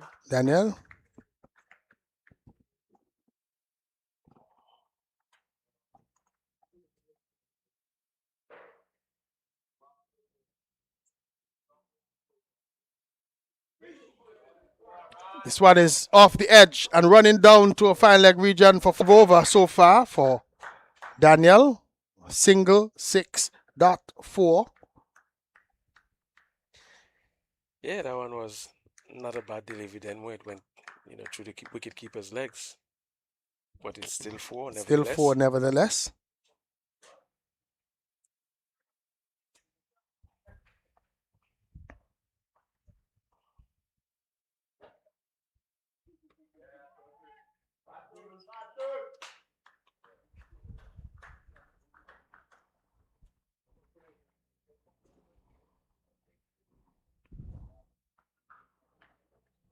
Daniel will be hoping to get out of this over unscathed.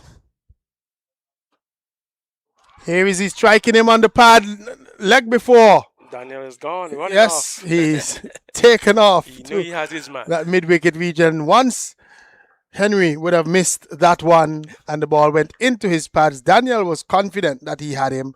Umpire Prescott agreed with him. And so the Windward Islands, they've been bowled out here, 124 all out. Yeah, I think it was a good showing by the Leewards today.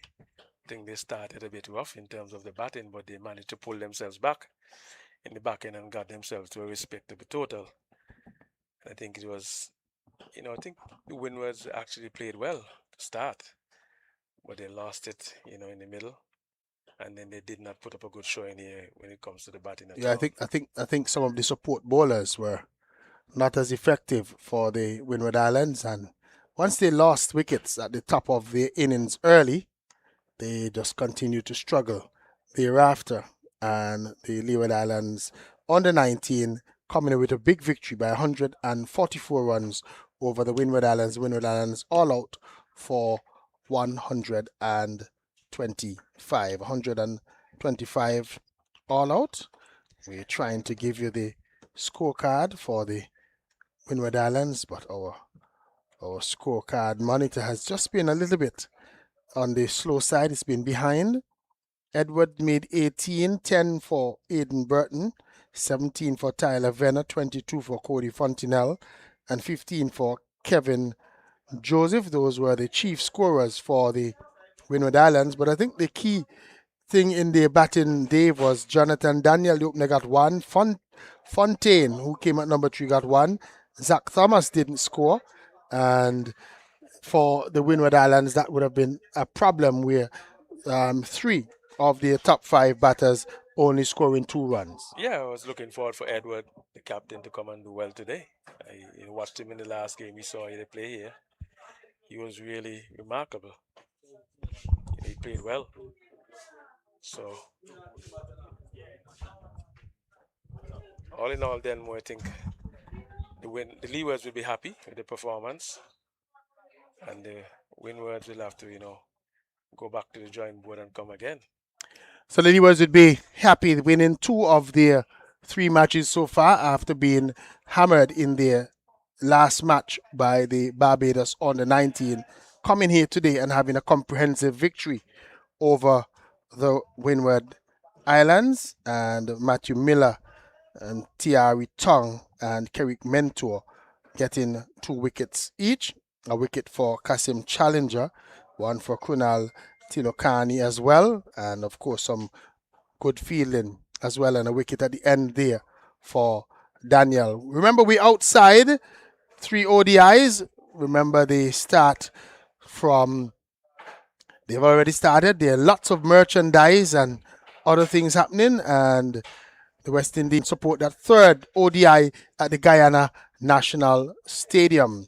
Training shirts, travel polo shirts, playing shirts, caps and accessories, and lots of merchandise for Throwback Thursday. And the West Indies are hoping that the folks over there in Guyana, that they come out in their numbers and support that 3rd ODI. The series tied 1-1, and they need that 12th man, the fans in the stand, to help the West Indies take a series lead in that 5-match series. The third of 5 in Guyana, the 3rd one and final one in Guyana. Then they transfer over to Barbados for the other 2 matches.